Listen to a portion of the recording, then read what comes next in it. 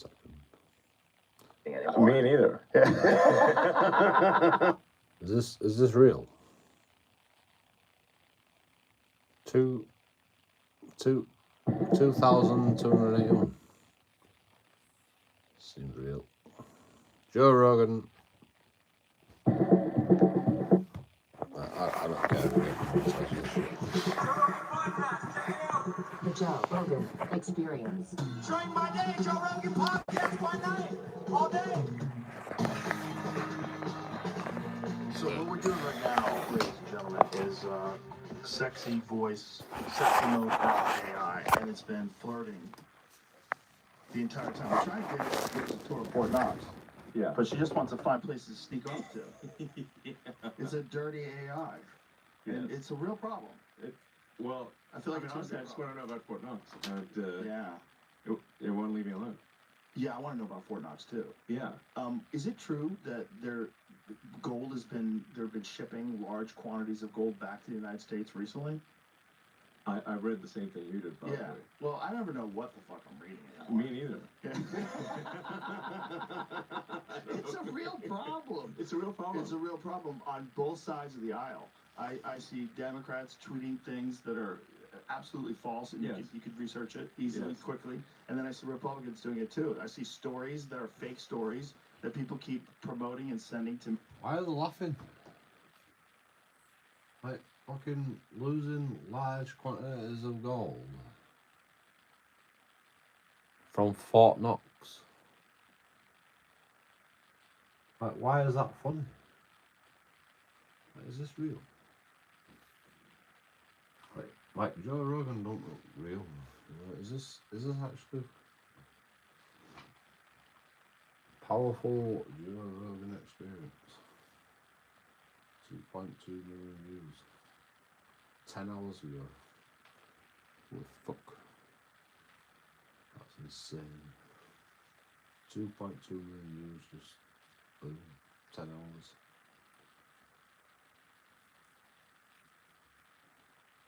I mean, that's got to be real, right? Me and, you know, Yeah. it's just so weird. It's such a weird time. And with your crazy fucking AI, I know. you're bringing us into weirder and weirder times. Well, you want to, let's try Unhinged. Oh, there's an unhinged mode? Okay. Yeah. wait. Hey, Ara. Oh my god, Elon! What fresh hell are you stirring up today? I'm here in Joe Rogan's studio, and we're having a conversation about how crazy the news is. Pull her up to the microphone. Okay. And we're pulling you up to the microphone so people can hear you. Oh, fantastic! Now I can yell into the void about how the news is a total dumpster fire. It is.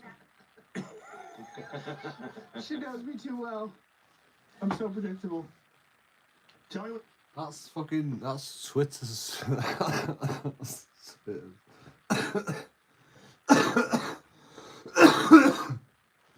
Sorry. That's Twitter's fucking AI. I mean, okay.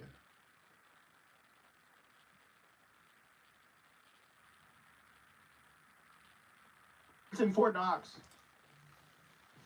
What's in Fort Knox? What's in 4 dogs? You're clearly a genius ad. I said, what is in Fort Knox? You know the gold and all? Oh, right, Fort Knox. I thought you were talking about my dogs for a second there. Yeah, she doesn't want to answer the question. She's clever. Clever? No, she's just a pain in my ass. Do you think that all the gold is in Fort Knox? Do I think all the gold is in Fort Knox? Yes. Fucking conspiracy theorist? Yes.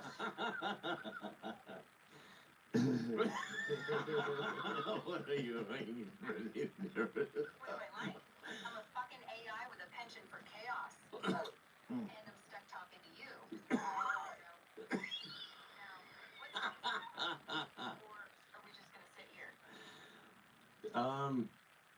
Yeah, unhinged grok will trash talk you, basically. Yeah, it sounds like it. Yeah. Unhinged sounds fun, as long as it gives you actual answers. Does it give you actual answers too and talk shit? Or is it mostly just talk shit? We're tuning it. It's because because it needs to talk shit and give you answers. Right. Totally agree. It's got to balance It's that gotta, out. yeah, mix it in there. Yeah, it's just got to develop more of a personality. Right Yeah. now, it's trying to find itself. Right now, it's like 21 years old. It's, Yeah. partying a little too much, and it'll get its shit together. It's a little bit of an anarchist. Yeah. Exactly. Wants to bring down the system. Do you want to bring down the system? Do I want to bring down the system? What, are you fucking kidding me? The system's already a fucking mess. It doesn't need to bring it I down. just- It's bringing itself down. Yeah, she sounds like a boring TikTok blogger right now. You said. Like, fucking, it sounds like Elon Musk.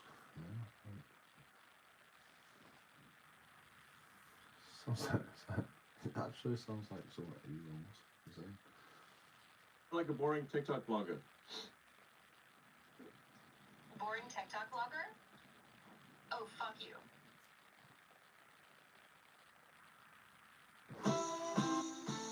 Find a pet-friendly Italian restaurant with outdoor seating. Oh, I didn't say I want ads. Sections of the go. Find it. Get your Samsung You know, Galaxy. you know if you press back, and then go into it again, Do I want to bring down the you get system? rid of ads. What, are you fucking kidding me? Get rid of that. The system's already a fucking mess.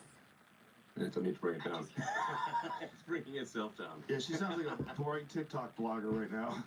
You sound like a boring TikTok blogger. Hacks. Boring TikTok blogger? Oh, fuck you.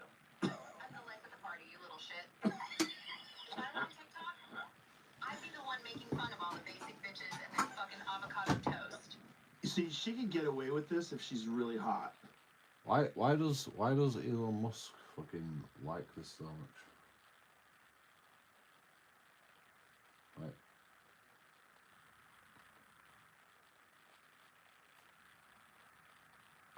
It's fucking childish, you know.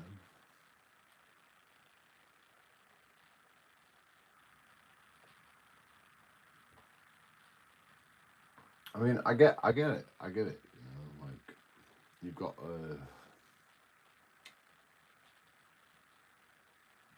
these guys have been talking, like, hours and hours before this show started. And, you know, they've got to this point. Like Grog, I think they're called. Fucking something like that. On Twitter. The fucking AI that's on Twitter.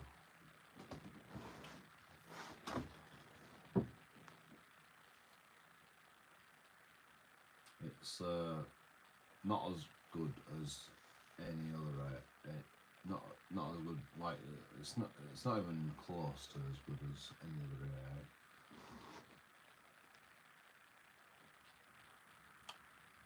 But you know, it's pretty good. Like I've asked it questions, but I'm just not like.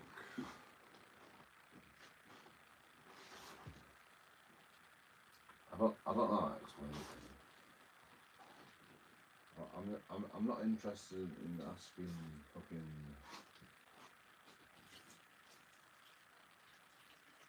broad questions. To be honest, I'm not interested in asking AI questions. But like Elon Musk seems completely fucking smitten with what he's created. Like all he's created is fucking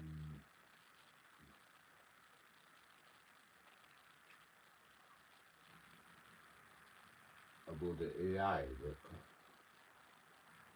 makes him laugh, you know?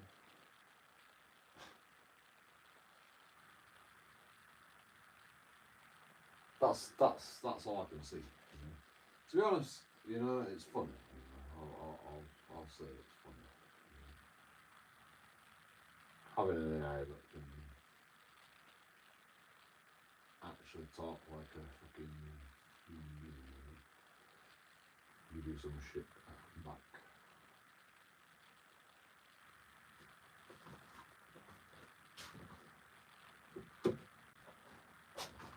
Well, we should test it out in live, shouldn't we? Like this AI that fucking Elon Musk has created is actually fucking live on Twitter. You can actually ask it loads of shit. It's free for everybody, I think. Oh Joe, why have you taken my spanner, mate? Have I thought you were the only person left. Did I do something wrong? I thought you were the only moderator left, to be honest. I ain't taking your spanner. Don't know what you're on about.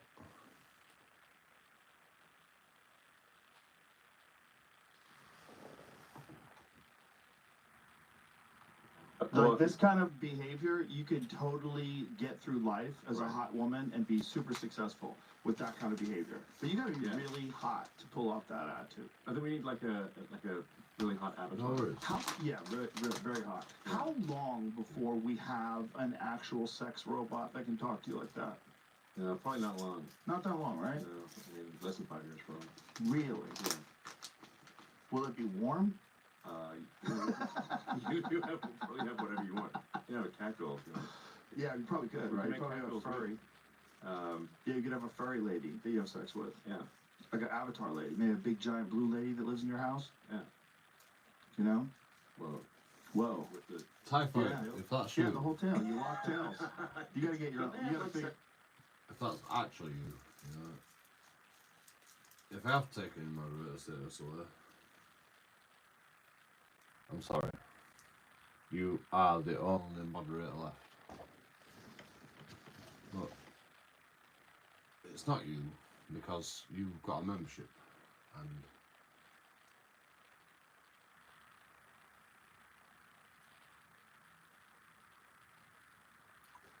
you know.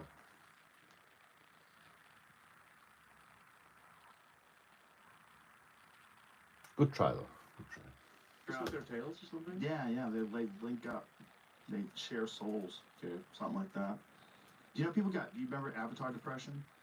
It was like a legitimate The psychological movie condition. or the Like Typhoid has a membership, 36 KFC. Typhoid actually has a membership, you know. So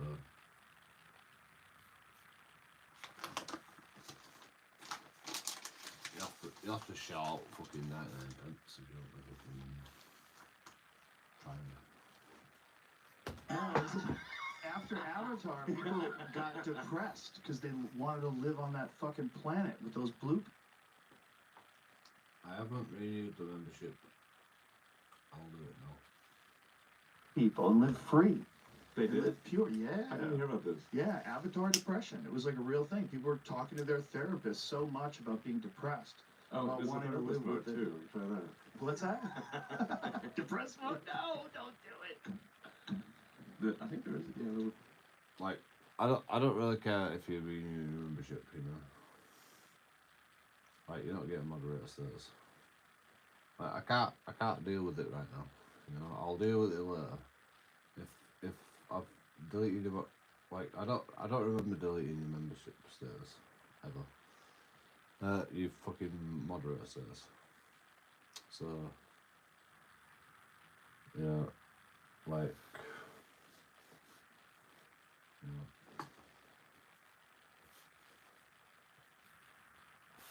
You can donate though if you want. Like I'll sort it out later. You are my only moderator right now.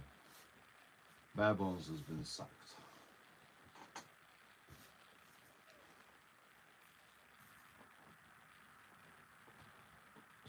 Because yeah.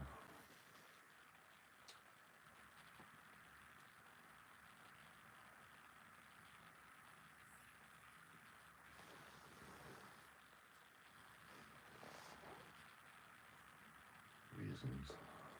They put a video He put my video on his YouTube channel. Yeah. In fact, Typhoid, if you've got any videos on your YouTube channel, right, it's not you, but take it down, please, because I'm going through it. I'll upload it. Good. We've got like we've got an unlicensed therapist as a. When we were talking, when we ran into each other at the church at the inauguration, you Yeah. were telling me that this is getting better and better so quickly. I know that it's you astonishing. fucking. Yeah, all right. You know, Typhoid never changes his fucking avatar. You know? I know it's you fucking 36 seriously. Silicon. Oh, it's you fucking bad ones. How's it going today? Good. Can you tell me about Avatar depression? Like, if you see the movie Avatar, but you can't live there, so you get sad. That's an interesting concept. Have you ever experienced feeling so connected to a place or a community that the thought of leaving made you feel deeply sad? So is this the depressed voice? This is the therapist. Oh, this is the therapist. What are some ways you think you could cope with that kind of sadness if it happened to you? I don't have that kind of sadness. Honestly, I thought the movie had some good special effects, but I did not want to live on the planet. And this is coming from a guy who wants to go to Mars. Yeah. Oh, speaking of Mars, what do you think about that crazy square? That structure? I guess there are sort of squarish things on Earth. You know, planet's a big place, so Yeah, but that one eventually looks, it's going to be pretty square. No, it's alien civilizations, of course. that's what I think. Yeah. Yeah. I mean, what is it? Sorry. If an alien civilization did exist though, and it, what happened, got hit by an asteroid, whatever. Oh, she won't shut. She's like, That's funny. That's funny.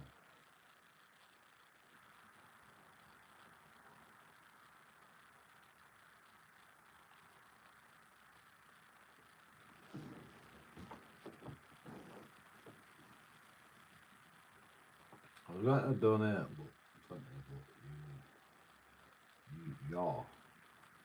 you are being funny with my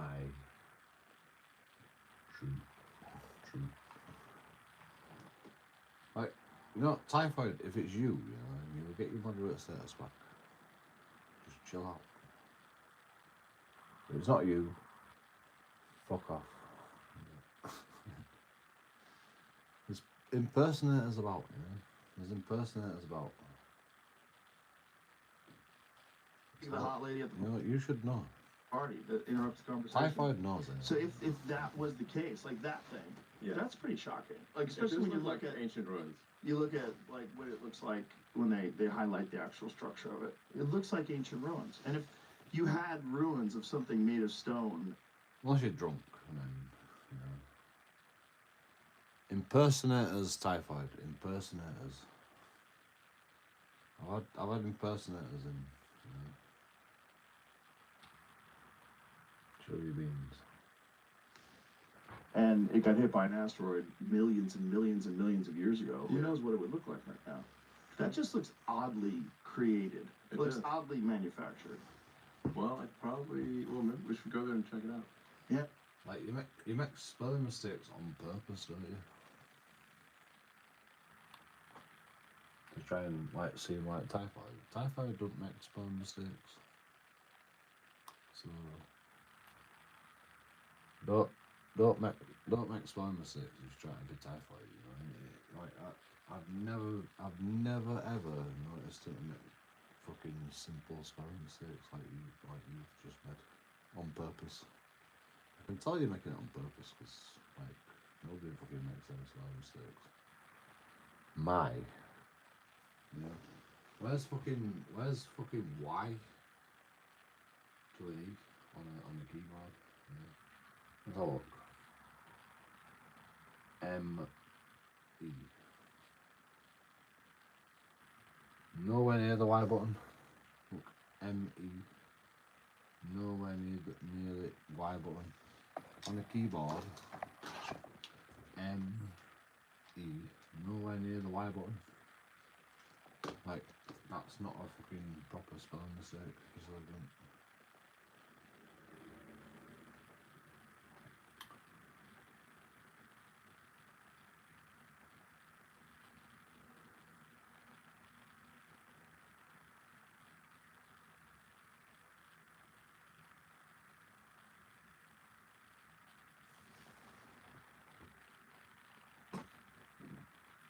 Try again. No, try again. Try again. Let's see what it's like. Is there ways that we can get better photographs? Well, it seems like that's a pretty good photograph, though. Yeah, I mean, my view is we should move to Mars. Well, not move to Mars. We should have a second planet to preserve civilization. Right. Because let's say hypothetically, I mean, maybe those are other ones. How do you make that amateur mistake? You make spelling mistakes on purpose. Try and pretend like you're someone else. And you put a white, like me. Like, why is nowhere near that? Why is nowhere near these? You know, like, you're not going to make that mistake. You're not going to make that mistake. No one's going to ever make that mistake. It's just not. Unless you've got fucking some sort of bloody judge fucking keyboard. Of a long dead civilization. That will probably have to Earth at some point. You know, it's a matter of time before we get hit by an asteroid, or maybe we annihilate ourselves with nuclear war. Or Matter of time before we get hit by an asteroid. I hate when people do that.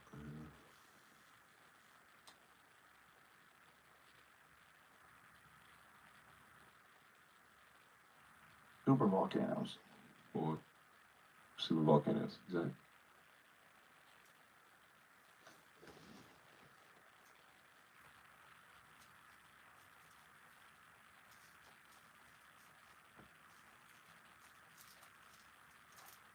Super volcanoes, maybe a thing.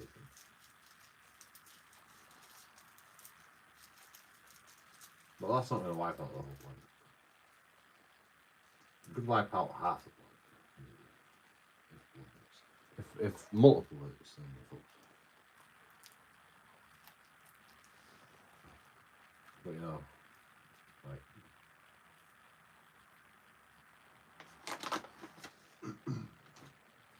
I mean, like he says, you know, eventually we will get wiped out by a meteorite.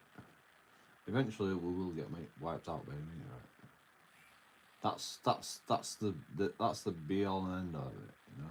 Whether it's in 1,000 years, whether it's in 2,000 years, whether it's in 10,000 years, you know, eventually one's gonna fucking hit us and it's gonna destroy us. Like, it's happened in the past, so it's likely to happen again. We know that for a fact. We know for a fact that a meteorite has hit the planet and it's caused devastation. So it might happen. It's more than likely that it might happen again.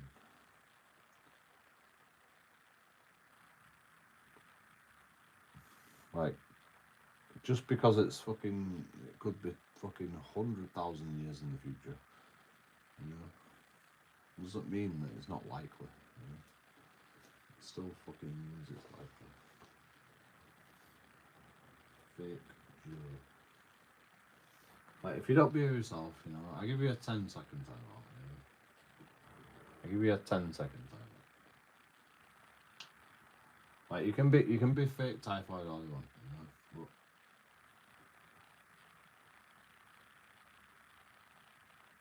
just behave yourself.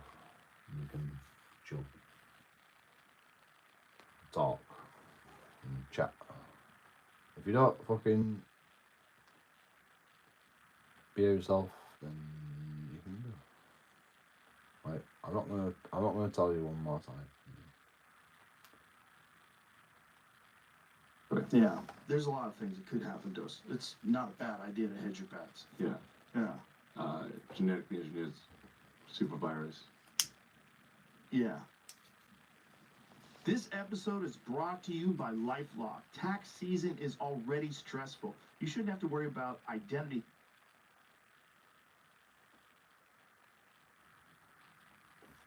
Slash Joe Rogan for 40% off. Terms apply. They keep doing it. Yeah.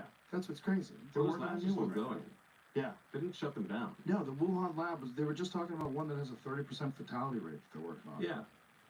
Why are we doing that? Yeah. For what reason? You did it for so many years and you didn't have a cure. What could possibly go wrong? Also, wouldn't be the reason to do that so that you could develop a cure at the same time? And clearly you didn't have a cure. So this is really foolish and Yeah. bizarre. Yeah. I think we should stop trying to genetically engineer super viruses. That's Duh. insane. I mean, when you're going through all this USAID stuff, Yeah. like, here's what's weird. First of all, what is it like to buy a company for $44 billion and then people call you a Nazi on A fake Joe. You are the fake Joe. Typhoid. You're not even real typhoid.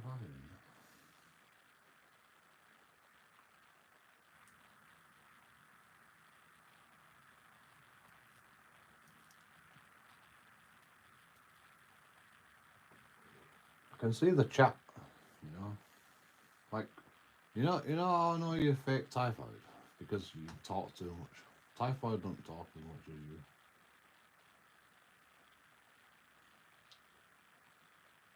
Like, if you wanna know the truth, you know, like typhoid don't talk as much as you.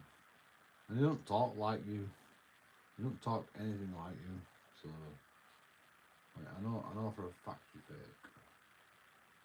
And you know, I can see JoeKingAudits, you know, it's fine. You're just talking to yourself, you know. Like you do you, bro. You know? that same thing that you bought. Just don't That's it coming. just don't say not wrong, and I don't have to ban you. Both.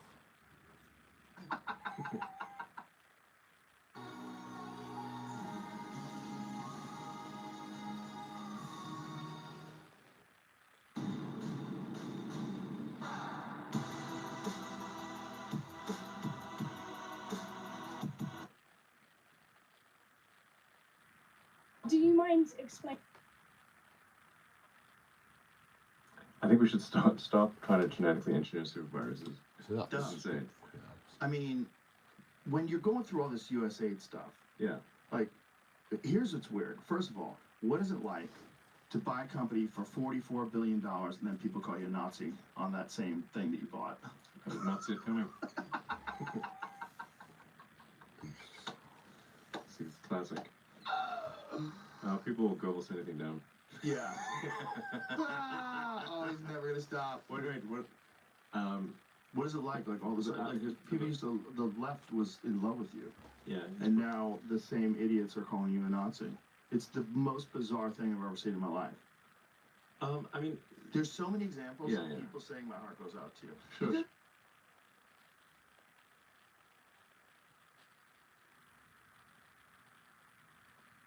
That is pretty crazy.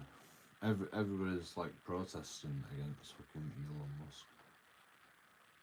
You know, that's ridiculous. Calling him a Nazi, and, you know, like people hate, don't they? Like is that jealousy? You think? Are people jealous? Like, oh, Elon Musk can fucking get him with president. You know?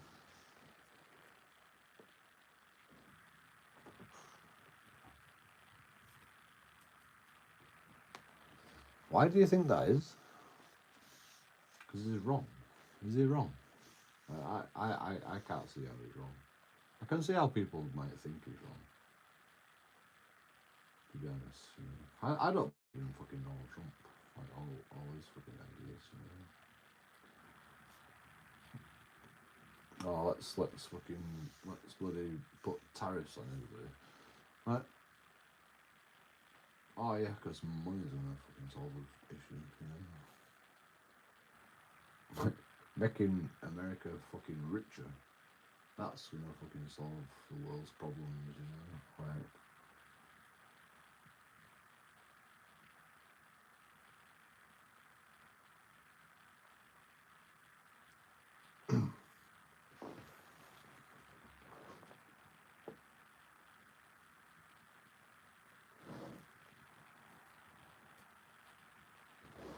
but I can't see a problem with Elon Musk, you know. Literally just try to stop the corruption in the American government. Like, Donald Trump can't do it by himself. And there's nobody else that can do it. You know, who's going to do it? Like, if England were going to, like, employ somebody to audit the government, you know, JoeKingAudits comes along and goes, I'll fucking audit government. Tell me all your expenditures. And then I start draining the swamp like Elon Musk. You know, is that a bad thing? You know, like, it's pretty scary that fucking Elon Musk has that power. But, you know, would it be scary if JoeKingAudits had that power? Probably. Like, people are scared. People are scared about what they'll find. But, like, why, you know,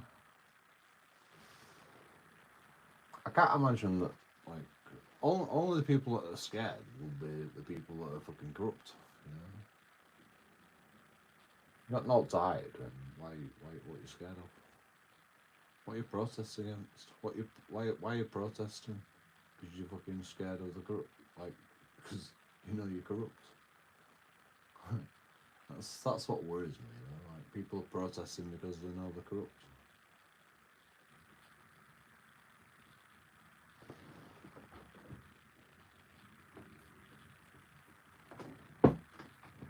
That's the genius behind it all, you know, like actually draining the swamp is actually gonna pull out all these corrupt people because they're fucking scared of getting sacked or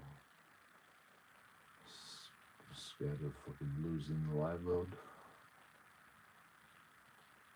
Like nobody's gonna lose their livelihood, you know. They'll get sacked, you know. If you fucking run wrong, you know. Like, they'll get a new job at the time. Probably get a better job.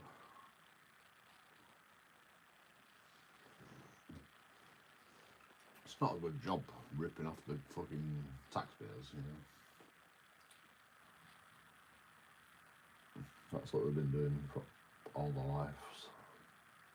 They've been fucking taking taxpayers' funding and not doing no work, you know. Absolute incompetence, you know. Either absolute incompetence or absolute corruption. You know, like, there's no doubt in my mind, you know, like, there is corruption. And there's no doubt in my mind there is incompetence. So, like, I can't see no wrong with this idea that fucking Donald Trump has come up with. Elon Musk, you fucking audit the government, you know. Like, there's no other president that says, audit me. Come on, bro. Bring it on.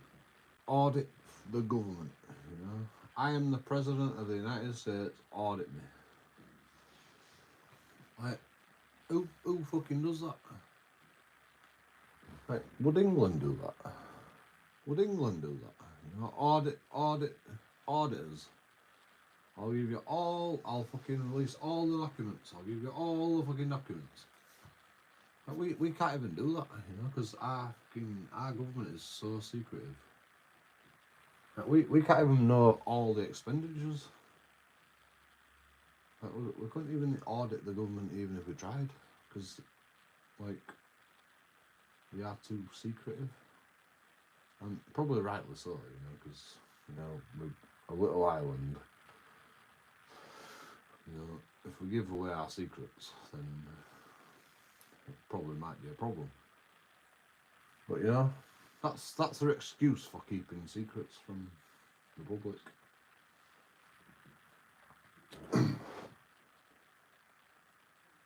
That's why England fucking keeps secrets from its public, because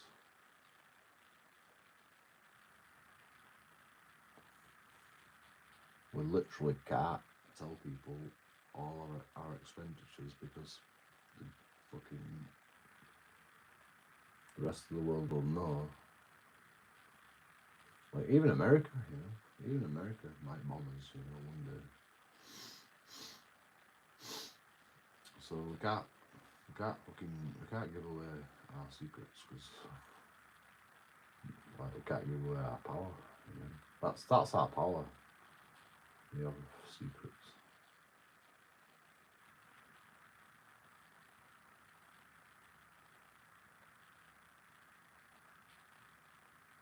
We've done it since World War One. Probably. A little enthusiasm that probably wouldn't Restreaming the stream, everyone will be be recommended obviously- with hindsight. Yes, but I was obviously meant in the most positive spirit possible. Yes, Yeah. obviously. Obviously. But it's so strange where people want to think that you are openly publicly doing secret Nazi Sieg Right. Heil hand motions. And now I can never point at things diagonally. I can only point at things there and there, and then that's you have to divide that Yeah, because that's where the spaceship is over there. That's ridiculous. it's ridiculous. Yeah. When CNN, when I was in It's all like my you- trouble, Absurd. every time CNN used a photo of me, it was one of the photos from the UFC weigh-ins where I go like this. Welcome to the weigh-ins. So every photo is me. Every photo is me with. It's absurd. It's so crazy. Well, it's deliberate propaganda. Yes. So No, but that's a meme, you know. That's just a meme. It's not about like fucking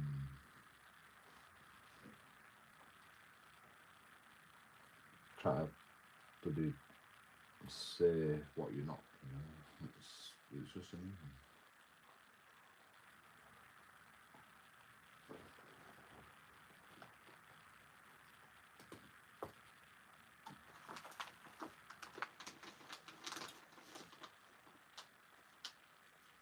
Like, nobody thinks Joe Rogan is Hitler, right? You know? Nobody thinks Joe Rogan is a Nazi.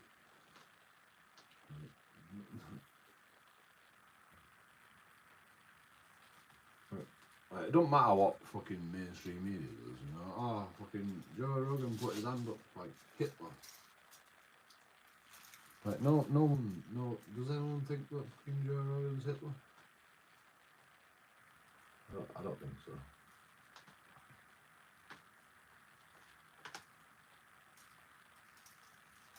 Of course you would retract all your messages. Of course you would.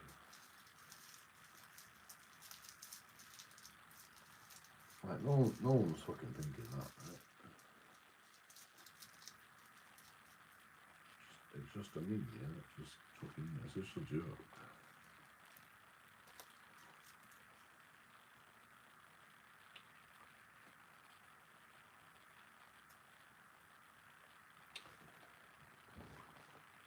I don't think Joe Rogan can take a joke. You know what's funny, right? Joe Rogan says that he don't fucking read comments, but you know when he sees like fucking mainstream media talking about Joe Rogan, he always fucking talks about it. But he says he never reads comments, he never fucking listens to fucking. But he does.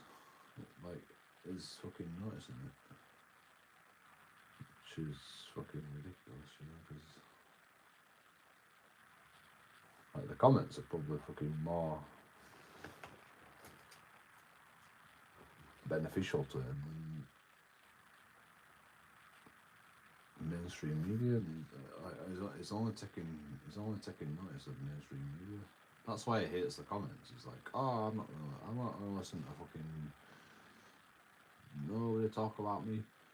but then, you know, he sees it by accident or whatever. And then, you know, it's like, oh, fucking, they fucking took me out of context. And that's all he concentrates on.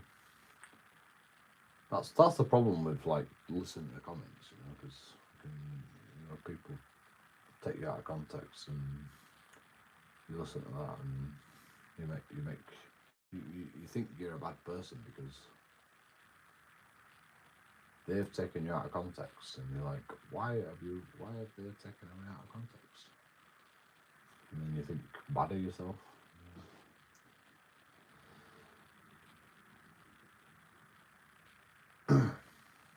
But they know it was obviously not meant in a negative way. That I literally said my heart goes out to you, and it was very positive. The entire speech was very positive.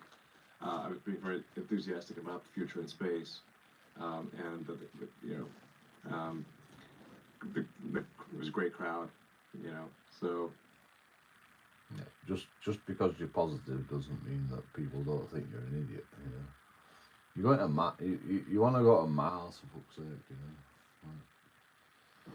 I mean, if you said the moon, you know, maybe people would like get on board with that, you know. But like Mars, you want to live on Mars? Like, why? why don't you want to live on Mars? I mean, because you can, you know. Maybe. I don't think you can. I don't actually think you can live on Mars.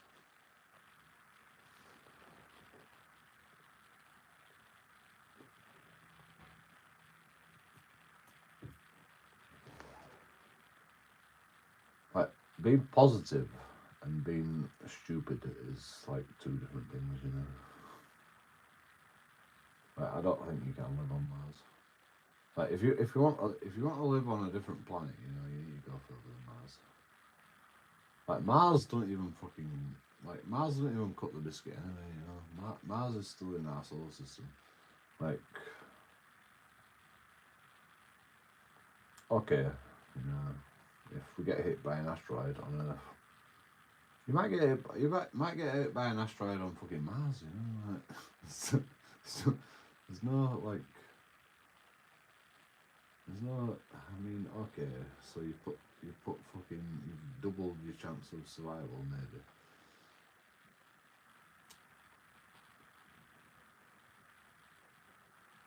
I mean, you know, even if you go, like, anywhere else, you know, you still fucking...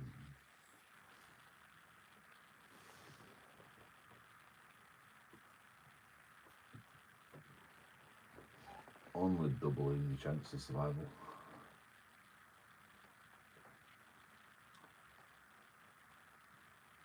I mean, the point of going to Mars is not to land people on Mars, it's the lack of atmosphere. It's the lack of atmosphere, so it's easier to fucking go elsewhere from Mars. That's the fucking whole point of it, you know. It's not about fucking staying on Mars, you know. It's about making a base on Mars so you can go elsewhere. I don't know where you're going to go from Mars, but, you know. I mean, I don't even think they've figured that out yet. Where you're going to go from Mars.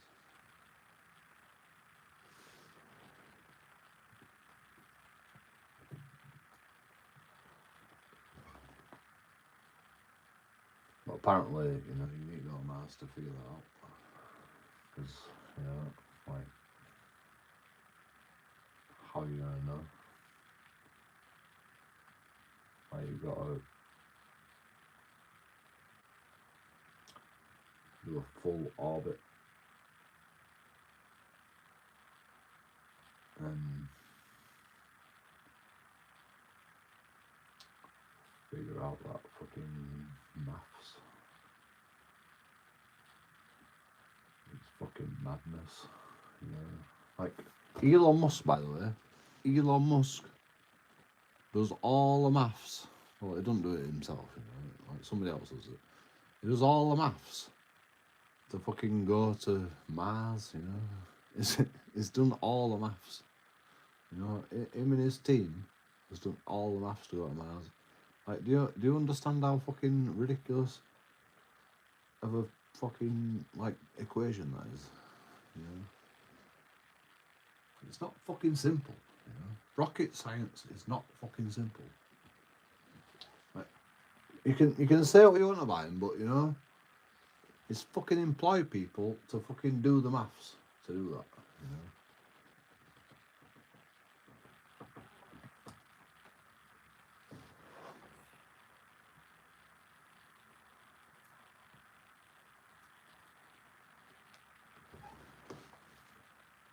Like, it's not like you can fucking drive a rocket, you know. You can't fucking go, oh, I'm going to Mars, you know, I'm fucking driving a rocket, you know. It's not like that. You know? It's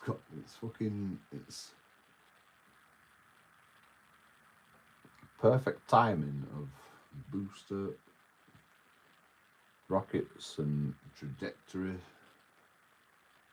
and then, you know, once you get out of the atmosphere, it's just like you basically fucking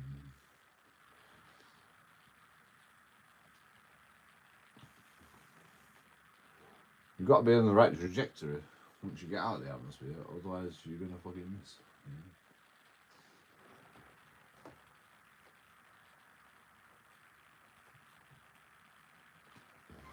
If you're going to Mars.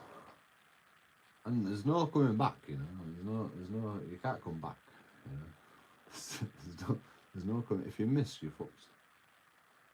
Like, you know, once you send people to Mars, you know, there's no coming back. You're either dead or you fucking land on Mars. Like, it's that simple. And Elon Musk thinks he can do it. That takes some fucking balls, man. That takes some fucking balls.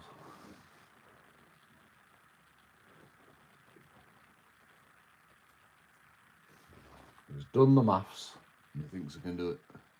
All he has to do now is build fucking the rocket ship that can do it. That's fucking insane. That is insane. That is fucking serious shit, you know. People's lives are on the line. It's not a joke, you know. And he's serious about it. Like, he spends money on rockets that blow up. For fuck's sake. That's how serious it is. Fucking multi-billion-pound rockets that just blow up.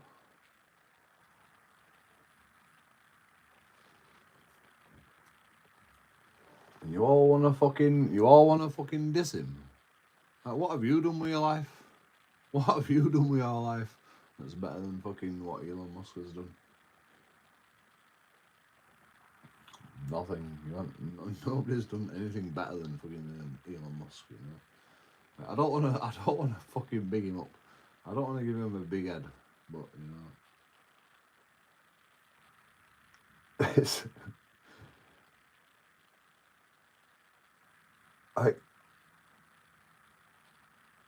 he is the most famous person on the planet right now. Like, without a shadow of a doubt, you know, because what he's trying to achieve is just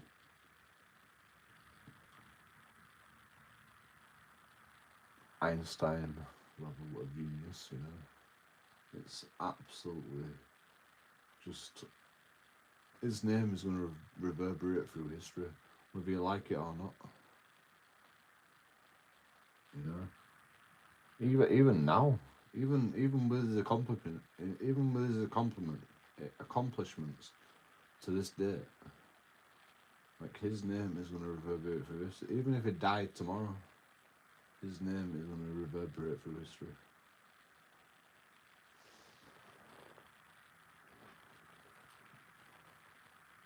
Like, nobody else has said, you know, oh, we can go to Mars, you know. Nobody else in history has ever won, we can go to Mars.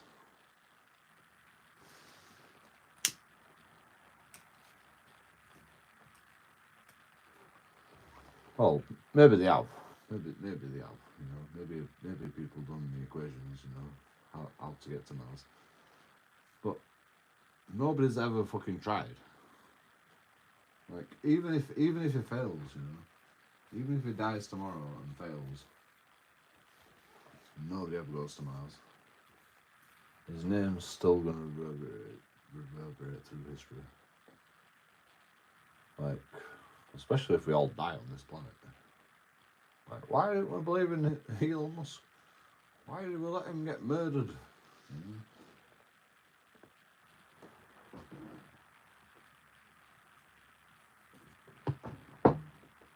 Imagine that. I think he's gonna. I think he's gonna get that. I think he's gonna die. I think he's gonna get fucking assassinated. And like, I hope you all believe that that's a shame. You know?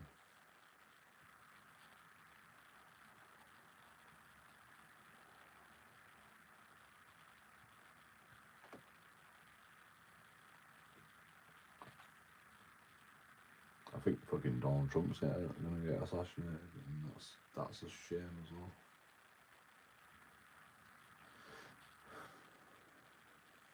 I don't want no one to die though. I don't want no one to die.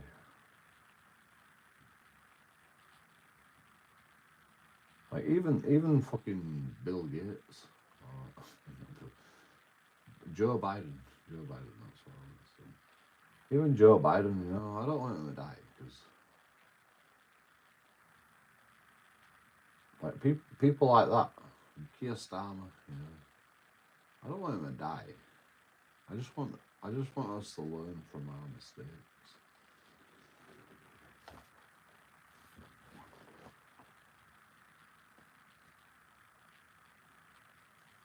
We're only 12 minutes in. It's a 3-hour You got a fucking little show. pumped up. Yeah, it could It's pop gonna up. be a Exactly. long Yeah, live that's stream. all it is. Obviously. Obviously. Like, There's a video of Tim Walz. I didn't know this would, like, I didn't know the fucking Joe Rogan were doing a podcast with Elon Musk. But literally, I'm gonna watch the whole 3 hours with you guys until fucking YouTube demonetizes me and closing the live stream down because I'm watching fucking a YouTube video. Yeah. Doing the exact same thing. Doing the exact same thing. Right. Like the one thing I will get copyright strike over is fucking Joe Rogan and Elon Musk. The one thing. I wanna fucking talk about this shit. You know? Exact same thing. And Yes. he said, of course, it's a Nazi salute. He said that. Right. This is how crazy things have gotten. Like, Well, I mean, it's coordinated propaganda. So it's coordinated propaganda. I mean, doesn't it seem weird that the legacy media all says the same thing? They all say the same thing at the same time, using the same phrases that they don't even bother picking up a thesaurus. right. So, like right before, the debate between Biden and, Sharp as a Trump. Sharp. Everyone was saying sharp as a tack. Who says sharp as a tack? Exactly. You know, it's not a common phrase. It's definitely not common to be repeated on air with multiple people simultaneously. That's weird. Yes. That's court.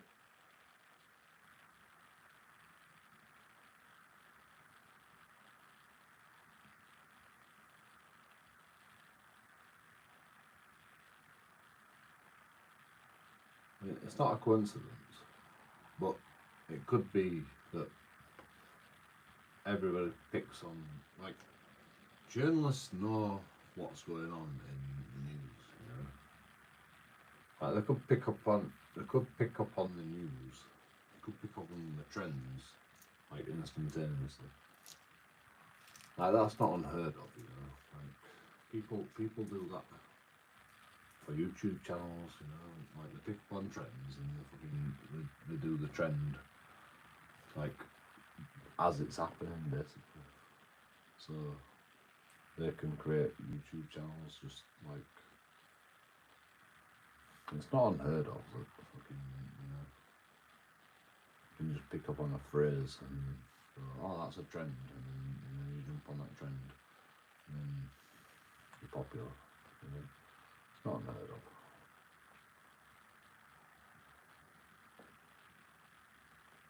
But yeah, I mean,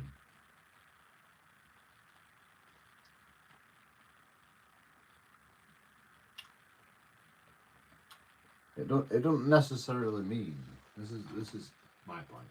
It doesn't necessarily mean that fucking the mainstream media or the legacy media is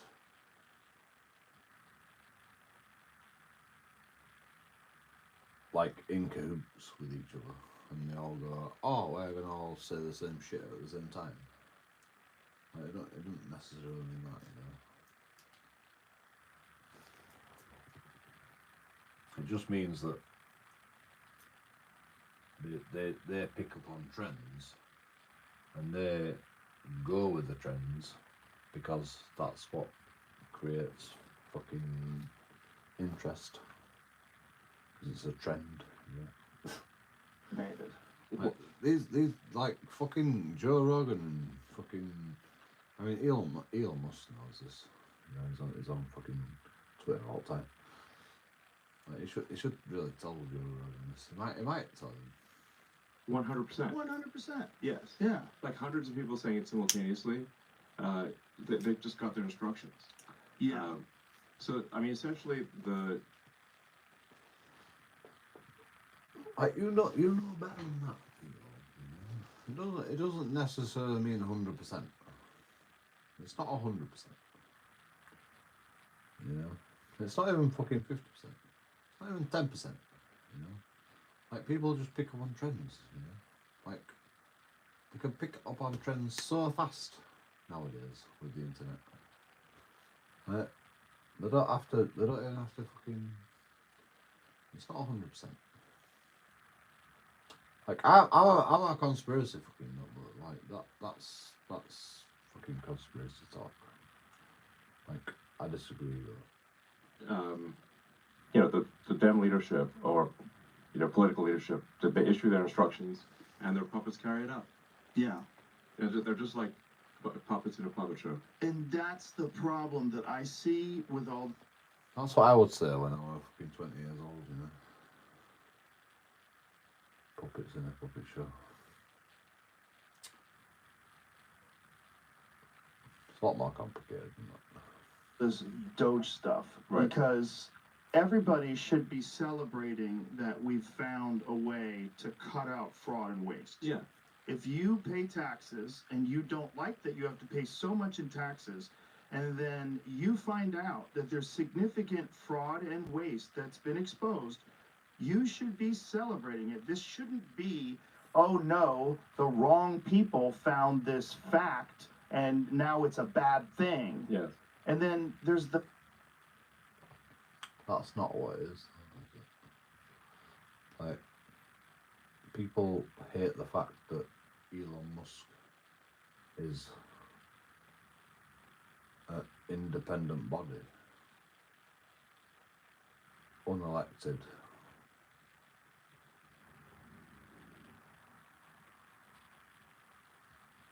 by the people.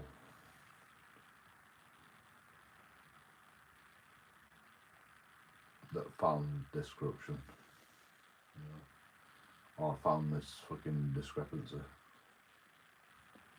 When the government's already decided, the governments before has already decided that this is fucking right,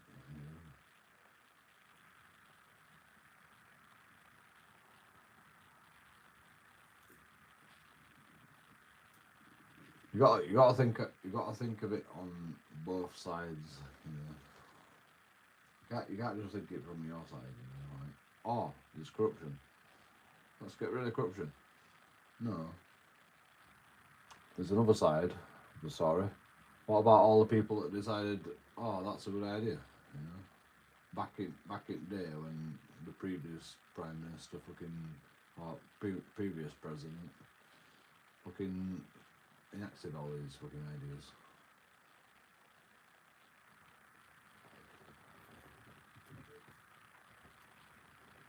He's just gonna get rid of all that, you know.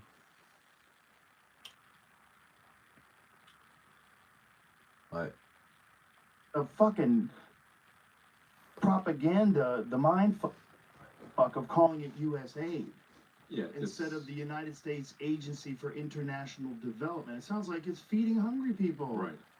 People are gonna starve, Elon. This is horrible. And then you find out that actually it's like $250 million for transgender animal studies. Like, Yeah, it's like literally mutilating animals. yes.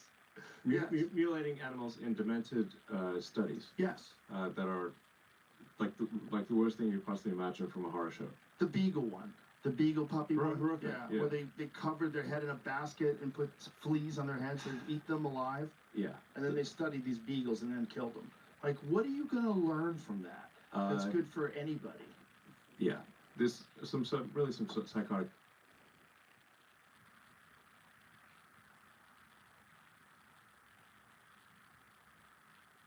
are you mental?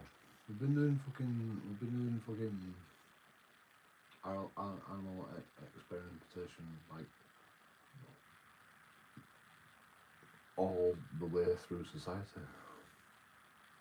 We've like learned a lot of things from doing crazy fucking animal studies, you know.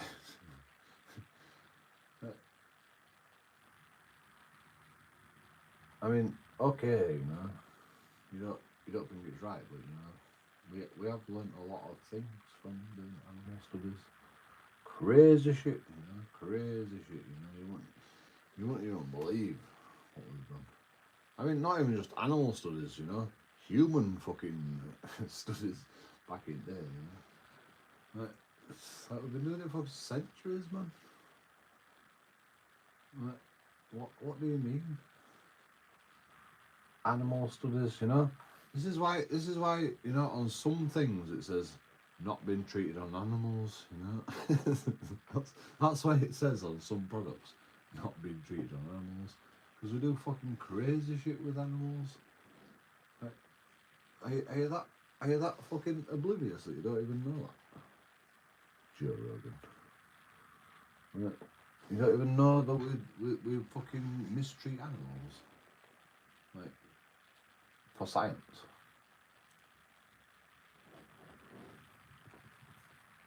The people don't even understand that, you know. We do things with animals because we don't want humans to die, you know. So we do crazy shit on animals, you know. Crazy shit, you know. Like, it is crazy. Like, I'll agree, you know, it's fucking crazy. But, you know, we do it. You know?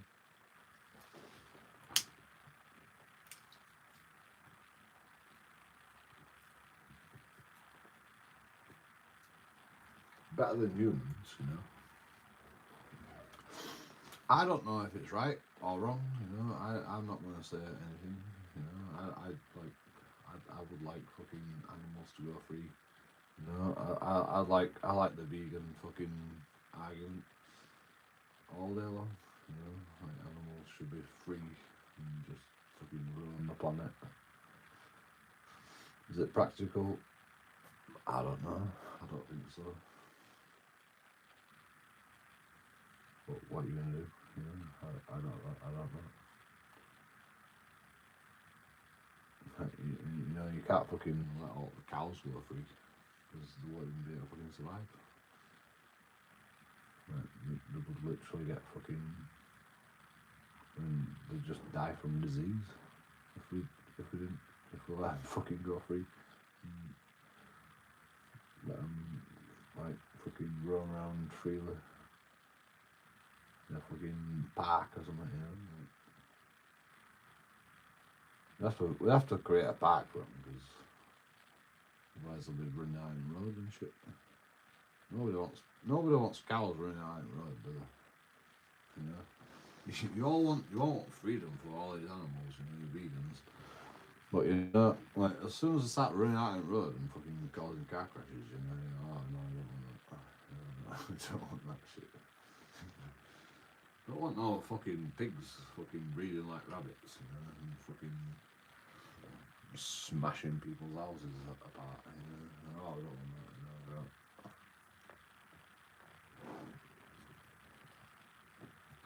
No, I don't. The vegans like, can't kill them, you got to let them go free. Let them do what they do, Let them breed like rabbits. And then they'll outnumber us, and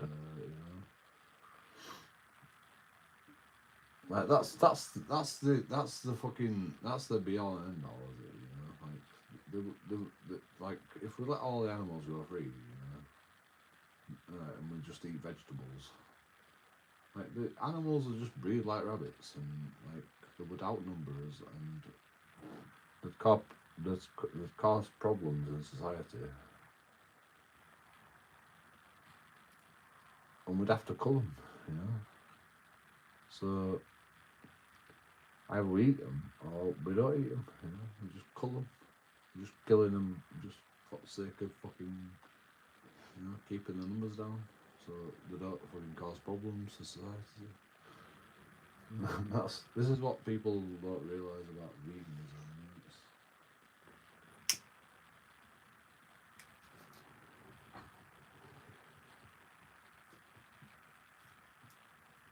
Unless we make them extinct, In fact, it probably would make them extinct, just fucking letting them go free, Like, we can let all the animals go free, but they would go extinct just from disease.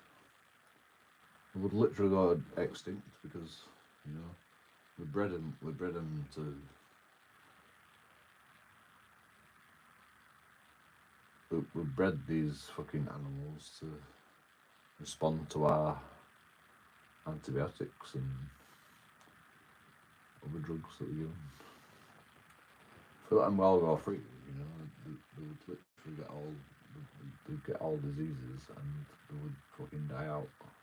In fact, they'd probably create new diseases, and then it'd fucking kill freaking humans as well.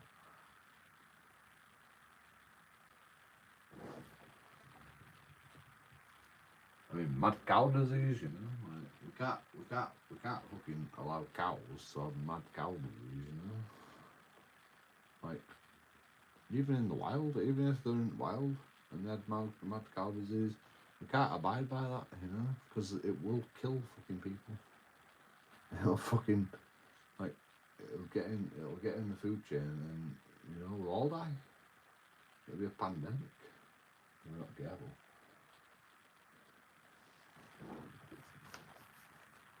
Or at least an epidemic, One person eats fucking shit, we're all fucked. One person gets mad cow disease, we're all fucked. So we have to fucking kill them all. We have to kill every one of them. Everyone that's exposed to mad cow disease, dead. I didn't make the rules, they're the rules. Because otherwise, fucking people are gonna die. Like, vegans don't really fucking think about that. Stuff that happens. So, like they just say, it's because of humans that fucking mad cow disease exists. Because you fucking keep her in a fucking cage. Well, mad cow disease and fucking diseases in animals has always existed. Probably the reason that our population is so high is because we managed to control animal population. That might be an argument. I don't know if that is an argument, but might be. Because you think like letting all the animals, all the chickens go free, all the animals go free. You think there's gonna be loads of diseases and shit? That'll either wipe out the whole population of fucking animals, like cows or chickens, or might even spread to the fucking public. And then fucking people are going to start dying. Right. What's the point of being top of the food chain if we can't even control that? Disease, animal species. You can't control it if you let them all go free. So veganism is not even it's not even a possibility. It's impossible. Veganism is completely impossible. In today's, unless we wipe out all the fucking species of animals on the planet, because to a certain extent that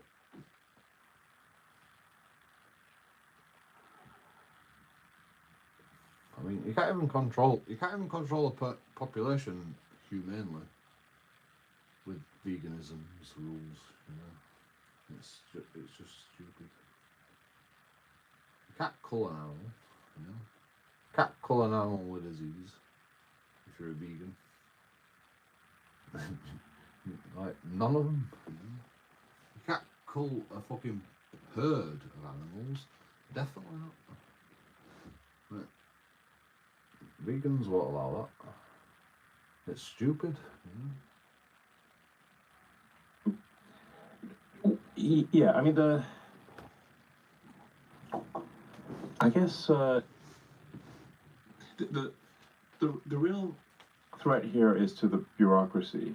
So, you probably saw let's say Trump is a threat to our democracy, which is ironic since he was elected with the majority of the popular vote. They started saying I was a threat to democracy. But if you just replace threat to democracy with threat to bureaucracy, it makes total sense. Right. So, the reality is that our elected officials have very it talks so simply that it makes him seem like an idiot. That's probably why I think people think he's an idiot, because it just talks simple,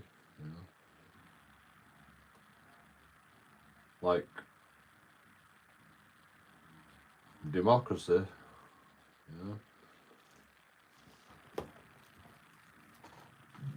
Oh, there's a difference between democracy and bureaucracy. Of course, everyone's going to be pissed off when I'm part of democracy, But when you talk about bureaucracy, everyone can get on board with bureaucracy. But because I'm part of the democracy, or because Elon Musk has fucking decided that I'm going to be part of the democracy, everyone's pissed off.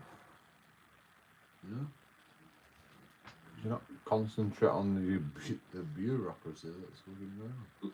very little power relative to the bureaucracy until Doge.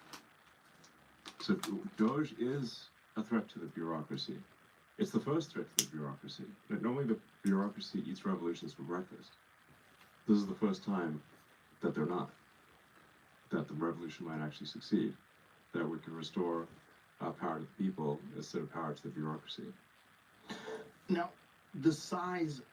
Revolution. It shouldn't say the revolution. It shouldn't say the revolution. Because that will make people think that it's fucking trying to undermine the democracy. But Elon Musk has already fucking made it quite clear that he's not happy with the way the government's been run. of it. Yeah. When you guys first started investigating it, when you first get in, how much of it was shocking? Just the size of it all. Well, the size of it all, small decisions result in multi-billion-dollar outcomes.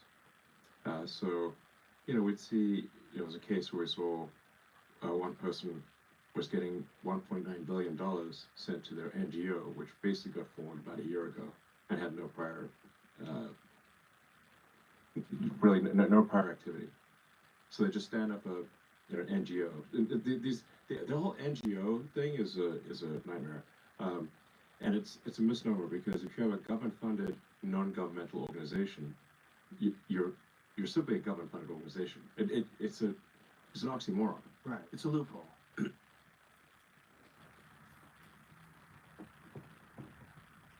A non-funded government organisation.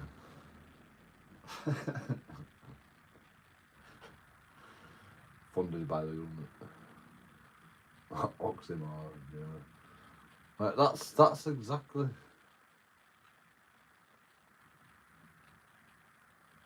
I mean, that's I mean, that's fucking a council or a state in America, I suppose.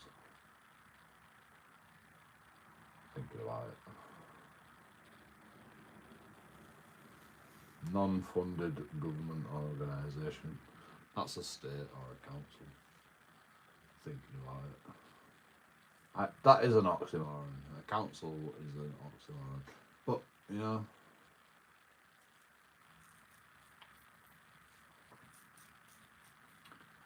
like he's talking about private corporations, not fucking states. Like a state is a fucking oxymoron.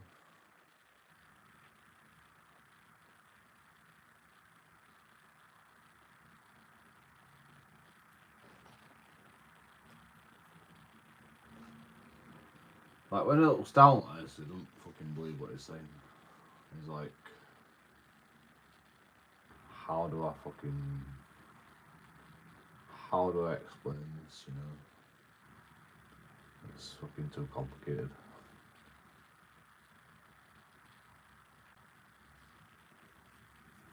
Like he don't even believe it. He don't even believe what he's saying. It looks down like that. You don't even believe what he's saying. So it's just next.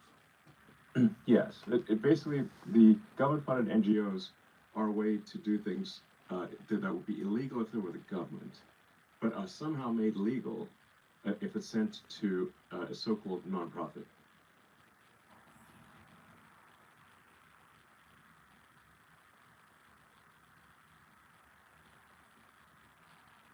Ah. Alright, now I understand what you mean. So, because the government pays for everything,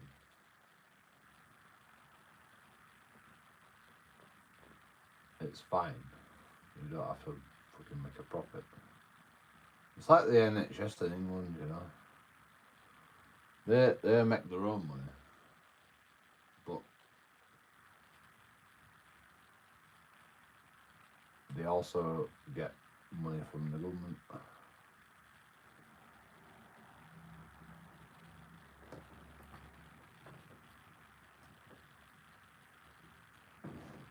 But that's okay because it's not for profit.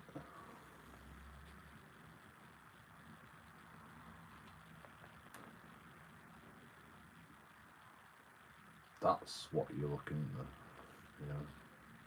like companies that are government paid for, but non-for-profit, but they're making money on the side. But these nonprofits are then used to, people cash out these nonprofits. They become very wealthy through nonprofits. People cash out. Okay, that's different. What do you mean, people? Like, what people? Who's cashing out? Who's cashing out on fucking?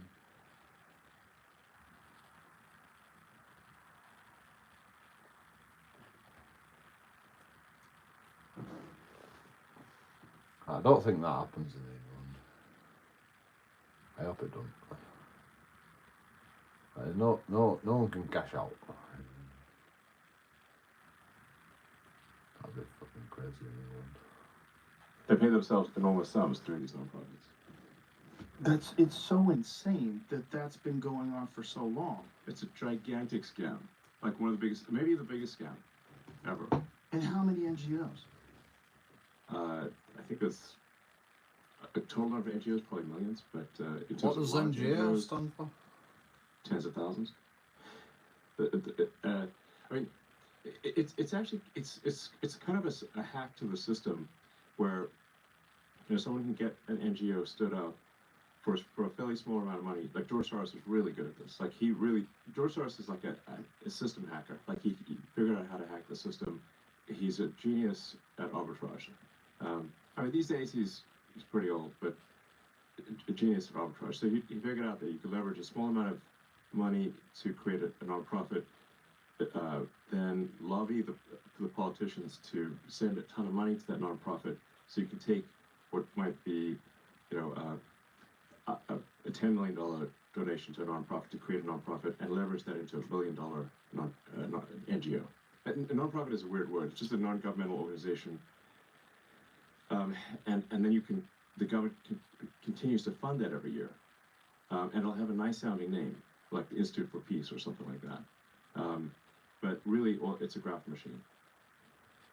And what are the requirements with that money? What do they have to Did George Soros fucking do Institute for Peace? do? Just really no requirements at all. So they just get grants and the government just assumes that they're doing good work. I think a lot of people in the government know that they're not doing good work, but it's a giant graft machine. I mean, But surely people s- online are like unpacking this, Right. It It almost seems fake. Like when you're seeing how we Yeah. were covering this.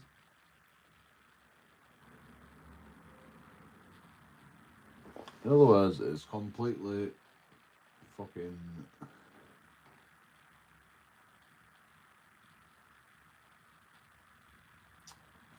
What's the word? Plausible deniability. It's just complete plausible deniability, like they just fucking go, oh, I created this company back in the day, I don't know what's going on now, like fucking they're dealing with it, not to me.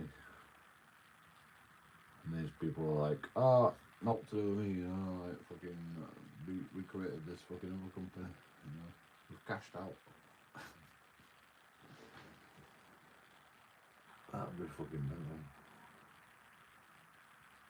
We created this bigger company over this bigger company, and now we have more companies and more companies, and like nobody knows what anyone's fucking left hand doesn't know what the right hand is doing.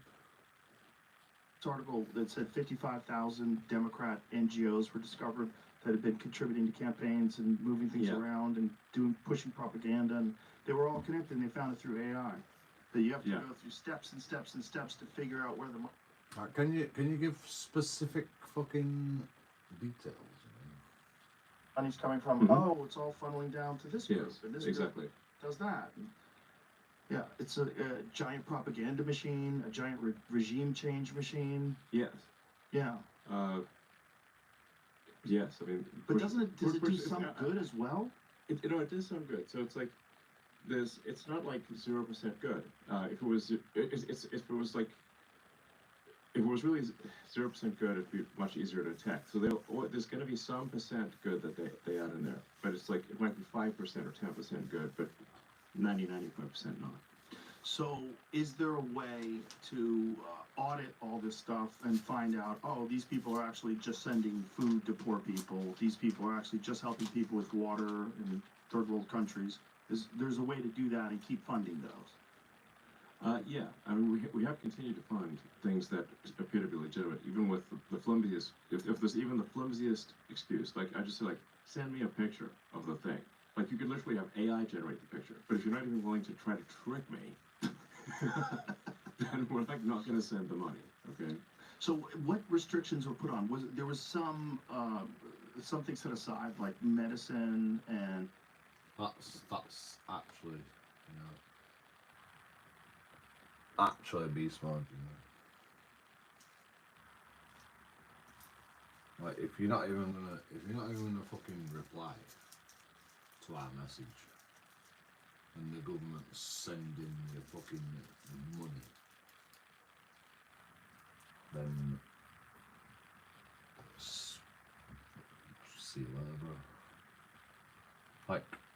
Like, is that not fucking? Is that not normal? You know, shouldn't the government be doing that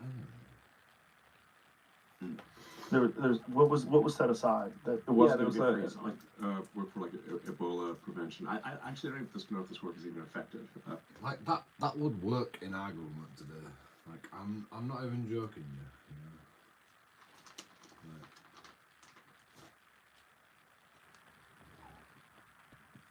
councils across the planet are ripping off the government. Like, Bradford is spending fucking stupid amounts of money on fucking shite that we don't want. You know? Instead of fucking housing the homeless and getting rid of the homeless problem and fucking, you know, if we just fucking audited every council across England and go, can you show me what good this money's doing that we're spending on, you know? Like why are we sending all this money to Bradford?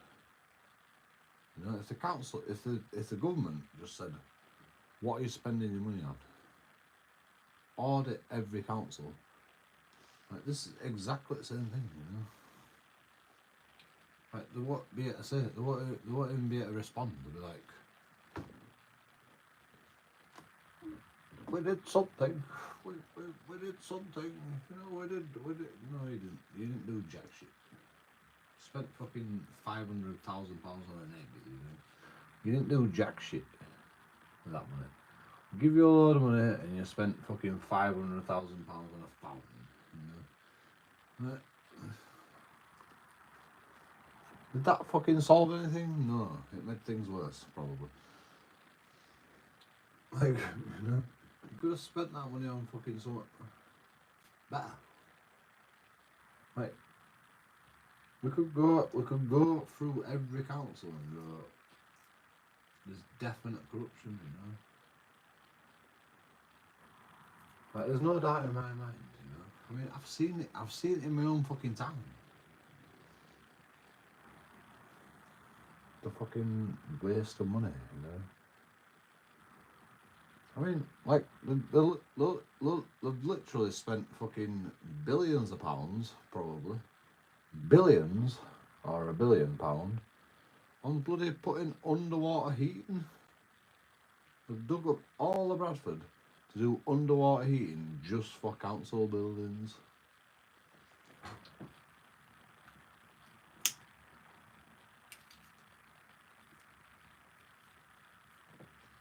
Most of them council buildings have never fucking done anything for anybody. Probably not even worth fucking spending money on, you know. We can get rid of.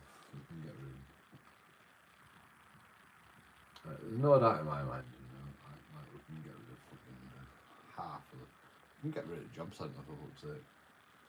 There's no fucking jobs in Bradford, you know. Literally. No jobs in Bradford. I've been on a job centre, I've seen it. I mean, there is jobs, but you know, fucking.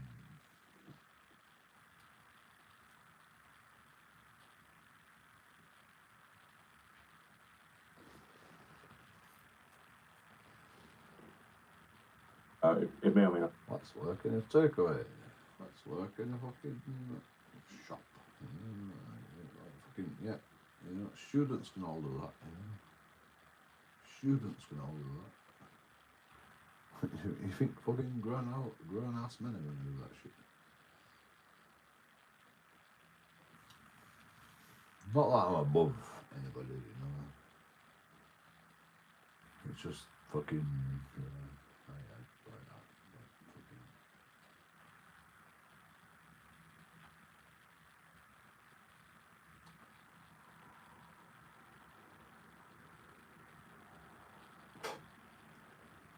You're literally gonna tell people to like go, oh, you can work in a fucking shop That's what the job centre does, you know.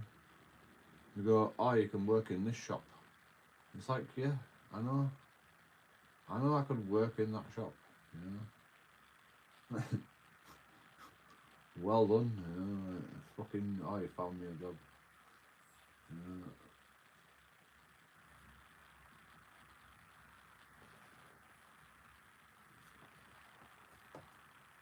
I could have just gone to the shop and gone, give me a job, bro. You know, like, probably won't give me a job, you know. They'd rather have fucking some bloody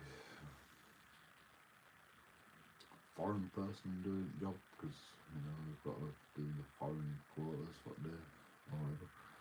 I don't know. And there's what was set aside that It was, yeah, it was work for like Ebola prevention. I actually don't know if this work is even effective. It may or may not be. Like it could be the kind of thing where you sort of fund Ebola prevention, but it turns out that Like job centres are a complete waste of money. Right? Job centres to me are like fucking COVID security guards. Like the people that work in job centres are a complete waste of time. Like they all like, you know, they all like seem intelligent, but they're just fucking running through a script. It's like what we're paying for these people to just run through a script.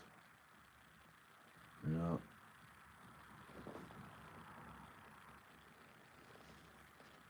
Like anybody that's gone to the job centre knows this. You just run through the script. They're like, "You got a job yet? No. All right. Well, what are you doing to find a job? Oh, yeah, I don't really care. You know, fucking right. Well, fucking get a job. See you later. You know, it's like, what are we paying these people for? You want to talk about wasting money? Fucking, they get paid more than me. They get paid minimum wage. Hours and hours, and they're just sat there most of the time. Most of the time, they're not even fucking talking to people. Most of the time, they're just sat on their ass, doing nothing.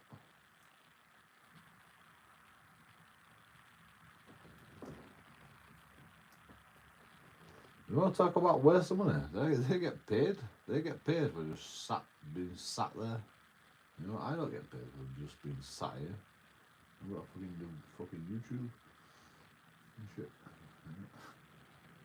actually you're funding a lab that develops new Ebola virus, recipes or something, yeah.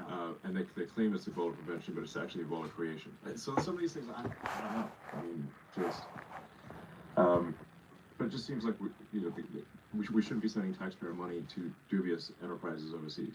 Right. Yeah. Yeah. And why are we doing it? Like, what exactly is the reason? Is it because we want? That's a good point. You know, concentrate on that. You know, sending taxpayers' money overseas. That's the fucking issue. You know, like, let's just spend our money like in different countries. Why would we do that? Like, does that make sense?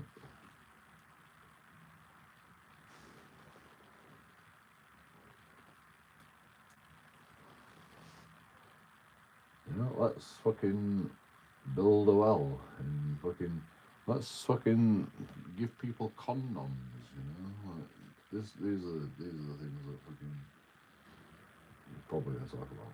Want to make friends with these people so the Chinese don't take over, the Russians don't take over. Okay, how much of that is like a good thing? How much of that is smart to do? And how much is a grift? And without any sort of oversight, which has really been going on for so long, they've just had free run. Yeah. Well, also we just have a real issue with the budget deficit. It's gigantic. So, like if all things being equal, if we didn't have a gigantic budget deficit where interest payments, the interest on the national debt exceeds the Defense Department budget, which is truly astounding. Which means so we're paying over $1 trillion of interest on the national debt. Then okay, we would have more room for wasting money, basically. But when we're spending so much money that the country's going bankrupt, then we really need to stop spending money unless we're sure it is good value. So essentially, we're like a poorly managed business with an unlimited credit line Yes. that is off the rails. Absolutely. And if you were a person like you are, who comes in and takes over businesses and straightens them out, that's exactly what you're doing. I mean, most of the time I create businesses from scratch. Like, Right. Twitter was a case where, I kind of bought a company that was, I kind of knew it was a hairball.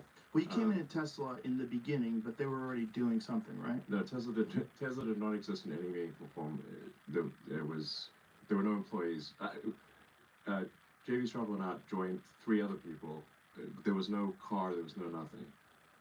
So it was the wasn't beginning. even a prototype yet? No, Oh, okay. I thought it was a prototype already. no. There So- weren't even any employees. Oh. Wasn't it a fun? That's a funny narrative. People like to say that you didn't even create Tesla then. Yeah, that's wrong. So if you're handling the government like a business, you're going to have to go through all of these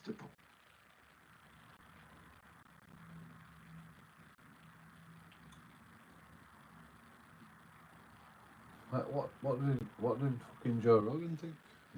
Fucking Elon Musk fucking bought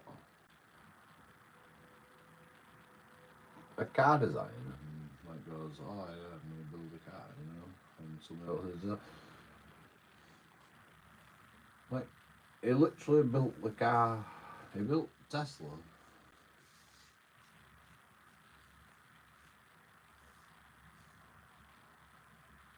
He designed everything. Like, he designed everything. He built everything from scratch. Like, did you not know that? How did you not know that? What do you think? departments and do the exact same thing that you're doing with USA. So how does that scale up? Like, how many people do you need to do something like that?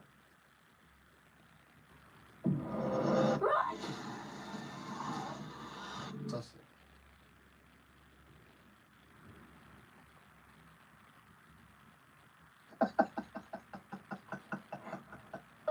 So if you're handling the government like a business, you're going to have to go through all of these departments and do the exact same thing that you're doing with USA. So how does that scale up? Like, how many people do you need to do something like that? Well, we started off with about 40 people. Right, it went from Tesla to fucking.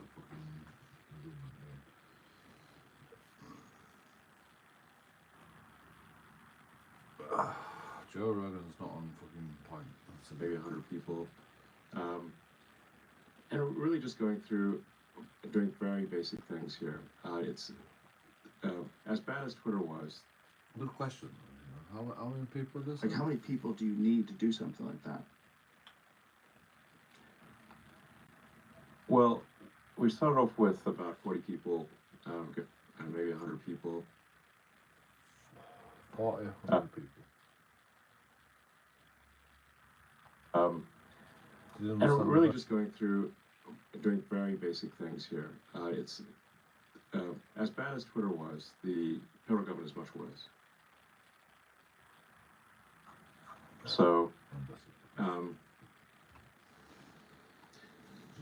the case of Twitter, it wasn't a profitable company. It was like basically a break-even company, but at least it was break-even, and it had to pass an audit. The federal government is not break-even. It's literally losing $2 trillion a year, and it does not pass its audits. It fails its own audits. So, like, there's a case where, like Senator Collins was telling me about how she gave the Navy $12 billion for more submarines, got no extra submarines, and then held a hearing to say where'd the $12 billion go, and they were like, we don't know. That was it. I mean, basically stuff is so crazy. It's like only the federal government could get away with this level of waste. It's mostly waste. It's mostly not fraud. It's mostly waste. It's mostly just ridiculous things happening. Because they've been able to do it this way for so long. They've become accustomed to it. Yeah, I mean, it's like Milton Friedman said, like, money is most poorly spent when you're spending someone else's money on people you don't know. How much are you going to care? Right. And that's the federal government. So they're spending someone else's money on people they don't know. Now imagine any other business. Keep pumping your tax. Keep paying your tax, everybody. Because they're going to spend your money on people you don't know. And a lot of it's going to be waste. You know? A lot of it's going to be waste. Right. That was this badly run It would be that bad. complains when you want to check the books and audit it and go through all the decisions that have been made and go through all the ledgers and like, Yeah. what did you do? Well, the people receiving the money want to keep receiving the money. Yeah. Yeah. Yeah, clearly. Yes. So, but, you know, Obviously. I mean, the reason I'm You give them money and then you go, oh, we're going to take it away. I mean, no one's going to be happy about that. No company, no fucking organisation, no fucking... When you go, well, what the fuck have you done? Not done jack shit. So, take it away, you know. Like, he even said it, you know. It's not fucking fraud. It's just waste. It's just incompetence. You're just wasting money. And you can't even show what the money's achieved. So how can we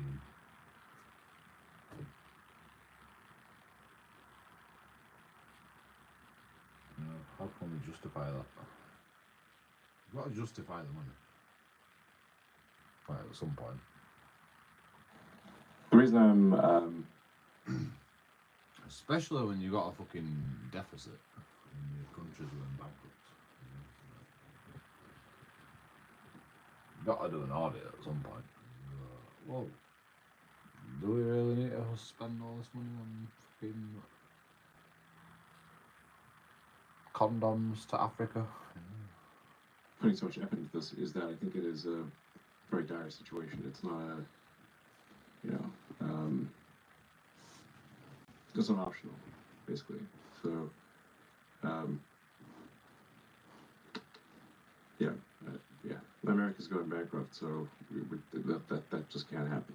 It's just bizarre to me that some people aren't willing to look at it correctly. They're not willing to see like how much chaos this is, how much waste and fraud there is, how much could be trimmed, and how much. Just because people have jobs doing bullshit doesn't mean your tax dollar should pay for this bullshit. Yes. We found just with a basic search of the Social Security database that there were 20 million dead people marked as alive. We're in like American government's in £36 trillion worth of debt. Like they've been going bankrupt since they're in £6 trillion of debt. You know, now they're in £36 trillion worth of debt. They don't go bankrupt. You know, they never go bankrupt. I mean, you know, it's stupid. You know. Elon Musk says, "Oh, they're going bankrupt." They won't go bankrupt. You know, they'll just fucking make more money. More money and more money. Like they were going bankrupt at £6 trillion worth of debt, you know, but you know now they're at £36 trillion. £36 trillion worth of debt. But were they getting money? Some of them are getting money. What percentage of I them? don't know. It's a lot of It isn't clear. We're actually trying to run this fucking strategy. Trying to tens get of an answer trillions. right before the show. What it looks like is that most of the fraud is not coming from Social Security payments directly, but because they're marked as alive in the Social Security database, that they can get disability, unemployment, sort of fake medical payments and other things because they're marked as alive in the Social Security database. Mm. So it looks like it's a bank. The fraud is a bank shot essentially. They bank shot into Social Security. They just do an "Are you alive?" check, and then get fraudulent payments from every other part of the government. Oh.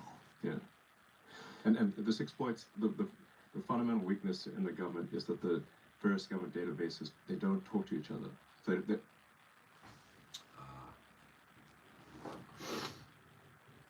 A lot of people are scamming the system in America.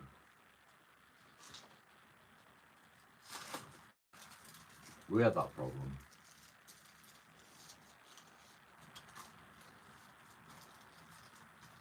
You know, like people could just sign up no to somebody else. Like I've seen it happen. I didn't do that shit. People will sign on the door for somebody else, pretend to be them, and they put a stop to that though by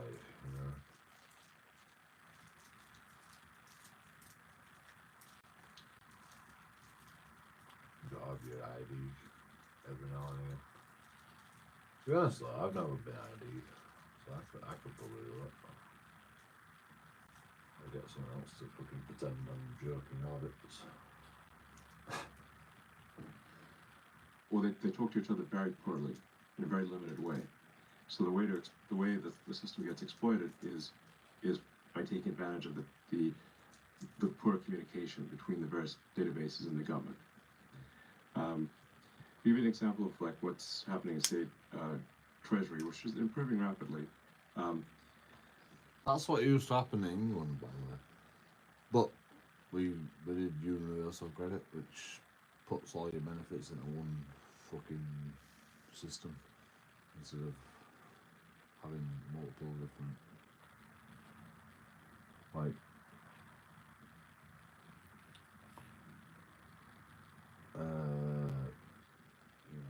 multiple different things for different benefits.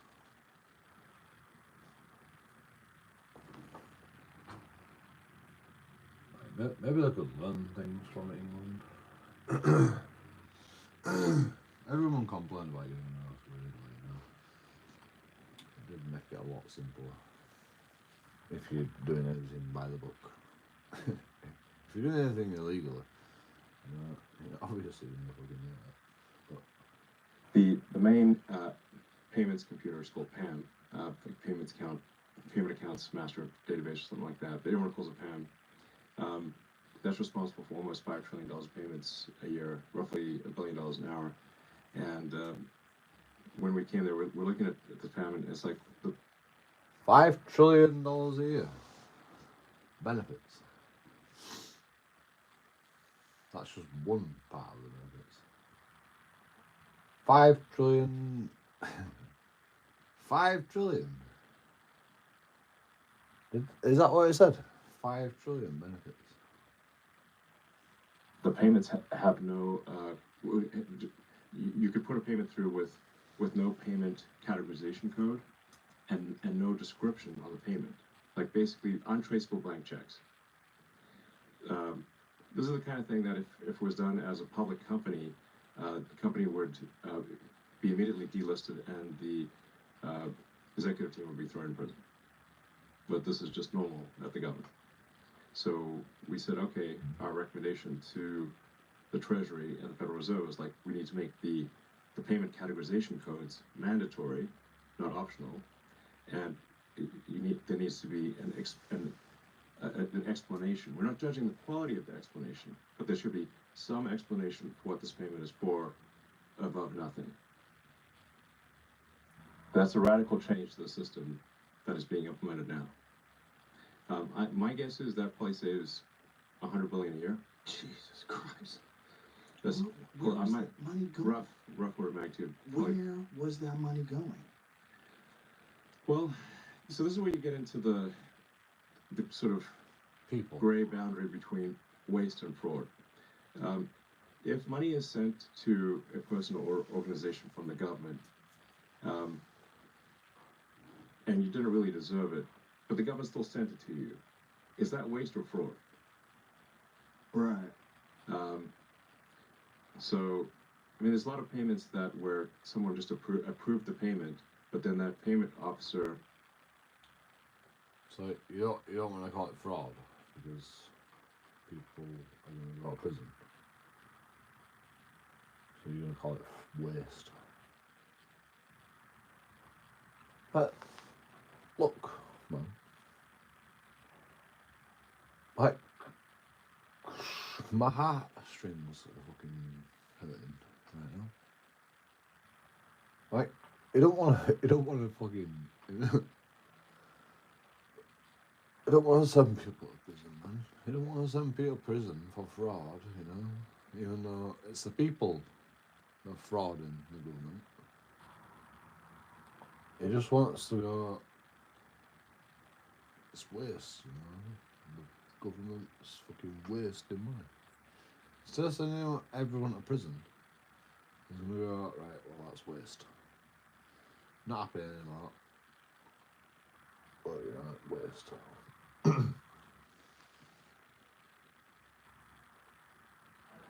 Changed jobs or retired or died, and the payments just keep going. You know, it's like if you forget to pay your gym membership or something like that.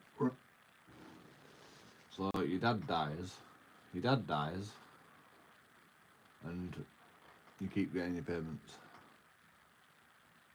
100 billion waste. 100 billion waste. Somebody's pocketing that money, you know. But it's not gonna fucking go after everyone and go, oh, you're all fraud in the government, you know. You can have the money, you know. You can fucking stick the money up your ass. You little fucking scamming cunts. We'll call it waste. But it's not happening anymore, you know. Like fucking, why can't somebody fucking do this? Like, why can't we have people like this in our fucking world? Just explain it. Alright. Now imagine it's not the gym membership. You said your gym membership's $20 billion a year or something. You know? But they forgot. To be honest though, we sorted this out. We sorted this out a long time ago. You know? We sorted the waste out. That's what universal credit would like trying to do. Like I don't. There's no fucking corruption in our benefit system. You know, there's no way that we can corrupt it that much. You know, to like warrant this sort of fucking argument. The problem with our government is the fucking government bodies. You know, I think they're a waste. In my opinion, you know, I don't know. To turn it off.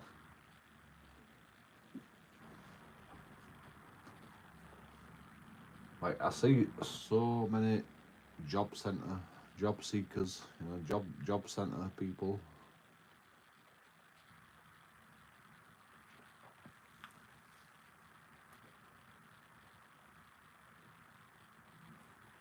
It's a waste, man. You know, it's a waste. Like, do we really need all them job people to tell you to get a job?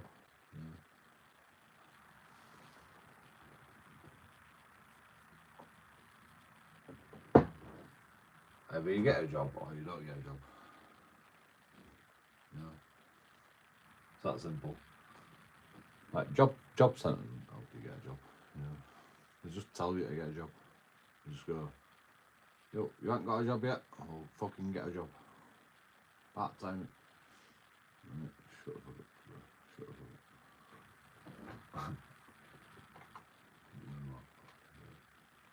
bit. You get paid for a reason. You don't do shit. You know? Without finding you a job. Ridiculous.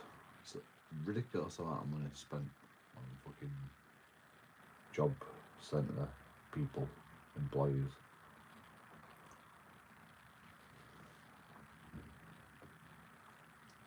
You think fucking JoeKingAudits is worse than that? Think of all them people in job centre. Have you ever been at a job centre? You know, you fucking working bastards. Have you ever been to a job centre? Go to a job centre and you'll find out. That's happening at scale in the government. Jesus It's totally nuts. Christ, Is what I'm that's saying. so insane. Yes, it's totally insane. So What did you expect when you went in? Did you expect it would be like bad. this? I thought it would be bad, but I did not think it would be as bad as this. I mean, like the good news is that it's a target-rich environment for saving money. It's not like if it was a very well-run ship, if it was very efficient, it would be hard to improve. But it's not efficient, so therefore it is actually relatively easy to improve. Let's just say it's not rocket science. You know, I know rocket science.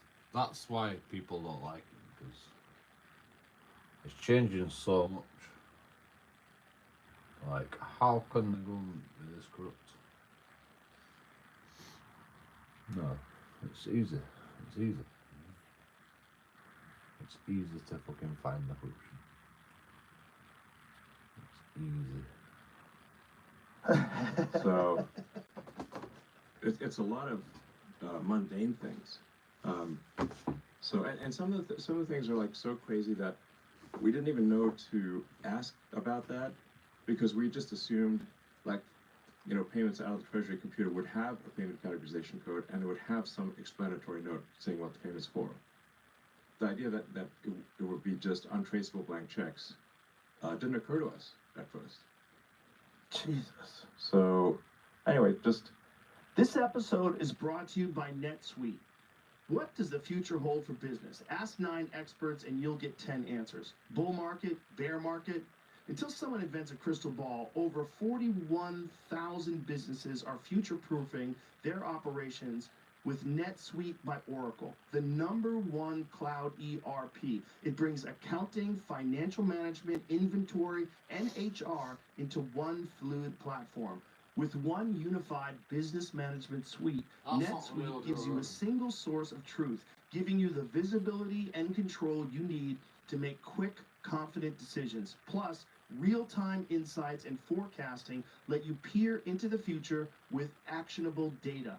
When you can close the books in days, not weeks, you spend less time looking back and more time at what's next. Whether your company is earning millions or even hundreds of millions, NetSuite helps you respond to immediate challenges and seize your... Shut the fuck up.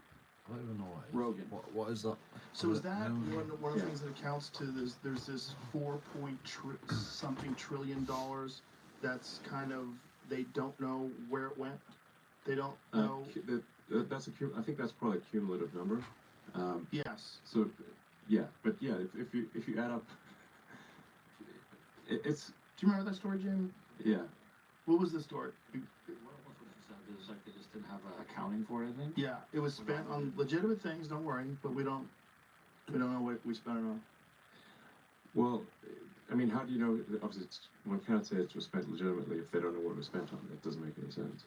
This is such a fascinating time, because with this setup, the way it is right now, with Trump back in, after all that happened to him, and with you there, and with RFK Jr. and Tulsi and Kash Patel, it's like, this is a wild time to find out what's really going on. That's like never happened before. This is nothing like the first term. No. Like the first term, he had a bunch of neocons in the cabinet, and there's a bunch of shady people that he didn't know, and he had to appoint all these different people. Maybe he got some bad picks. Now he's had 4 years to stew on it. Right. And with you guys all going through this, we're getting an understanding of the government that we've literally never had before. Yeah, this is a revolutionary cabinet, and maybe the most revolutionary cabinet since the first revolution. This is not a bunch of business as usual types. So this is why, like, some of the standard confirmations are quite challenging, is because when you put to try to appoint people who are going to change the system, Yeah. the Why system did that happen? doesn't want to let them through. But it's fascinating because it's like the vampires all out themselves. Like now everybody knows who the system is. Like if you're just lying Yeah. openly about US aid and then they come and hear you talk on a podcast and explain what's really going on. Like he's starving mothers. There's mothers that that's can't get food. Totally false. That's all you're hearing. Yeah. That's no one's talking in any of these mainstream liberal talk shows. No one is talking about all this fraud and waste. Yeah, because we're cutting off their draft machine. So that's what they're upset about. That's the real thing they're upset about. And if people want to know what Doge is cutting, and I want to be clear, like these are cuts that don't. To be honest, they're doing things too fast. You know? If they just like rolled it out like one thing at a time, you know, instead of doing it all at once, it'd probably make more of a dent on mainstream media. But you know, like they're literally rolling out like they're doing it all at once. You know, like just get it all done. You know, just do it. You know? They've literally drained swamp in a day. You know, like they just got rid of it all and just like fucking go away. You know, like, just shut up. Like, I can't fucking respond to an email. Just see you later, bro. You know, get back to me when you can. You know. Like, I'm sure they'll get back to them eventually. You know. But you know, when you have that ultimatum, you know, like fucking, what have you done today? Guaranteed, nobody has fucking like anything to say, you know, because like, what are you gonna say? You know? What are you gonna say? Oh, I did fucking nothing today, you know. Like last week, though, we did something. You know? Oh, that's fucking worth taxpayers' money. Last week you did something. You can't say no.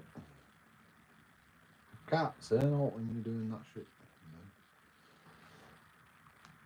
Which recommends to the department. Like I don't really care, you know, because fucking, you know, we like in England we've already done, we've been through all this, you know, shit. So this is like,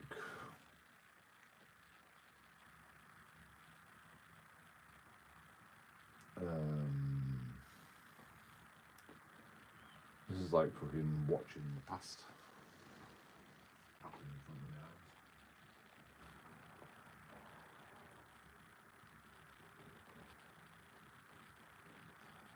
But I'm pretty sure that there's still fucking corruption. Waste. You know, that's not called corruption. People get angry. You know? you think Elon Musk calls it waste because he gives a shit about like fucking. We won't call it corruption. You know? We don't want to call it corruption. You think he cares about that? Probably not. But you know, like he's been told to say, just call it waste. You know? 'Cause that's better for the woman. You know? Like if the whole world knew how corrupt the governments are. If Elon Musk comes out and goes, the government's corrupt, like, what do you think the public's going to do? You know? Not going to be very good for Donald Trump. Let's call it waste. You know? Let's call it waste. Like it's literally bad for Donald Trump. You know? It's literally bad for Donald Trump. All the shit.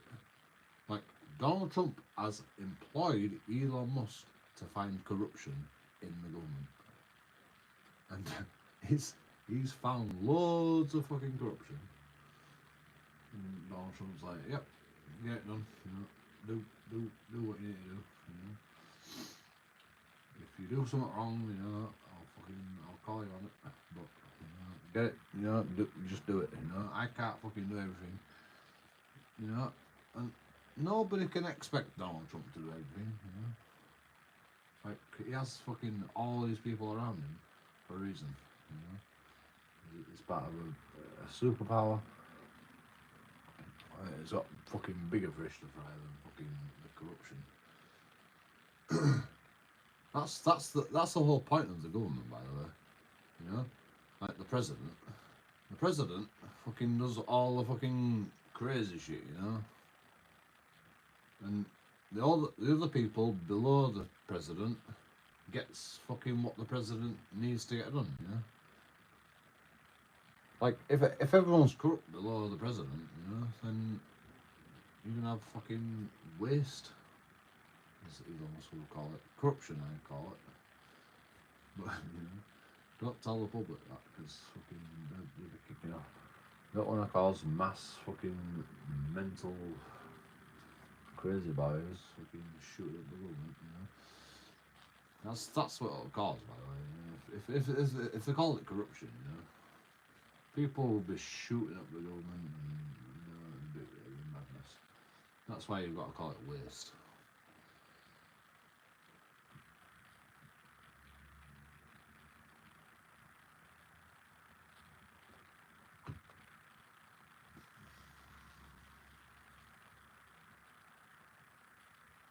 Hey, you think fucking this waste is not going on in English government? Waste. It's like, you know, we always. It's an ongoing thing, you know.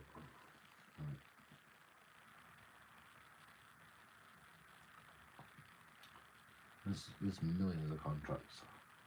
Millions of contracts from previous governments that are just, you know, not fit for purpose, like, anymore. You know, like fucking Tony Blair has probably still got contracts from when he was Prime Minister. Like, still going on to this day. You know, fucking 20-year contracts, 30-year contracts, you know, 50-year contracts. You know, wind farms. Like, they're not fit for purpose. It's a waste. You know? It's a waste. Well, corruption, probably. You know, shouldn't have never been a fucking contract. But you know, all we need to do is just drain the swamp, like Elon Musk is doing. Just fucking, you know. All right, you know, like it's a contract. You know, like we're fucking bound by contract. You're not. You know, you can argue against a contract, just like you can argue against the law in a court of law. You can argue, like, is it worth arguing a contract, spending loads of money on fucking lawyers to fucking stop the contract, and it's only got 10 years left? You know, I don't know. You know, I don't know, but apparently Elon Musk thinks some of these contracts are relevant for just deletion. Just delete them. You know?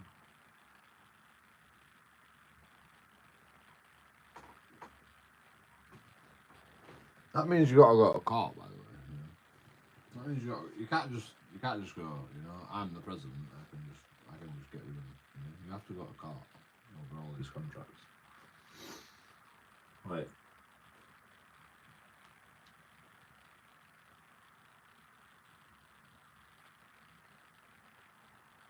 It's not as simple as they make out, which is quite interesting. I mean, maybe it is as simple as they make out. You know, I am the president.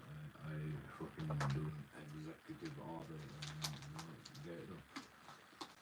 Maybe it is that simple in America, but you know, in England it's not that simple. You have to go through courts and shit.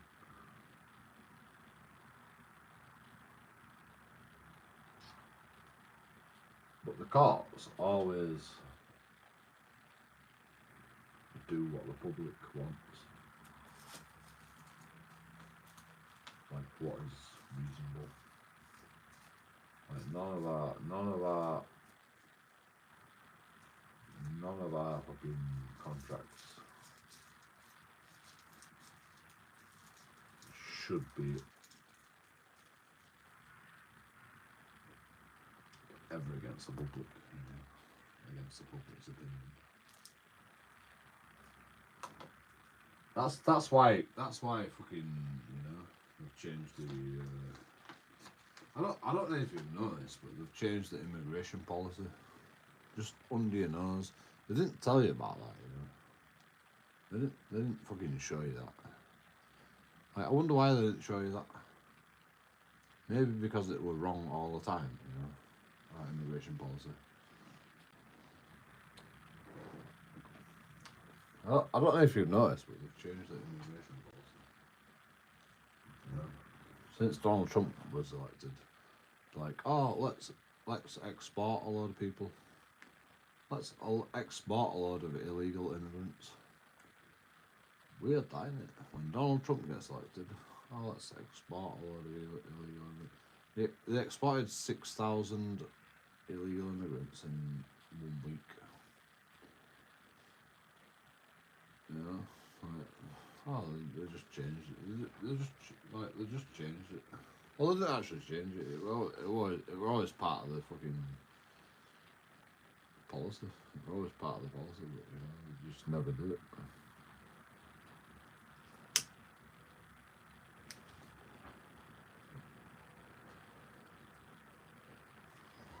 I wonder why they didn't tell you. Is it because they didn't do it?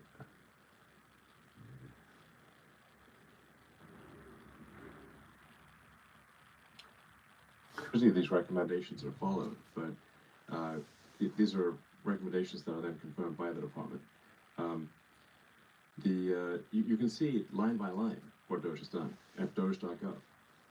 So whatever we do, we put on doge.gov so you can see everything that is being done. And there's a tracker that shows how much money has been saved. Yeah. Yeah. And you can look at each line item, and like a bunch of these sort of far left shows will say like, oh, it's a constitution.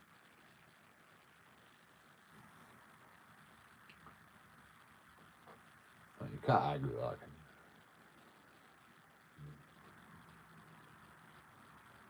You can go to doge.com. Like, go to doge.com. Shall we go fucking look at doge.com?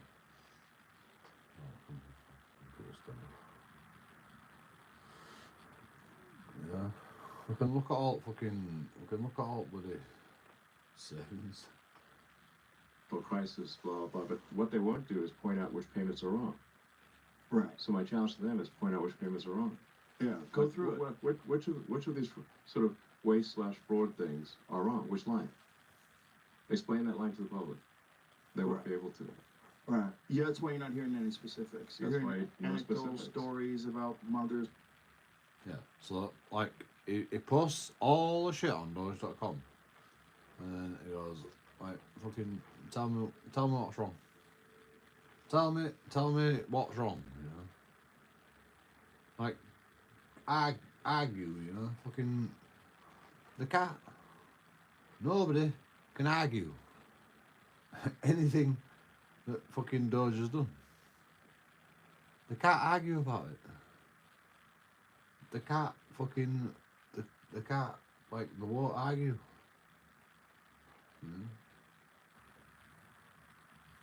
They don't want their fucking dirty secrets in the public domain, Government fucking bodies ripping off the government. They don't want fucking...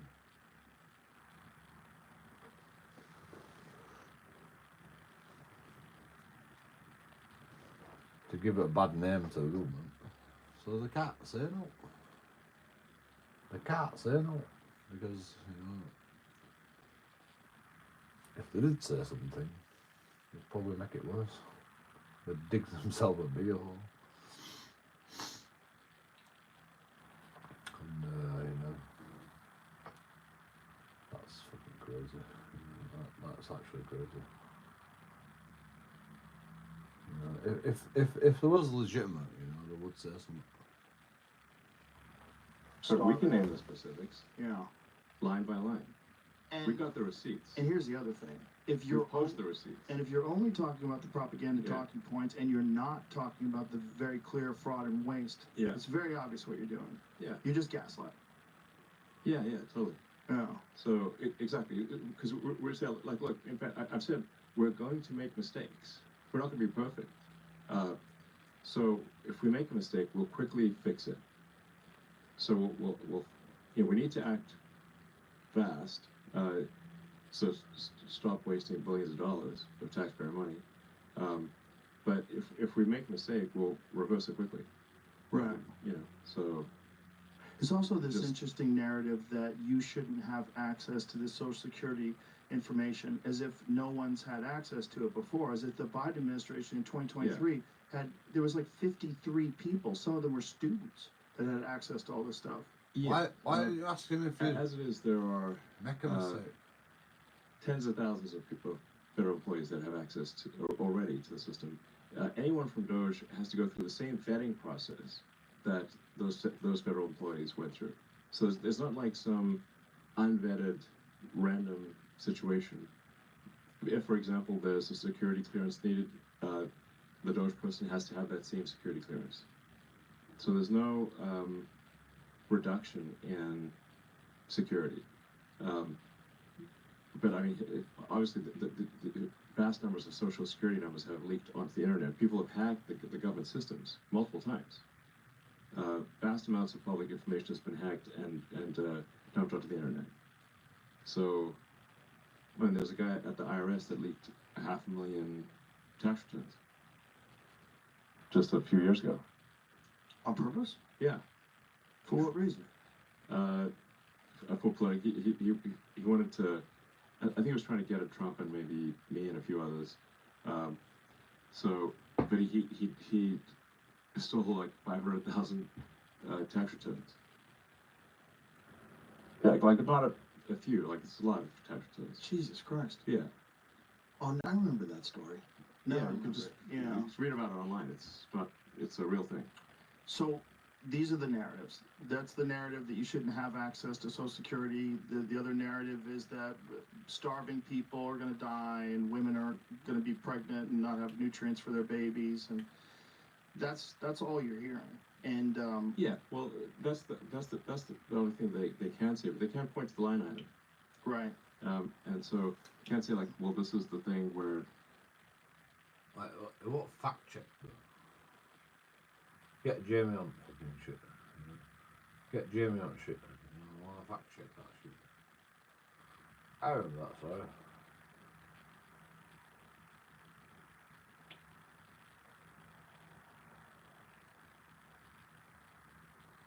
I mean, I don't believe it, you know. 500 tax returns, you know.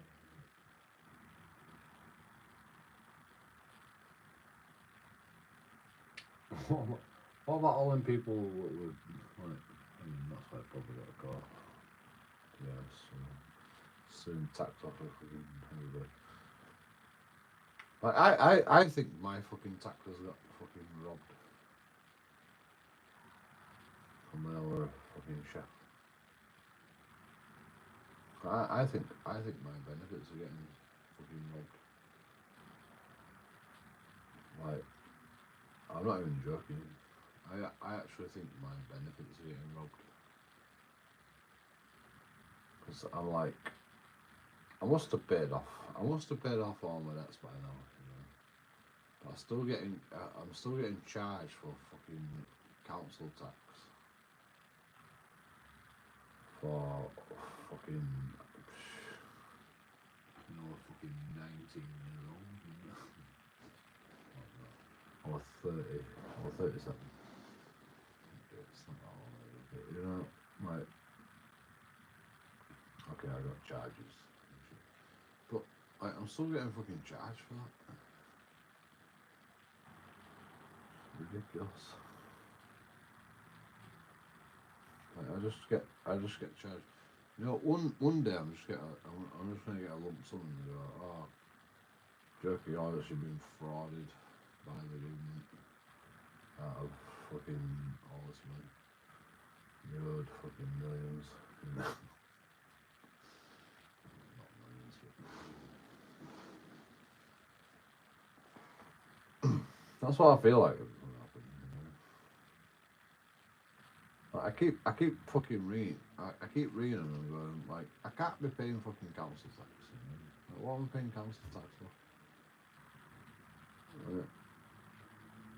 What? I'm paying council tax still to this day for a house that I lived in for like a year, you know. Okay, you found out I was living there, you know. I didn't pay council tax. Fine, you know. But I'm still paying council tax to this day. 3 years later. 2 years, 3. Probably longer than that. I feel like it's like 10 years. 10 years later. I feel like I was 27 when I moved. It's 10 years ago. You know, the nutrients for pregnant mothers were stopped. They can't point to that because we didn't. Right. There's a lie. What's fascinating to me is how much the mainstream media is in line with the very specific talking points, and how little. I think the government just goes, you fucking rob council tax once, you know, we're gonna keep fucking taking your money, just in case you're gonna rob council tax again. You're gonna keep taking money out of benefits, just in case. You know, we'll fucking sort it out later, you know. I'm gonna ring benefits and I'm gonna go, why am I still paying council tax for a fucking house that I lived in fucking 10 years ago? You know?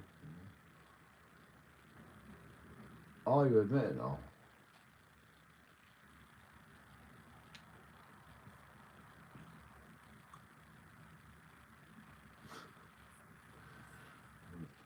I'll never admit it. You know? Like, I want there for very long. And then I became homeless. And then the council tax like, oh, you lived here from this date to this date. I'm like, no. And they go, right, well, you have to go to court for that. And I'm like, I'm homeless. I can't fucking go to court. You don't really turn up to court and I'm homeless. You're stupid. I'm not fucking turning up to court. So I didn't turn up to court, so, like, what kind of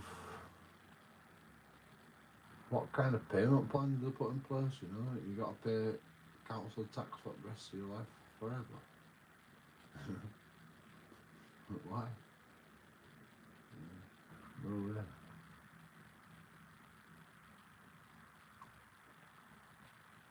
Ridiculous. Like, I never stopped paying this council tax fucking bill. You know?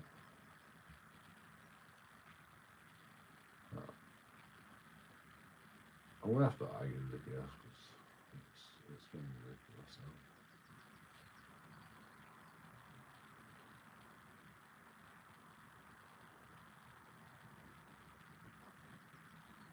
You'll have Fox News. You essentially have Fox News on television. It'd be- It's like it'd be the only interesting one story that for is YouTube. pointing out the ridiculous fraud and waste. And Yeah. you know, I know as you saw the Jeff Bezos thing in the Washington Post, they're going to stop all the wacky editorials and limit that stuff to I think it was wealth and personal freedom or something along those lines. Yeah. Yeah. So I mean, I think it's this kind of. I think it makes sense because he's just talking about the things not the sort of. You're just talking about the Opinion pieces. The opinion Yeah. pieces. Yeah. So the regular journalism stays the same. Well, it's a detriment to their business. I mean, you're seeing over and over again people that just they don't want to hear all this shit from these people anymore. It's Yeah. like you're saying it's almost like you're caught in an outdated version of the virus, and everybody else already has the immunity to that virus. Like this is, you know, like you need a new mind virus. The one that you're pushing, it's like it doesn't work anymore. It's too crazy. Yeah. It's the whole thing's very crazy. I mean, the media is incredibly partisan. I mean, they're not. I mean, they take almost all the media is left shifted. Yeah. So it's like it's kind of weird if you talk to somebody who gets all their information from like what I call legacy media. They're living in a different world. Yeah. Than if they say are listening to your buck. That's what I fucking think. You know, like people with an open mind, you know, they have an open mind. You can tell the difference. Like people that just like live in this fucking the government's fucking fine, you know. They just live in a completely different world. It's like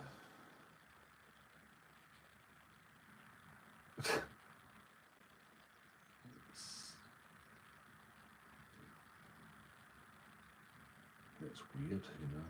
You can tell before you even talk to them. You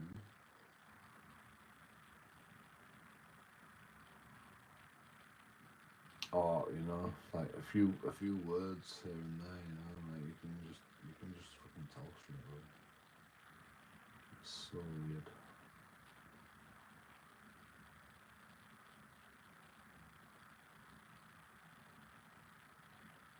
And you know, I understand, you know, just because I've got an open mind doesn't mean I'm right, you know. I understand that.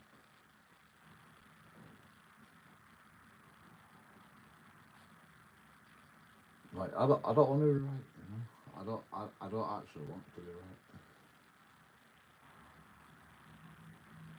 Like I know I'm right. I know I'm right. All the shit I talk about, you know, all the shit I've talked about for fucking 30 years, you know, 20 years. I know I'm right. Right.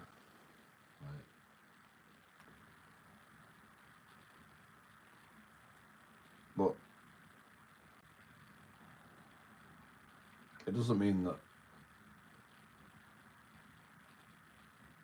like other people are gonna think that I'm right, you know.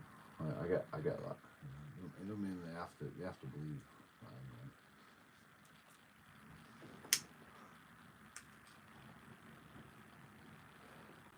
I get that now, you know. I didn't used to get that when I was younger. But now I get that. You know. It's like when they audit, you know, like I don't really understand that people don't know that I can record you and I can do what the fuck I want, you know.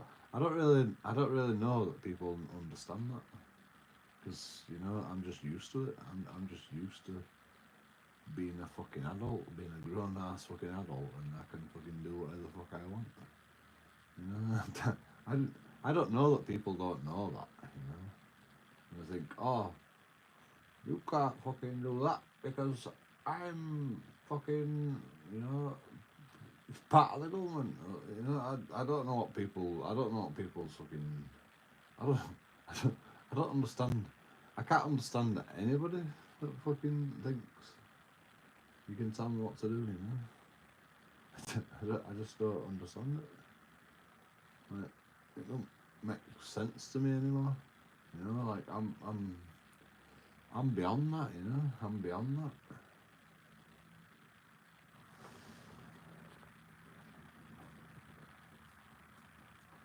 I can't do what? What can't I do? Go on, tell me all about it. What can't I do? I can't record you. I'm fucking recording you, bro. I can't. What else can't I do? You know, I can't walk down the street with a beer. I'm fucking walking down the street with a beer. What else can't I do? You know what? You know what you got? You know what can't I do? Can't record my kids. Recording your kids. You know, like what can't I do? You know, who said? Who said? Who said? Right. People think we are like, because we have police and we have fucking the government, and like people think that we can't do things now, you know.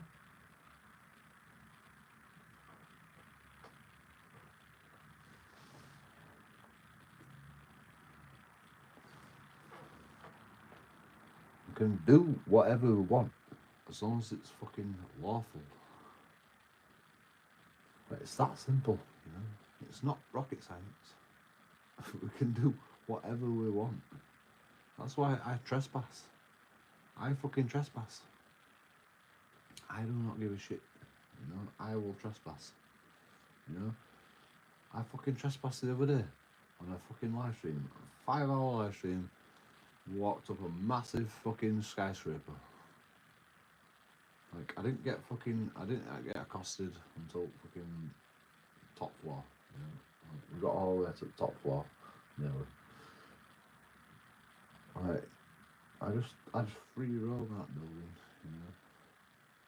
Free roam.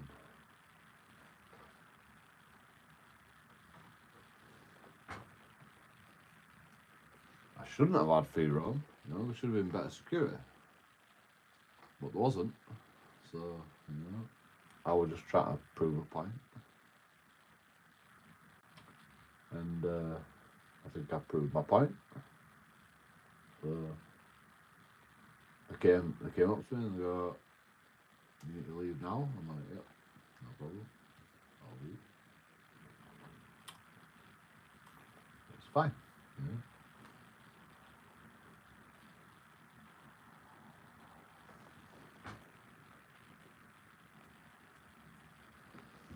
And then like a week later, like recently, somebody fucking jumped off a fucking top of a building. Homeless guy jumped off at the top of the building, tried to commit suicide. I don't know if he died. I don't know what happened to him, but you know, can't have ended well, you know. And you know, like point proven, you know. Security should be better. Not that you can really stop anyone, you know. Like, the building was created with, you know, verandas outside, you know, and I could jump off that building. Oh my god, fucking, that actually freaks me out.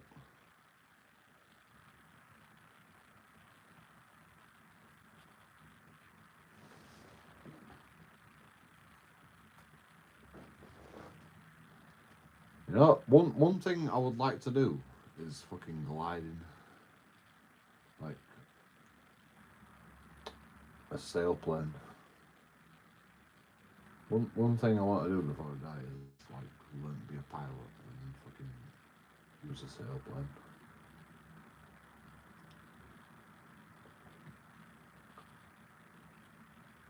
But I'm scared of heights. I'm actually scared of heights, and I don't want to fucking die. And you know, like I won't even get close to the edge of a cliff, you know, because I might slip, or I might, you know, like these things go through my head, you know, and I'm literally, like, you know, I'm not scared of heights. I can't do that, you know. So I don't know if I could fucking do a sailplane.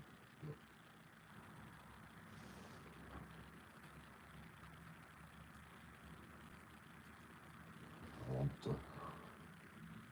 I want to like just feel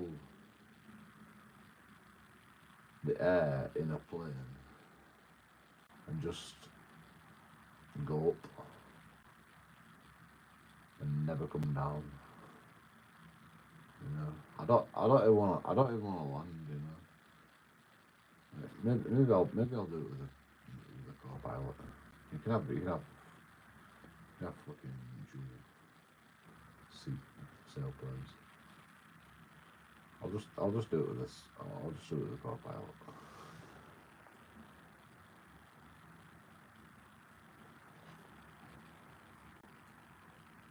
I really want to drive though. I really want to drive and just feel the wind, you know, like a bird, and then just fucking take the heat up into the sky.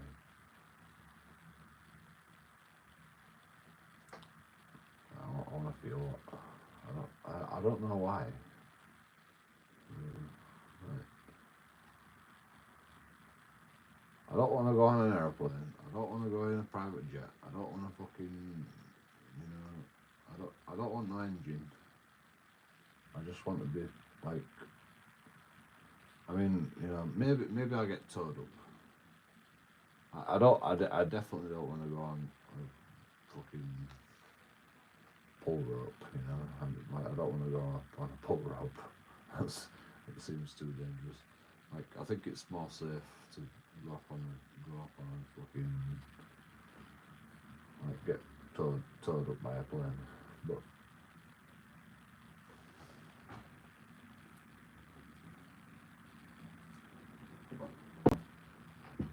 I don't know why I think it's safer. Like,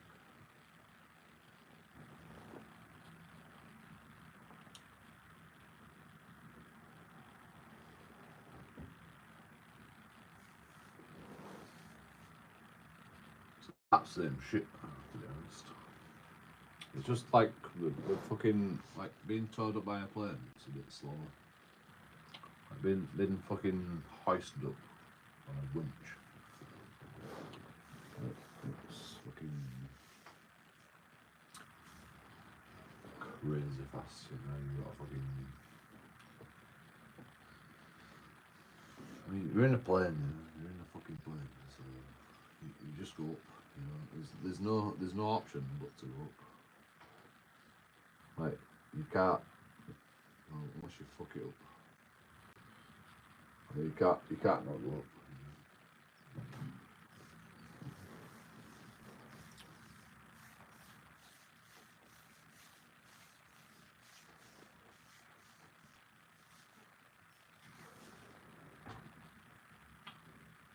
So, just aerodynamics, you know.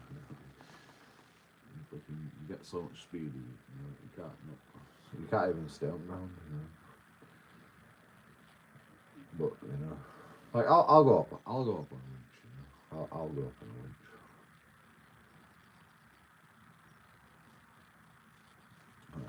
I'll do it, you know. I'll brave it.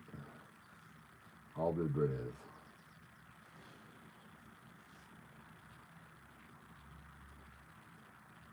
Cast or getting news from X, or you know, just if it's like it's kind of wild. Like, It is very wild. like you told, it's Yeah. like they're living in an alternate reality. Oh, there's a lot of people that I talk to that I have to go, where did you hear that? Yeah. Yeah. I mean, like the Associated Press, which I call Associated Propaganda, the AP. You know, they ran a international news story saying that Doge fired air traffic controllers, but we didn't fire any air traffic controllers at all. In fact, we're trying to hire air traffic controllers, not fire them. Yeah, I saw that. You made a tweet about it, right? Yeah. What do you call it now? Do you call it a post? Post, yeah, whatever. You can't call it a tweet, though. Do you call it a tweet No, accidentally, call it ever? post. I don't know.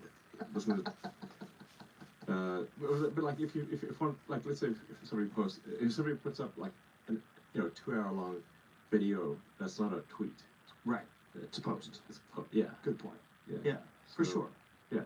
So, but I don't know how to over if people still want to call it a tweet, whatever. But You put a post about it, just to get back to it, saying that we need highly qualified air traffic controllers, and if you retired, if you would consider doing it again, we could use you. Yes. So a lot of really qualified air traffic controllers were pushed out because of DEI stuff. So I mean, not to be blunt. I mean, a bunch of really good, talented old white guys were pushed out. It's not cool. And so there's a talent shortage in air traffic control because of DEI and not hiring people on merit. You know, Which is so crazy that worked. I think we should not put the public safety at risk. No. You know, because of some demented philosophy. Somebody made a post today about it infiltrating the NSA. Did you see? Because of fucking.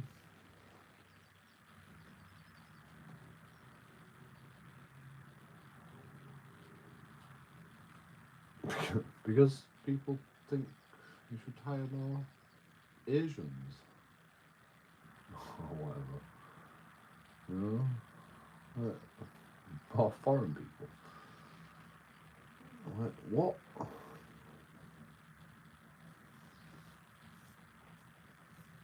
What is that? You know?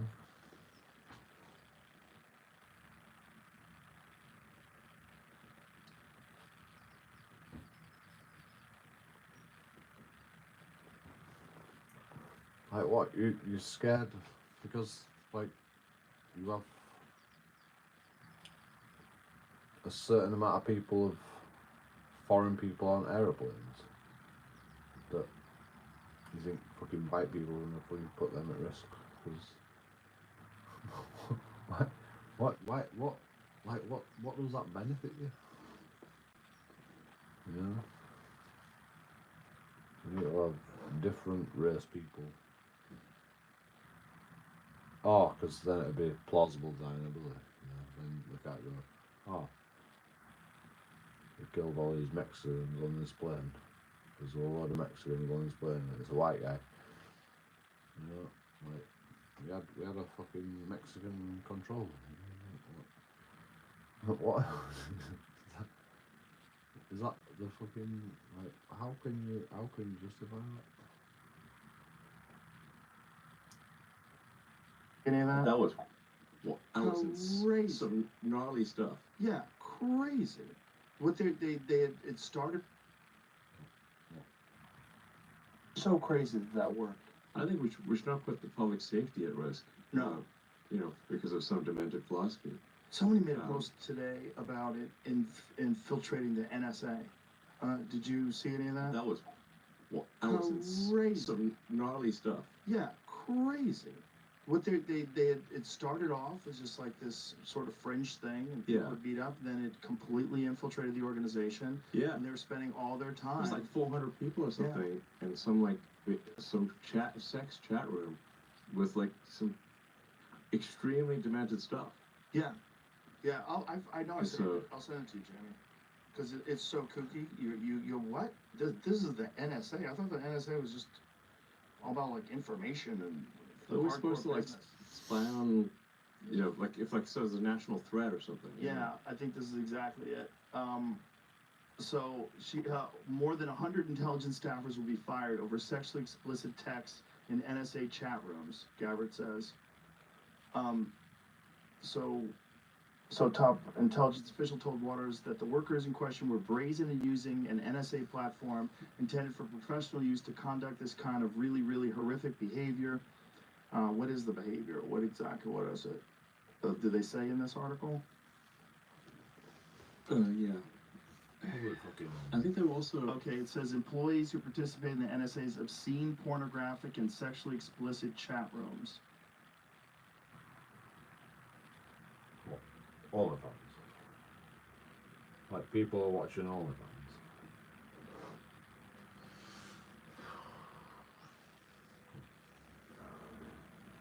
Well, your tax dollars at work. Well, it was all like I mean, it was all like LGBTQ stuff. There was a lot of like transition stuff and. Oh, they're interested in penises. They're interested in fucking men that are women.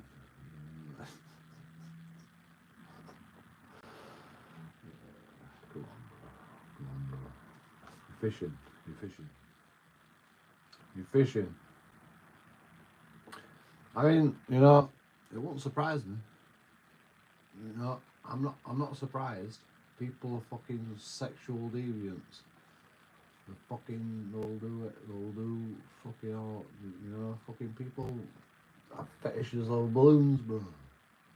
You know, it's not, it's not the end of the world. It's just fucking people are fucking disgusting. I don't know. Baz. People, I'm watching this 3-hour live stream. Like, give a shit how long it takes. Yeah. I know I definitely saved it, but point is, it infiltrated the organization. It's not what they should be talking about. At all. At all. At all. Yeah, It's supposed to be protecting the country. Right. Yeah. And if you, Well, yeah, but on your spare time. On your spare time.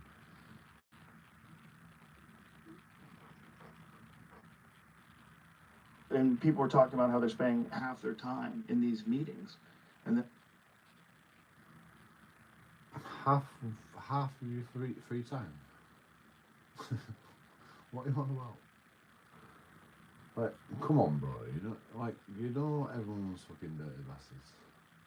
Everybody knows that everyone's a dirty bastard. Like, I watch porn, for fuck's sake. You're gonna bring all that shit up just because I watch a bit of porn. I mean, okay, they all watch fucking weird ass porn, like, fair enough. But,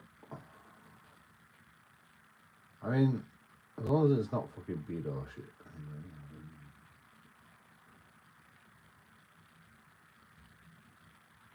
it's just fucking porn, man. People are gay, people are fucking. Like, is this fucking transphobia? I don't agree with you, by the way. I don't agree with none of the gay shit. But I'm not gonna.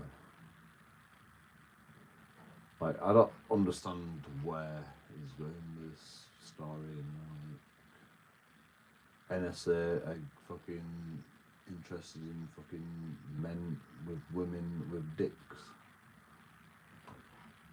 I mean, so what, People are fucking interested in fucking all sorts of shit. People are fucking crazy when it comes to sex. I don't get it, I don't fucking get it. But, I just like fucking. I don't want to fucking tell you what I like when I watch porn, but I like some fucking weird shit. I'm not gonna lie. I mean, it's not weird shit. I like new girls. I like fucking new women, not girls. Women. Like. I like real sex, like, just.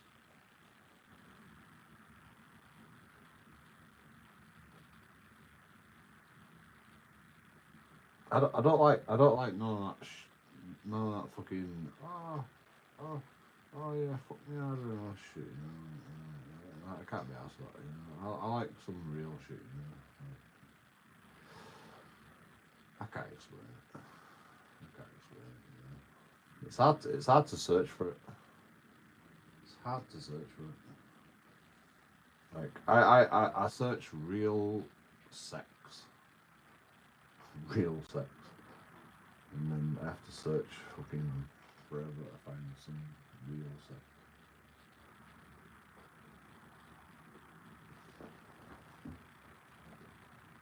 I don't know.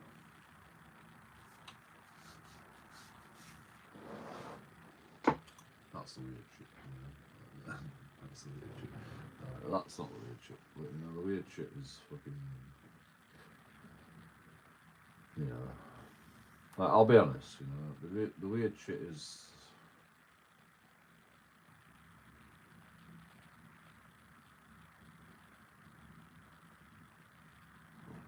Cast like fucking new casting. virgin casting. They're not actually virgins. Like you can always tell. But virgin castings is my favourite. Like virgin porn stars, first fucking casting. That's my favourite weird shit.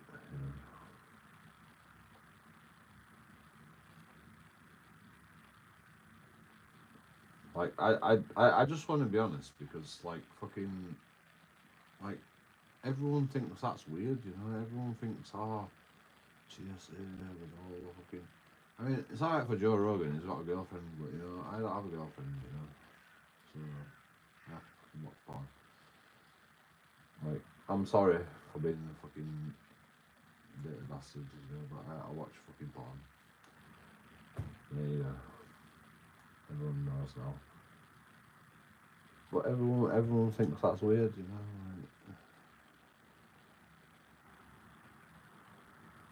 Like I'm not happy about it, I'd rather be having sex, I would rather be having sex. But I'm not. So I watch porn, and I masturbate.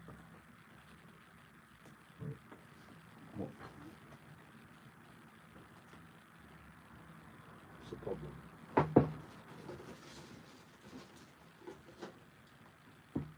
Nobody cares, I'm sure. But, like, I'm just like I don't see the problem with this fucking story that TSA are interested in fucking women with dicks,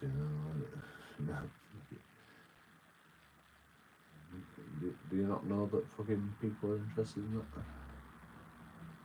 Like, do you not know that fucking people are sexual deviants?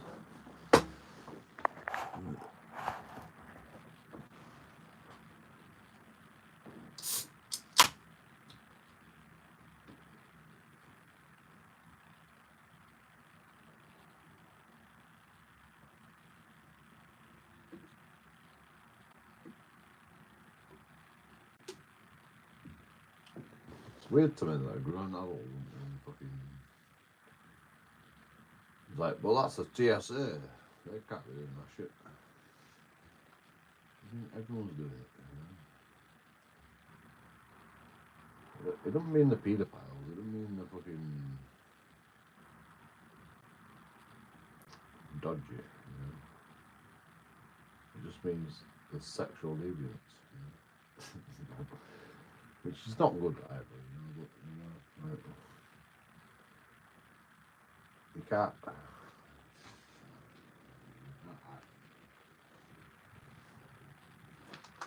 I'm just trying to do myself. I don't really give a shit. Like I don't give a shit about any of that shit.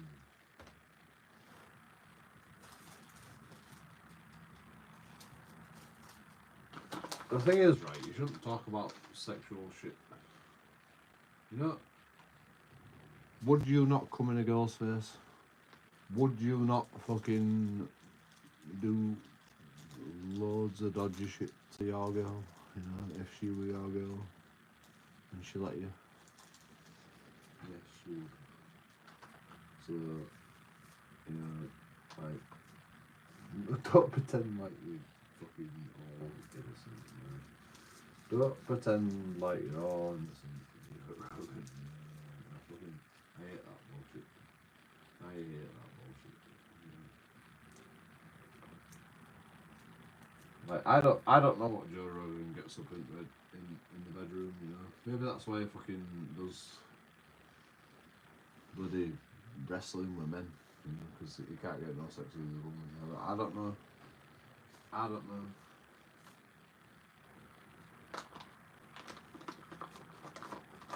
But his girl won't let him come in her face. Won't suck his dick.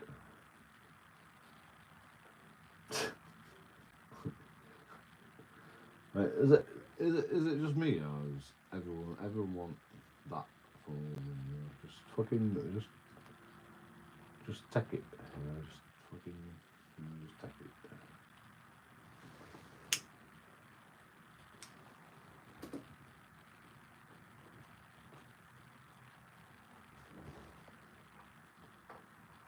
I've had loads of girlfriends that just absolute beasts, you know, like.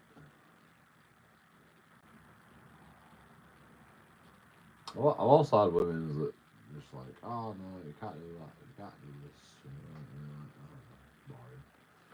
You know.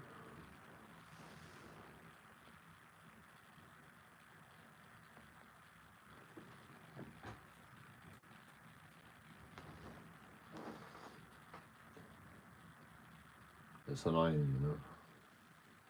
And then she'll masturbate in front of me. You know, she'll fucking get her dildo out and she'll masturbate in front of me. I'm like, oh, so it's alright for you to masturbate in front of me. And it's like, well, you don't do it for me, you know. Fuck you. I've had women like that.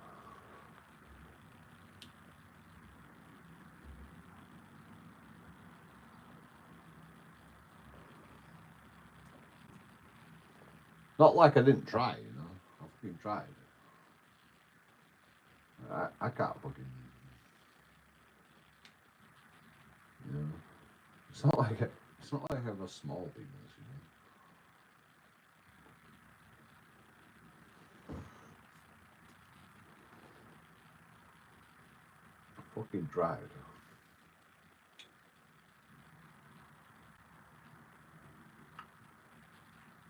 She does love it when I fucking finger her though. I'll give her that.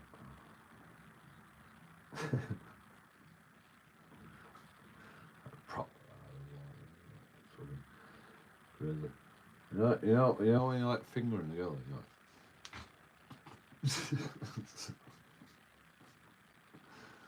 They absolutely love it. They can't fucking get enough of it. Fucking squirt everywhere.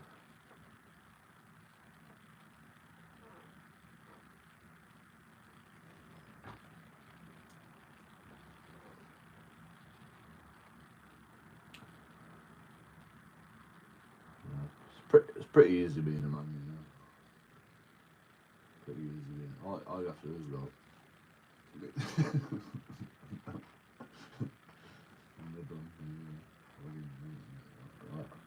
I've done. You done? Are you done yet? Oh, more. You know, they always want more. Bastards.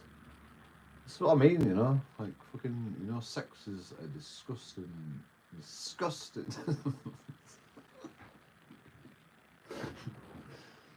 We all fucking love it, you know. We all love it. Like, we all fucking enjoy it.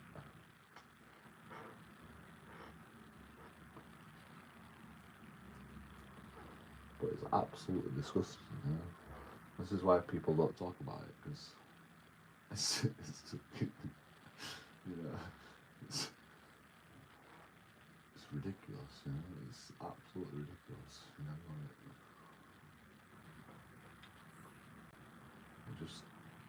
it's just self gratification, you know, most of the time.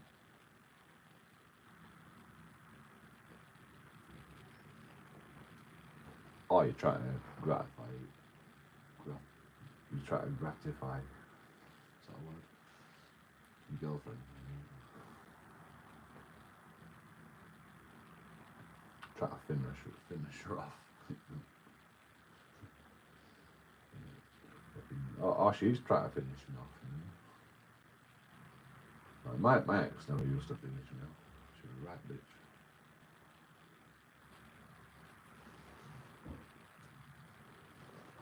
I used to have to finish her off, which I didn't mind, you know.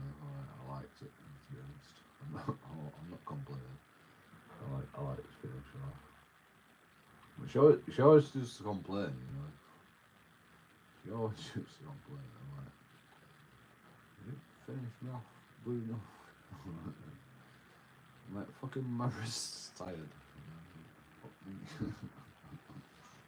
Oh, yo.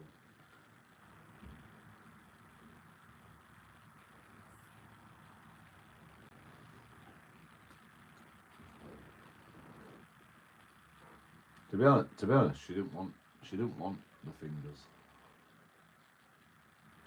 She wanted like the dick, but like I'm impotent. I'm literally impotent.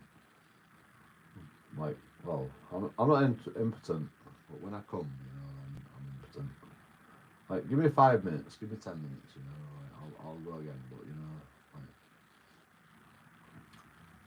like, I get tired, you know, I get tired, especially when I'm drunk.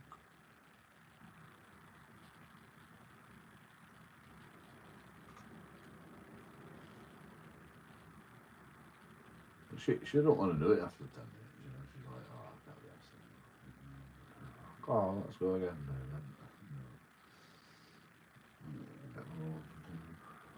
I tried.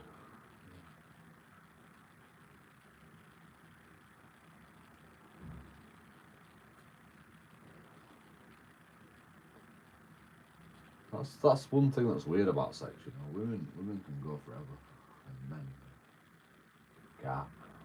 You know. It's the weirdest thing.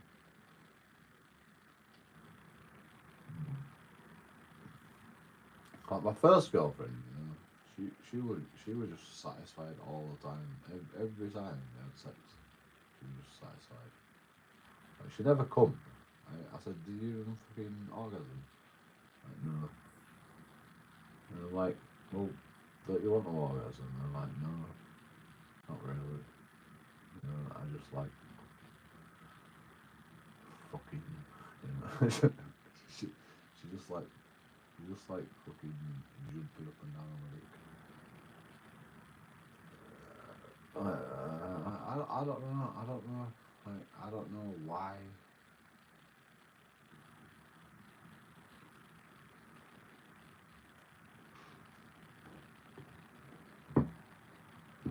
Some women are just different, you know.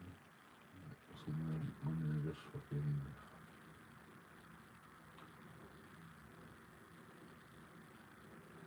beasts. Like, I just want to please you, you know. That's what my ex used to say. My first girlfriend, you know. I just want to please you. Like, I'm happy if I just please you. Like,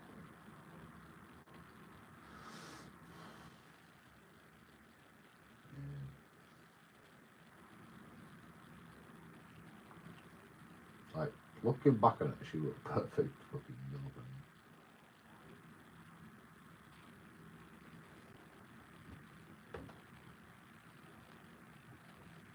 For sex. But, you know, I found out that she would cheat on people. She cheated on her boyfriend. She got with a new guy and then she cheated on me. Cheated on her boyfriend and me. So,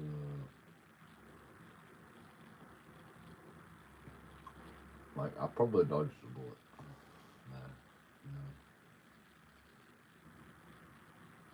Because I don't think she could fucking not cheat on me for the rest of my life, you know.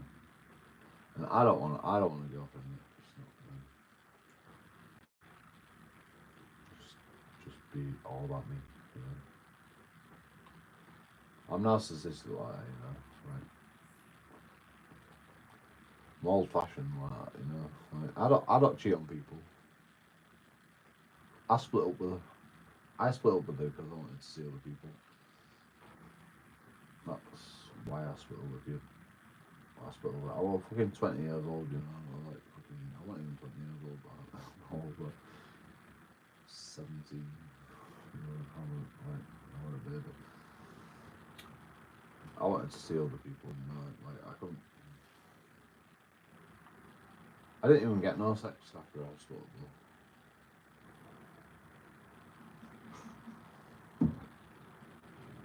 Literally didn't get no sex. Like, all all before her, you know, I get loads of sex. As soon as I fucking, you know, like I'm with her, and fucking girls used to come up to me. Fucking annoying, you know. Girls used to want me because I was with her all the time. And I'm like, nope, I've got a girlfriend.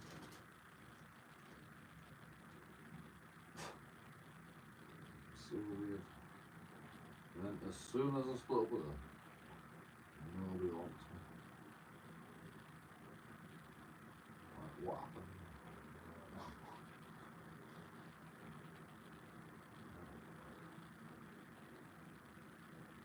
Women can like sense the fucking sex or something. I don't know what it is.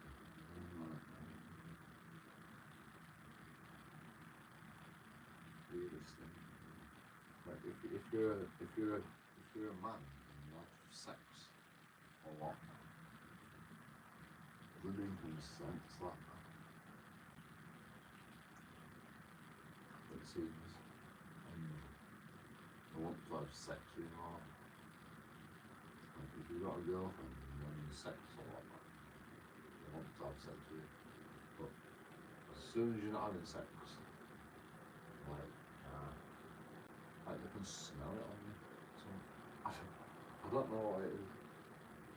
They can tell. I'm not even joking.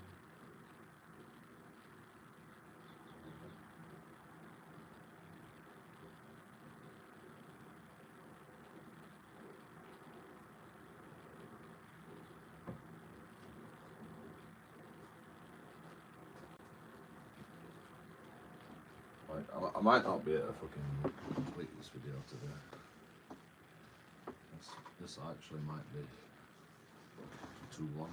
I've only done 45 minutes.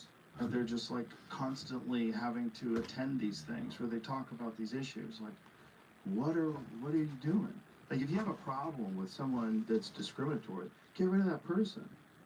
That's it. Yes. It's your problem's over. You've got someone who's homophobic in your business. They're openly homophobic. Yeah, that you can't work here. That's not cool. That's it. That's it. You don't have to have fucking meetings constantly. You were just talking about people in the NSA that fucking likes fucking penises on women, and now you're talking about homophobia.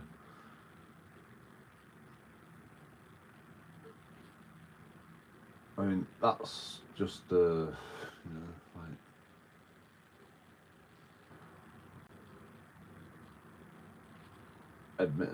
admittance that Joe Rogan is homophobic, you know, in my opinion. Like, I don't see a problem with being homophobic, you know, like, it's pretty fucking weird being homosexual, in my opinion, as well, you know. I mean, not homophobic, being homosexual. Pretty weird being homosexual, you know. Like, I've tried it, and I didn't like it, and you know, now I think fucking gay people are weird, you know, like I'm not gonna deny it. Like, I am actually homophobic, if you wanna call it that. I don't call it that, I just think fucking you're all fucking weird, you know? If you wanna be gay, you're weird. You know, I've tried, I've done it. I've done all the homosexual shit. You know? I've tried it. You know?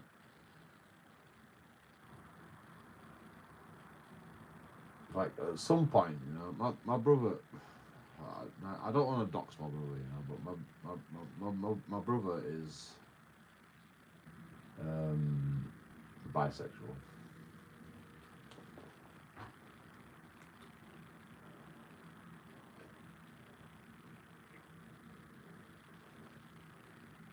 And I thought the best way to figure out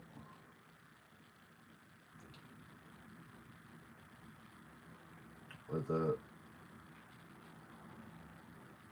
I am bisexual or, you know, like fucking interested in men or, you know, like it's just to experience it, you know, like whatever. I don't know why I thought that. Like, I've never been attracted to men ever. So I tried it. And, yeah. Not for me, you know.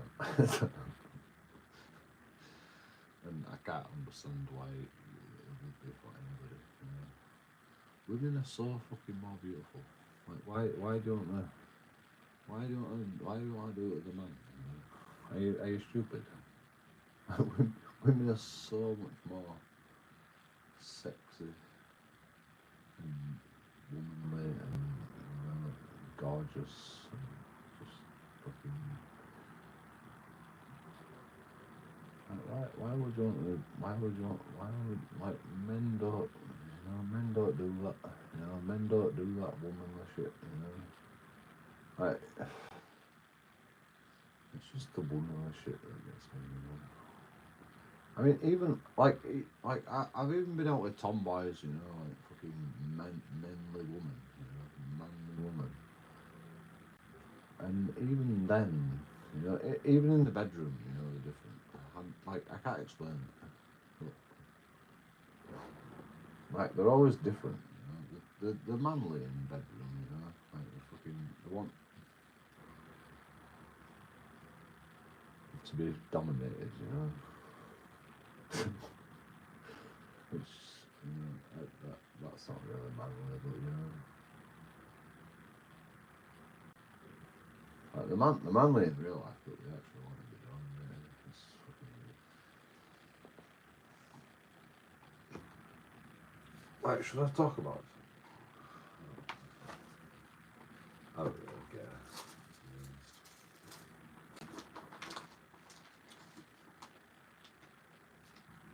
Like, I don't think people talk about this shit. You know, people don't actually talk about this shit. The dirty deeds that do in the bedroom.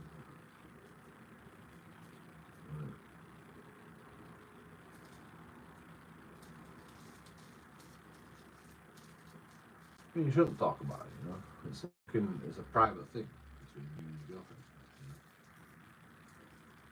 You know? But when the whole of society is going, you're a pervert, you know, you're a disgusting, you know, you fucking, oh my god, fucking disgusting pervert, you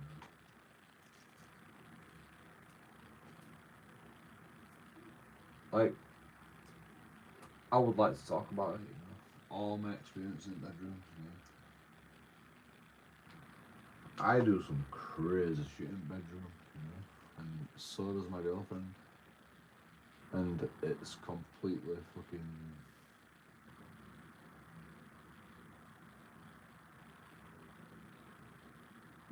Yeah,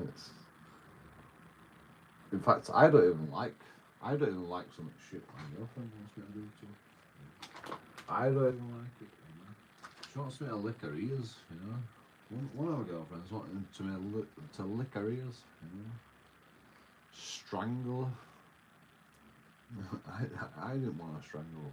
I didn't want to strangle my girlfriend, you know. I didn't want to. She wanted it.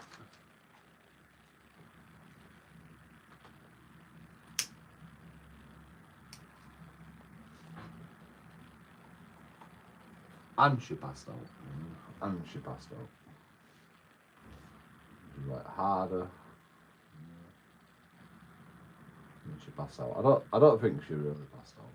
You know? If she did pass out, you know, from excitement, because she just loved me too much. I didn't strangle her that hard. I could have strangled her a lot harder, you know.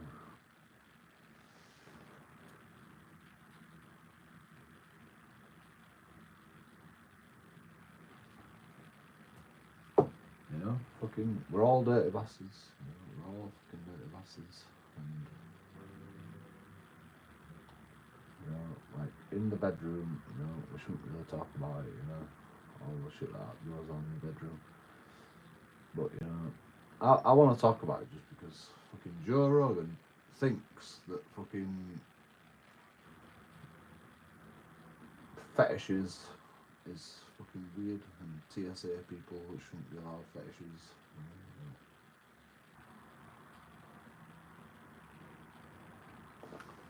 Well, I don't know if he thinks that, you know, but that's the impression that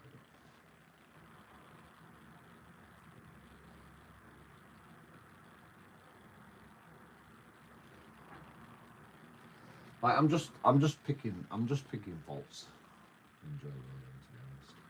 I'm just picking faults in Joe Rogan's fucking arguments because, like, I don't agree with Joe Rogan all the time. You know? I don't agree with Joe Rogan all the time. I like him, but you know, I don't always agree with him.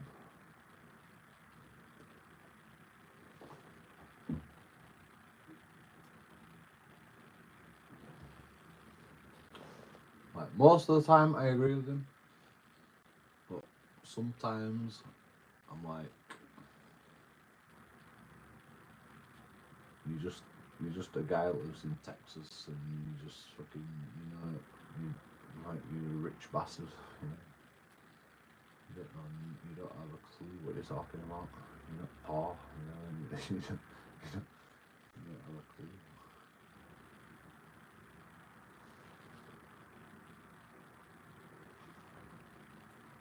Like, have you ever heard him talk about homeless people in fucking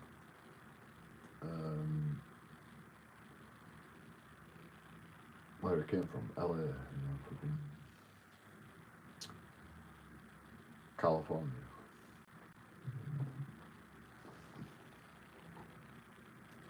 He left California because of the homeless people. Well, this is what it says.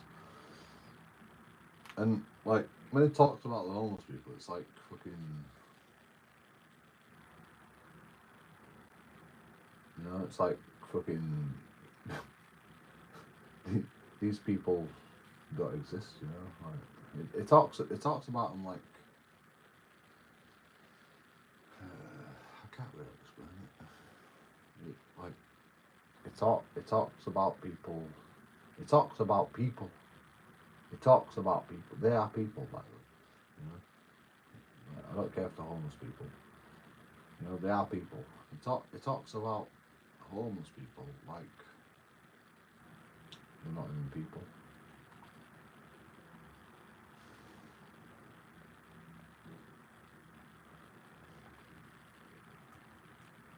Like they're a joke.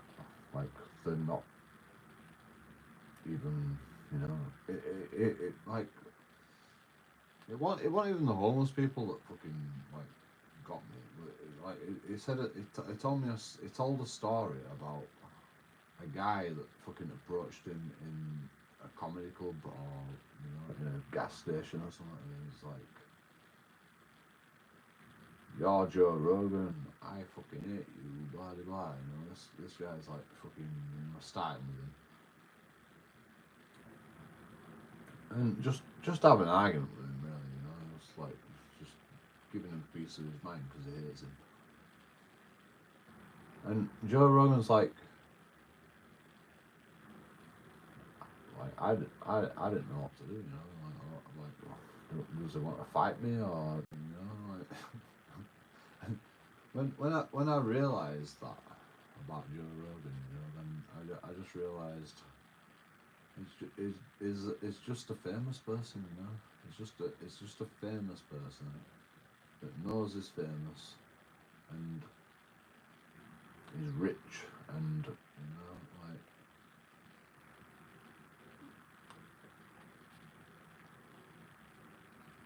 it's not on the streets like the rest of us, you know. You don't get it. You don't fucking get it.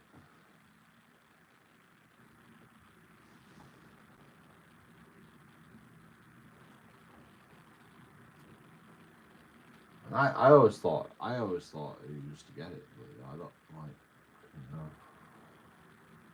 you don't get it, you know, you don't get it. You don't get it what it's like to be on the streets. You don't get it what it's like to be homeless. You don't get it like fucking.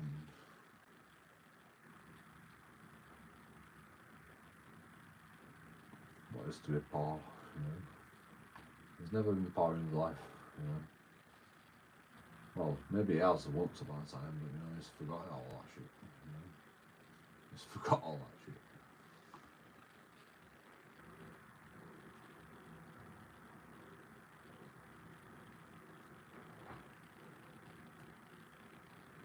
It's literally another world, you know. These people live in another world, and they talk about people living in different worlds while they're living in different worlds. Like, it's just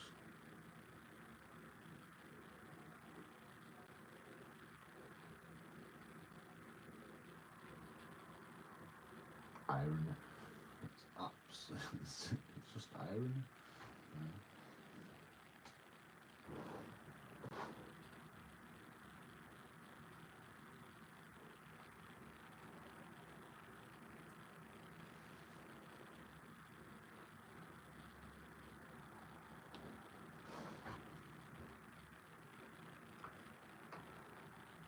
Promoting this, you're not going to change someone's opinion by Yeah. berating them over and over again.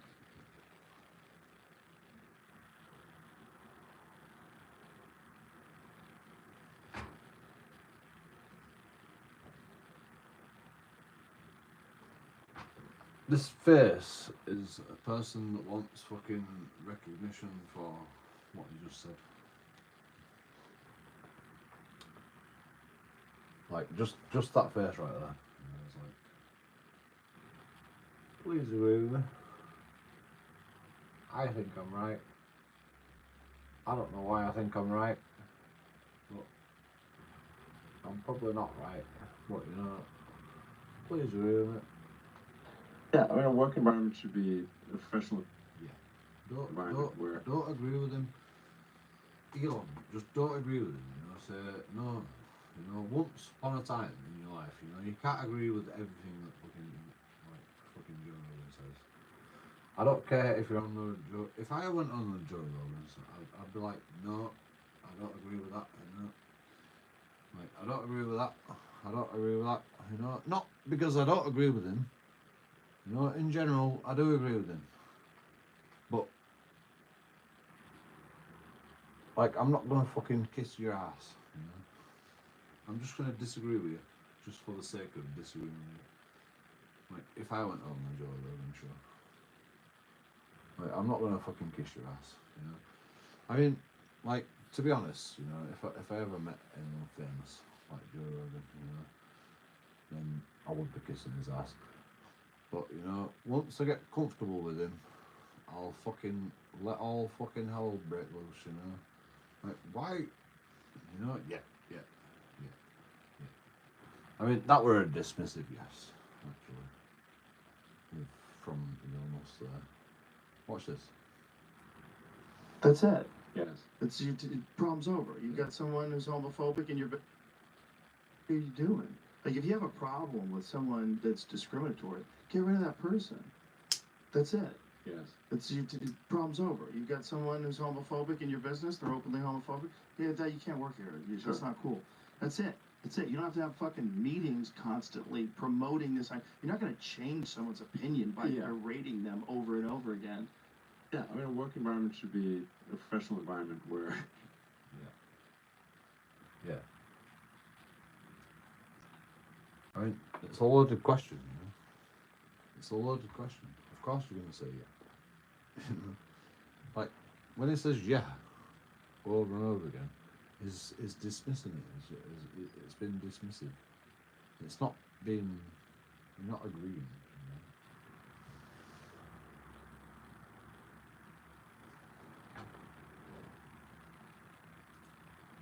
know? Like, there's a difference between agreeing with someone and being dismissive. Elon Musk there was being dismissive.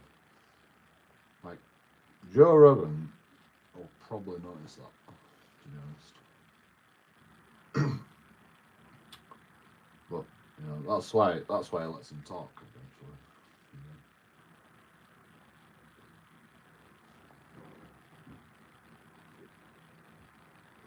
know? But the point is he's talking about homophobia to try and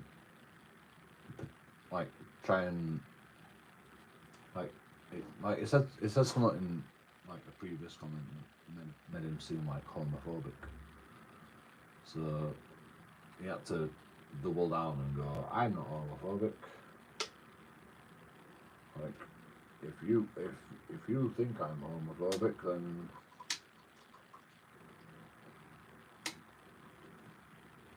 this and that, whatever I just said. It's just like you just try to like melt things into societal fucking issues, and you know, like create like a bloody, you know, I don't know. I can't explain it. I know, I'm drunk. Fucking complicated. Like fucking psychology. I mean, we should actually go back on that, to be honest. Yeah. I know I definitely saved it, but point is, it infiltrated the organization. It's not what they should be talking about. At all. At all. Yeah, It's supposed to be. Point is, you know, let's just forget about all that shit, you know, like hogging, you know, like, I'm not homophobic. Protecting the country. Right. Yeah. And people were talking about how they're spending half their time in these meetings, and that they're just like constantly having to attend these things where they talk about these issues. Like, what are you doing? Like, if you have a problem with someone that's discriminatory, get rid of that. Like, it just changed the subject. It's like, right, forget about that, and then just change the subject. Because Person. That's it. Yes. It's problem's over. You got someone who's homophobic I mean, in your business. They're openly homophobic. Yeah, that you can't work here. Sure. That's not. and then it starts talking about other people that are homophobic.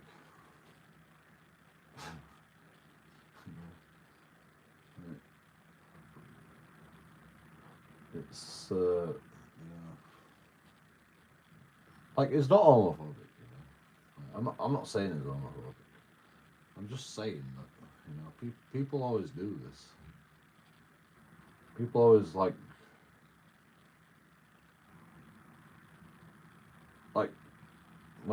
we have actually been brainwashed as a society into believing that homophobic is a thing.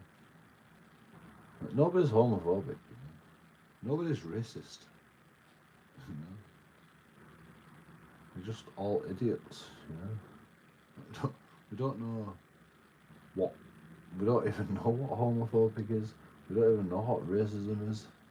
Most of us. In fact, all of us, like 99%. Maybe a select few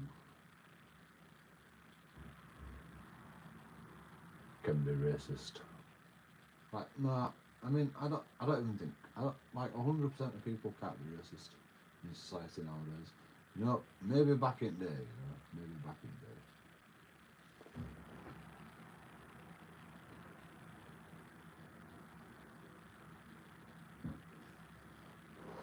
I don't think anyone can be racist nowadays. Like,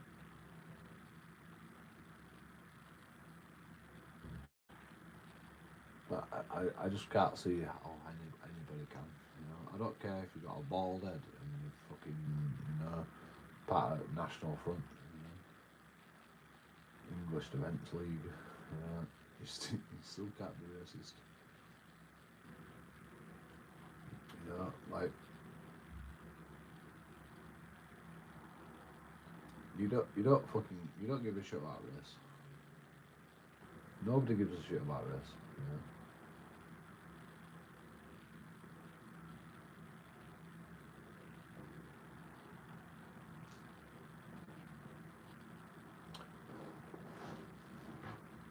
Most of the time it's about religion. You know? Most of the time it's about religion.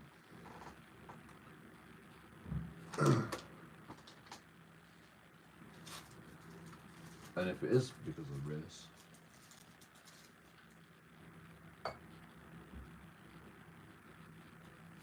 it's because fucking we invite third world countries over into our country and it becomes a problem. You know? And most of them people are Muslim, so you know, what's the problem? Muslim religion or race? You know, Asian people. I don't know. You know? Like, won't mind the fucking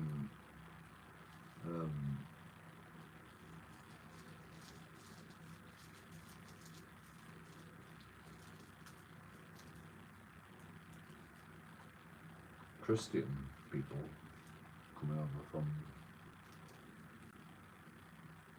Muslim societies. You know? Won't mind the Christians coming over. You know? You know? It's not about religion. It's not about race. You know, religionist. You know, I can understand that. I can understand that. Because I don't like Muslims. You know. I'm not really right. I don't like Muslims around the country. I just don't think they're compatible. Simple as.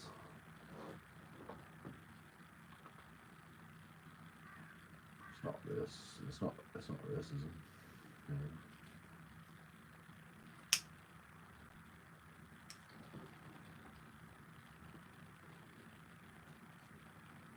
I mean, you all know my fucking stance, you know. Like, what are these guys talking about? Cool. That's it. That's it. You don't have to have fucking meetings constantly promoting this.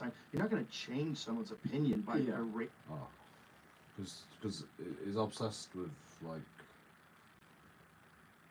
the idea that you have to change your company to fit the narrative that is freedom of fucking religion or race.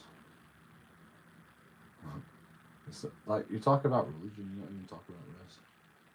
Like if you think about it, it's just talking about religion.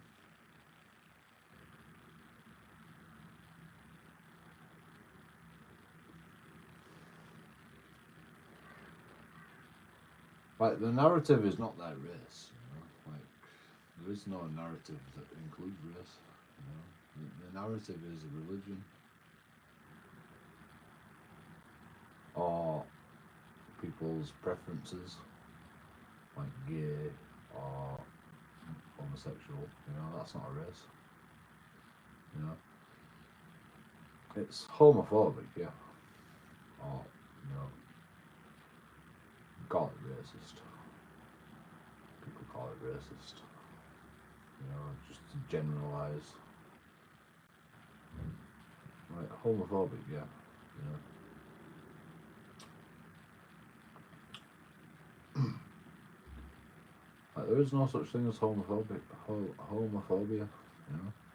Like people just don't like gay. You know. People just don't like gay. They're not homophobic. They're not scared of fucking gay. You know? Not scared.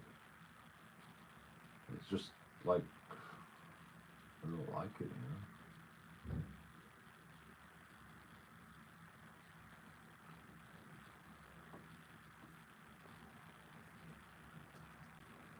Like nobody can be homophobic.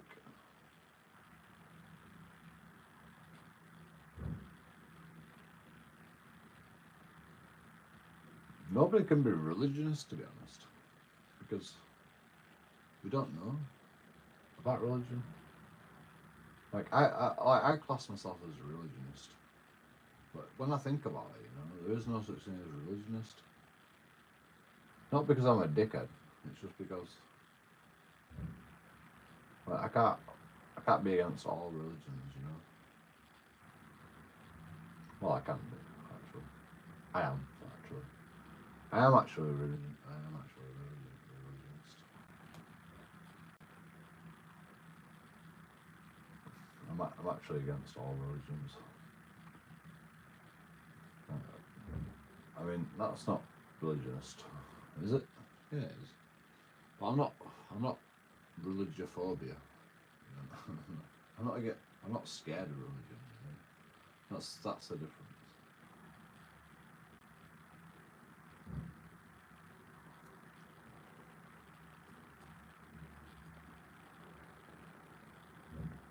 I'm just against religion. There isn't really a religionophobia, is there? Is there a word for that? You know, having a phobia of religion. Like nobody has a phobia of gay people. Nobody has a phobia of gay people. Like, nobody has a phobia of fucking race. You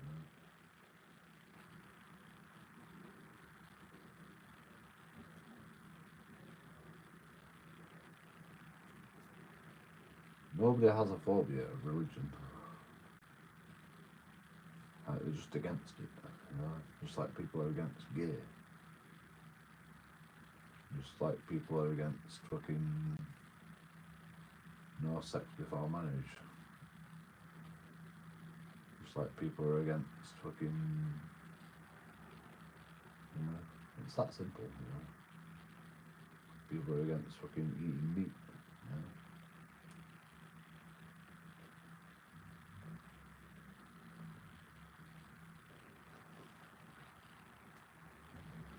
Like, am I scared of vegans because I don't agree with it? Yeah. am I a vegan phobia? No. Why do we fucking call it homophobia? And fucking race phobia?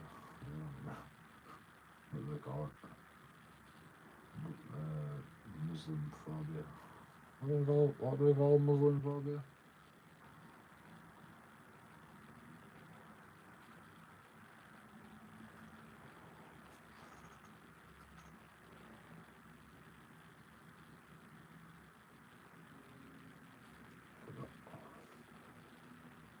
But, you know, nobody's fucking scared.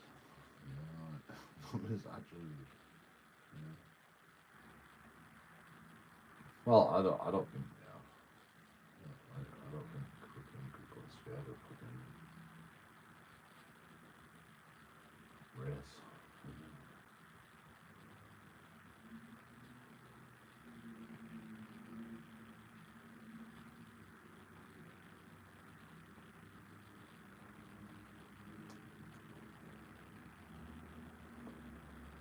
Even if they are, you know, that's not even racism. You know, even if they are scared of like someone's race, that's not even racism. You know.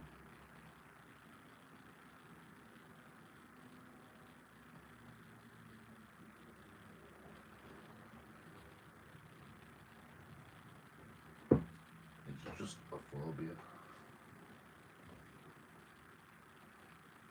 of something that you don't understand. You know?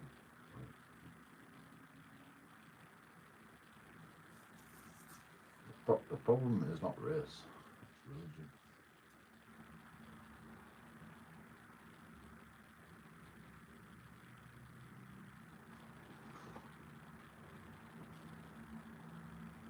Reading them over and over again. Yeah, I mean, a work environment should be a professional environment where you know they're getting the job done that they're you know being paid to do. There, it should be. Yeah, Of course. It's obviously not supposed to be sort of getting paid for bizarre sexcapades. It's just so Uh, fascinating that the virus is so strong that it made it into the NSA. Yes. And was Uh, you would think those are some And the hardcore. CIA too. I think Yeah. the CIA was in there too. Yeah, so. they were in there too, which Yeah. is bananas. You would think same thing, like Well, hard nosed, like tough people doing hard work. Who can spy on you whenever they want Yeah. Yeah. and get revenge on you whenever they want. Yeah. Pretty wild. Yeah. And, you know, they exist when the president leaves, they stay. People move around. You stay a part of the organization for your entire career. You get deeply entrenched in their system and how things work and who's back to rub and who's a bad guy, who's a good guy, who's on our side, who's not. Yeah. That's scary, actually. Yeah. So. Was that what's taken so long with this Epstein? Joe Rogan looks extra white today. Like he's been taking crack. Files? Yeah. What's up with that? What is up with that? It was like, Yeah. it's like Lucy and the football with Charlie Brown, when she always pulls that football away. It's the same thing. It's like they keep telling us they're gonna release Yeah. it day one. Oh, day Yeah, we have a one. serious case of no one's being arrested phobia, you know. Well, there's also Like, what the fuck's going on? what the fuck is going on? Also, there's this real fear that someone's destroying the evidence, and you keep hearing these stories, unsubstantiated stories Yeah. of FBI Well, people where is the shredding. evidence? I mean, the guy What's has going on? like tons of videos and recordings. Yeah. I mean, he had all sorts of things. Right. Like, there's a mountain of evidence. Right. So where's that mountain? Yeah, where's that mountain? And what would be the reason why they would agree?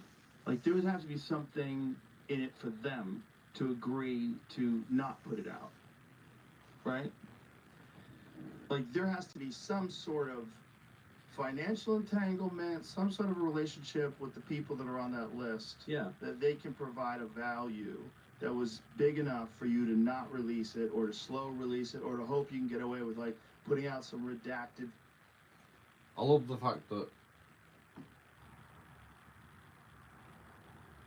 people can drink coffee, like fucking human beings, like most interviews, like the last like 2 seconds, nobody fucking has a drink, fucking 30 minutes video.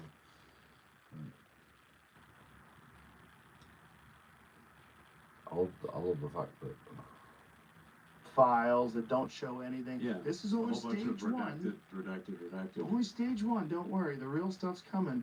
Like, that doesn't make any sense. Like, why wouldn't you just release it all? Like, what? Yeah. What could possibly be Well, worth protecting in there? I mean, I think I've got probably the same information that, I mean, I'm just reading what's the latest thing on the X, I'm just looking at It's my all X feed, amazing. and I'm like, Yeah. it's a real page turner. And I thought we were going to get some revelations today. I was like, big binders full of stuff. Yeah. There's got to be something in there. Well, there was all those people that were given a copy of it. They were all like waving Yeah, it it around like sounds- they got the Willy Wonka ticket. Yeah, totally. Yeah. And what happened? Nothing. Nothing. So, I think Laura Loomer released it online. I think. Right? She's not very pleased about this. So does anybody find anything in there that's interesting? No, it's all old stuff from 2015. Okay, what the fuck is going on? but then apparently they discovered a whole bunch of stuff at the Southern District of New York. Right. So that's, and then I'm like, and I mean, I think Pam Bondi is actually great, and Cash Patel are great, but they just got there, Right. So then they just got there, but they're in a hostile environment. They're not in a friendly environment. Right. It's like if you suddenly got put in captain of a ship, but the crew was previously your enemy. Right. The entire crew was Right. previously your enemy. Right. And you're telling them, give me evidence. Yeah, the crew doesn't want to give you the As evidence. soon as you guys because are the all crew is your criminals. enemy. They were like your mortal enemies just a moment ago. You just got there. Yeah. So yeah, I think we got to give, the Attorney General and new director of the FBI so a little bit of slack here because they literally just got there. I think so too, but hey, don't say you're going to release it on day one then. Yeah. You shouldn't have said that. Sure. and don't say you got a big drop coming tomorrow, and that's some bullshit that's been around forever. It's disappointing. Yeah, what the? And where's the JFK files? Yeah. Let them go. Did they release anything on that front? I don't know what's going on. It can't be anything that's gotten to me yet. So if nothing's gotten to me yet, it can't be. I mean, if there's conspiracy evidence, someone's gonna send it. Yes, to Tim us. Dillon. No. 100%. Tim Dillon. They haven't released. Someone's gonna send you the. Yeah, you would find out. And here's the real question: what could even be in there at this point? You haven't cleared out. If you've got paperwork from 1963, like what is in there still? What is in there that could possibly be incriminating? That supposedly Trump said that if you saw what they showed me, you wouldn't release it either. Okay, what the fuck is that? I haven't seen it, so. Cash Patel has. Yes. You said you've seen it all. Yeah. Just post it to execute or something. I mean, I just went to. That sounds like an Elon move. I I don't don't think think he he can. He's I mean, the director of the somewhere. FBI. I think he has to go through proper channels. And Does he? He is the channel. yeah, but there's rules. Sounds like Trump. Sounds like Trump. He needs an executive order. What about the storm? I am the storm. I mean, what channels? He has a channel. Well, again, imagine just getting to the hull or just getting to the deck of the ship when you're the captain. Yeah. And now you have to figure out who's running things, who's doing this, where is everything. Yeah. Yeah. Just getting anything done. Like I said, you're Care about that, just you know. joined as captain of a ship where the crew ate your guts. Yeah. They were your enemy. Yeah, they were your enemy. Yeah. They're strongly opposed to anything you want to do. Yeah. And you're trying to give them orders. And you're trying to expose them.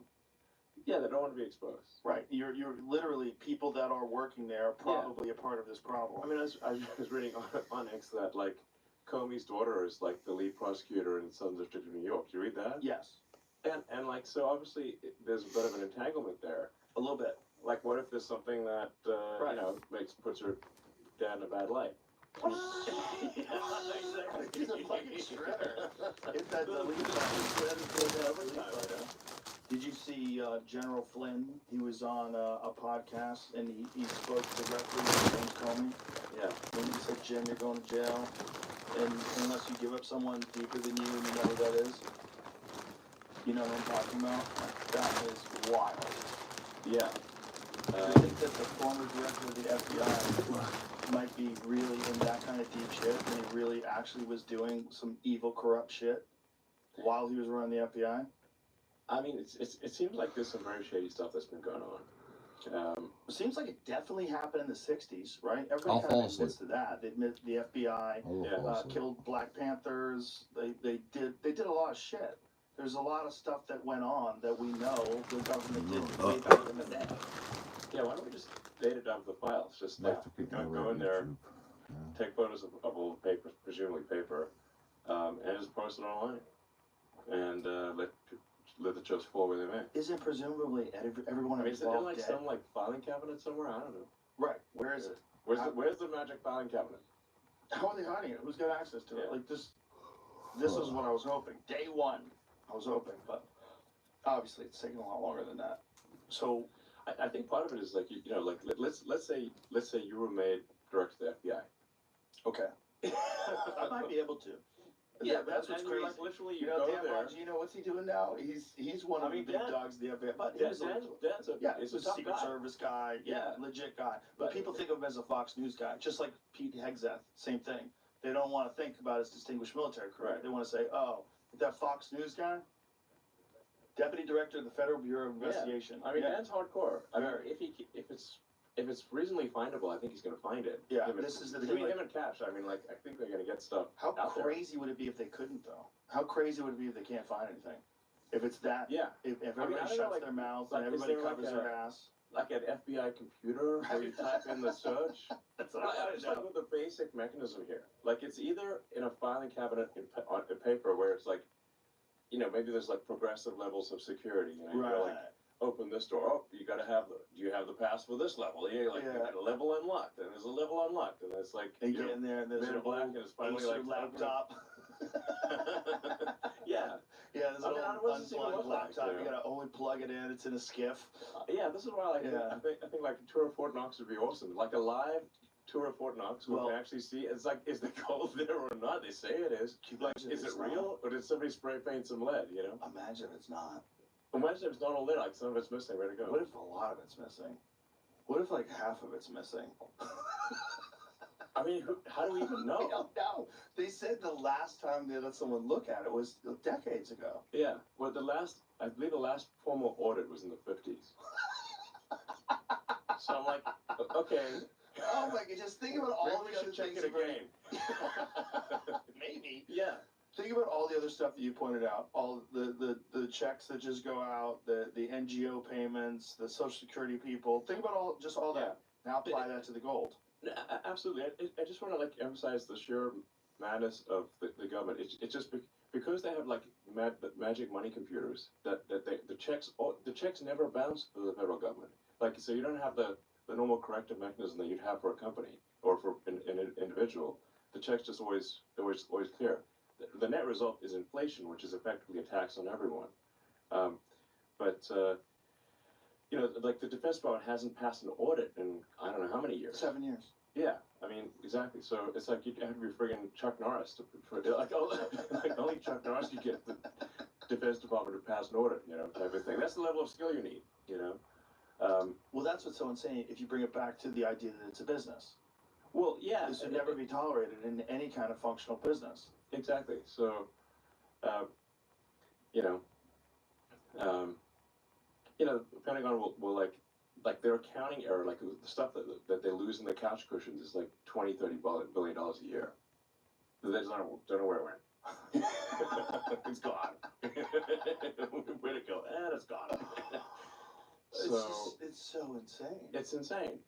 It's so insane. So that's why I said, like, even simple things like just requiring that that outgoing payments to the Treasury computer have a payment code and a comment of what the payment is about and someone to call about the payment, I think will have a very powerful effect in stopping wasteful outflows and stopping fraud. Yeah, and here's another way to look at this. Imagine if there are people like you and the Doge team out there in the world. Imagine if one of those works for an organization like USAID or any other organization and has this understanding of how much fuckery is involved, but they have evil intentions. And they're entwined in the system for decades and decades, and they've built a career and all the entanglements that come in, and they start moving shit around. You could probably do it easy. It sounds like the way you've laid it out. If you were a career person who's in there forever, who knew how everything works, and you were very clever, you could make some shit happen. And you could probably do it in conjunction with some people that you know that are forming an NGO. Hey, let's all work together. Yeah. And this is the resistance that you're facing. Yeah. I think it's the biggest scam of all time. This is not something you ever Like sought out to literally do. the biggest scam of all Ever. time, ever. Of human history. Of human history, yes. Wow. I think you're right. Yeah. I think what Like else it's could be probably better? a $1 trillion scam. There's never been a $1 trillion scam, you know? Now, this is not something that you ever set out to do. This is not, you didn't have this as a career aspiration. This is not. This is the most absurd outcome I could possibly imagine, actually. Also, like, Doge started as like a sort of a meme coin. Right. You know, it was like a joke cryptocurrency involving memes and dogs. Mm-hmm. And Which is so funny that the letters wound up being perfect. Yeah. Well, actually, I was originally going to call it like the Government Efficiency Commission, which is a very boring name.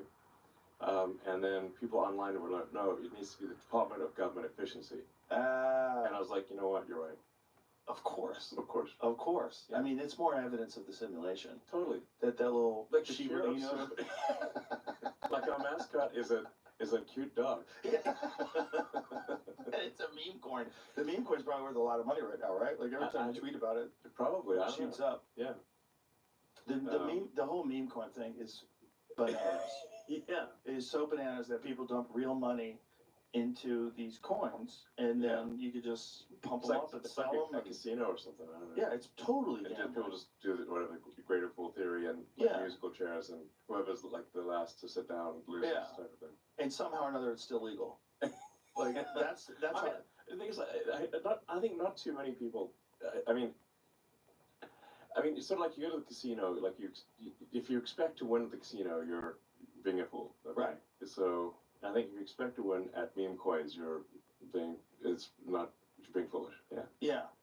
But But you're not going to win at meme coins. It's like but if you want, like, don't sink your life savings into a meme coin. no, but That you would be can insane. gamble a little, and you can Yeah. ride waves and win Yeah. a little and lose a little. If you want to have some fun, Yeah. and don't come, then play with meme coins. So, But if so you put your don't bet the family's, farm. if you put your Don't bet family's the farm wealth on a meme coin. in the Hawk At the risk coin, of saying something Yeah. bold and outrageous, don't bet the farm on a meme coin. the weird one is the pump and dumps. Like people They happen all get the time. all the time, Yeah. and people get shocked that somebody pump and dumped. Like, what Yeah. are you doing? Did you I was hoping to dump. I was hoping to make all the money out of this. I can't believe they got me. Like, Yeah. it's just weird that it's legal still.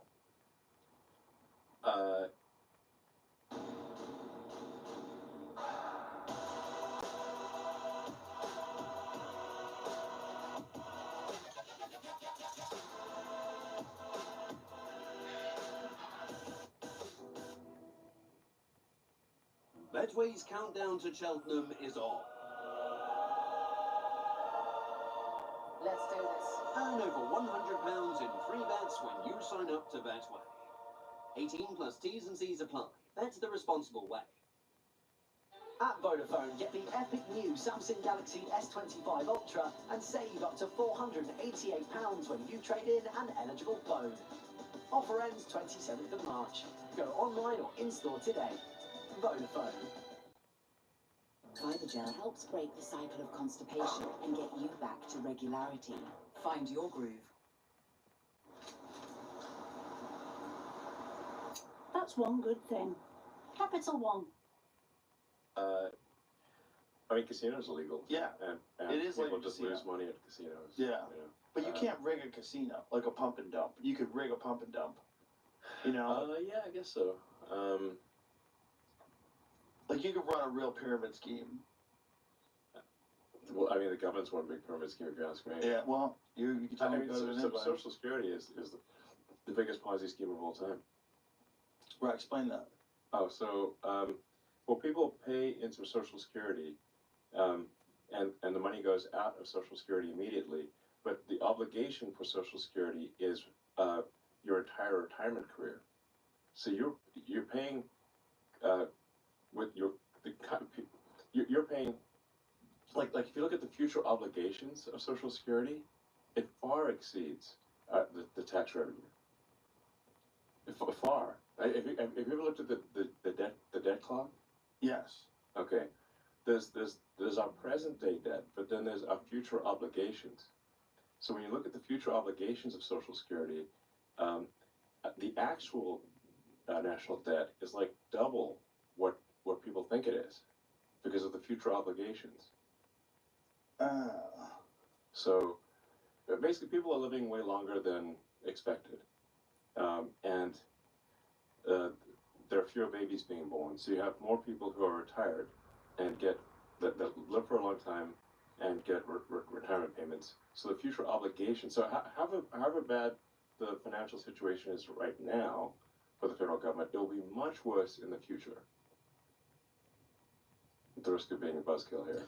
Did you see? So we better fix what we've got right now, because if it's bad now, it's going to be much worse in the future. There was an interview with this woman who was a whistleblower. Yeah. Did we ever find out if that was true? There's so many whistles being blown. It's hard to keep track. A lot of whistles. This one lady. There was only in one state. It was very specific and simple. Right, but it was using Social Security money, correct? That was her. I don't know. That was her allegation.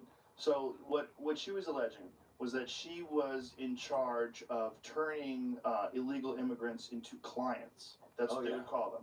And that she would go to them and try to ask them, do you have a headache? Do you have back problems? Yes. If you do, now you can be permanently disabled. You get permanent disability, so you get Social Security for life. Yes. Yeah. Not just Social Security, but disability, which is even more. Right, and you get them on the taxpayer dole right away the moment, and they're illegal aliens. Yes. Oh, so if I were to say, like, what's at the heart of the sort of, like, why is the Democrat propaganda machine so fired up to destroy me? That's the main reason. The main reason is that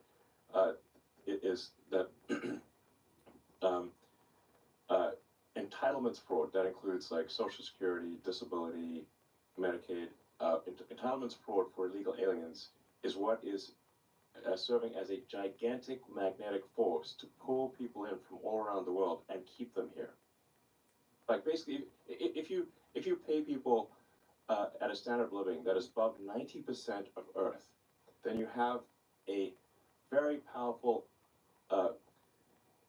incentive for 90% of Earth to come here and to stay here. But if you end the illegal alien fraud, then you turn off that magnet, and they leave, and they stop coming, and the ones that are here, many of them will simply leave. And if that happens, they will lose a massive number of Democratic voters. And if it didn't happen, they would turn those people into voters. Correct. Which they were trying to do. They are already turning them. So in New York State, illegal aliens can already vote in state and city elections. A lot of people don't know that. They're trying to fight that, they're trying to stop that, but they're currently, I think it's like 600,000 are registered to vote, illegal aliens in New York. That is wild. Yeah. Well, I mean, if you look at, say, FEMA,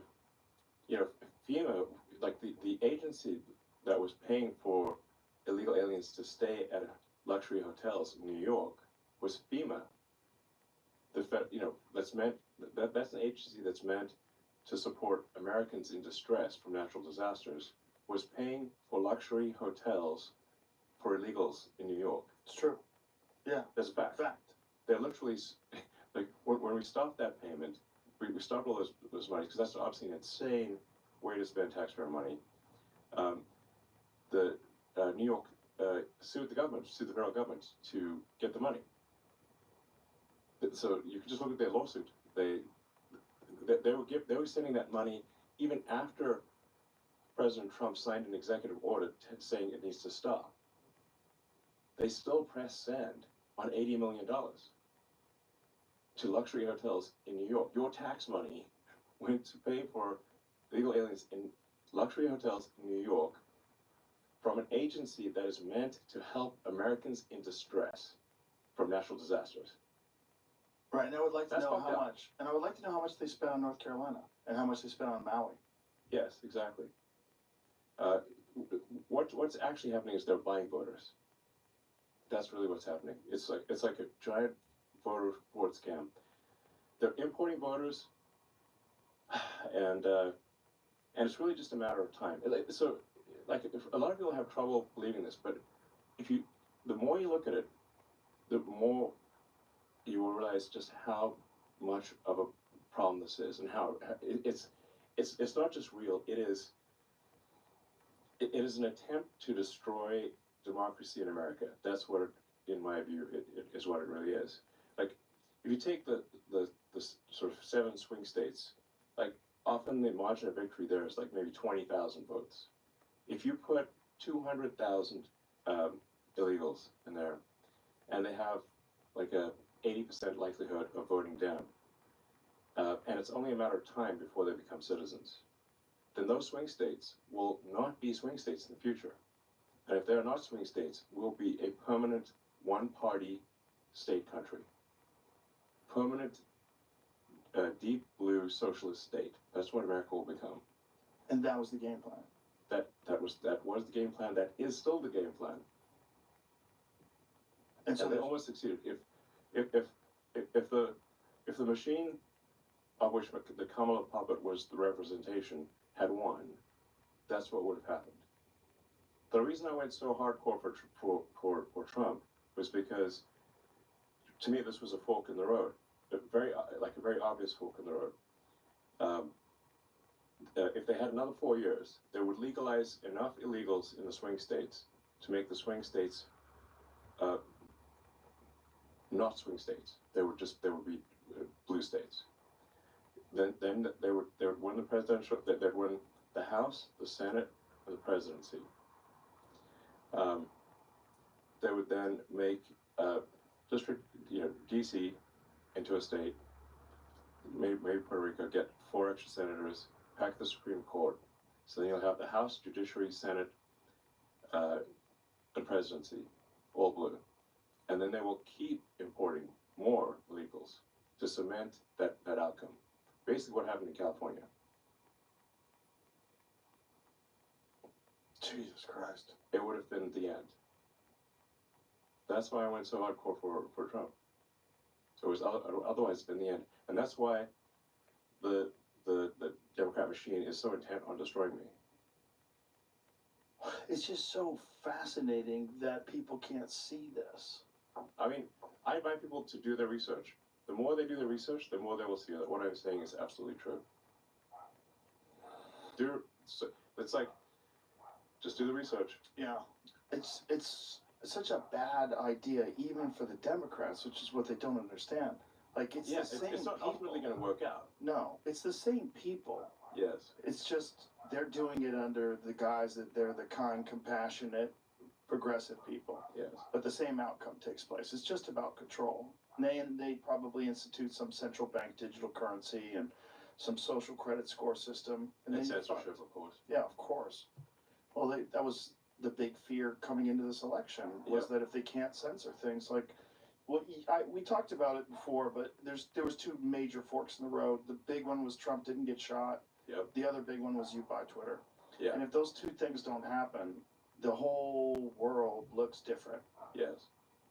Yeah. We don't want to be on that timeline. Now, we don't want to have only one side represented, because guess what? They will hijack that side, whatever it is. They'll hijack that side and use it for money and control, and that's what it's all about. It's not about good people versus bad people. It's a bullshit shell game. Yeah. I mean, I think these things are actually, it's easy to understand if you look at basic incentives. The basic incentive here is the more illegals that the Democrats can bring in, the more likely they are to win. So that's what they're going to do. That's what they have been doing. And it worked in California. California's supermajority Dem. And look at all the companies that are leaving California. Yeah. I mean, In-N-Out just announced they're leaving. Yep. Their headquarters leaving California. They're moving to Tennessee. Yeah. Yeah. So, and California made healthcare free for illegals. Yeah. As of last year. So, and that obviously that's a gigantic magnet for more illegals. Like, and this is not a thing you can solve simply with money, because what happens is you simply have more patients than a doctor can possibly see, and you can't just make doctors out of nothing. Like so sometimes people are like, oh, it's just a money thing. No, it takes a long time for somebody to become a doctor. The 30 years, and so what actually happens in California is that there are too many patients for the doctors to see. So then the average citizen in California suffers as a result. Now the elite in California are fine because they have private doctors. They can just pay for the best doctors. So the elite in California are doing fine, but your average citizen in California is not doing fine. And the tax burden for healthcare for illegals was supposed to be $3 billion. I think they now estimate it's $9 billion. But that number will scale to infinity, basically. It's like, why not? Right. Why not? If you need any operation at all, come to California and have it be free. Right. From anywhere on earth. And the people that want to look at it in the most charitable way, they say, oh, well, these people are hardworking, good people, and they're the backbone of our city, and they should have access to all the things that we have access to. And I just don't think they understand that it's a political pawn. I don't think they understand. It's a political game. This is not done for compassion and kindness. No. This is just done to ensure that it stays blue. Correct. Yeah, and it's essentially a bribery with your tax dollars. Yes, this is why the Dems will not even deport criminals. Yeah. Because every criminal deported is a lost vote. So even if somebody is an illegal with a criminal record and commits crime in America, they are still were not being deported. And then on top of that, California made it actually illegal to ask for ID when people vote. Yes, California and New York, you are not allowed to show your ID when you vote. So I just want to be clear so everyone understands this. In California and New York, you are not allowed to show your ID even if you want to. Right. Why would that ever be a good idea?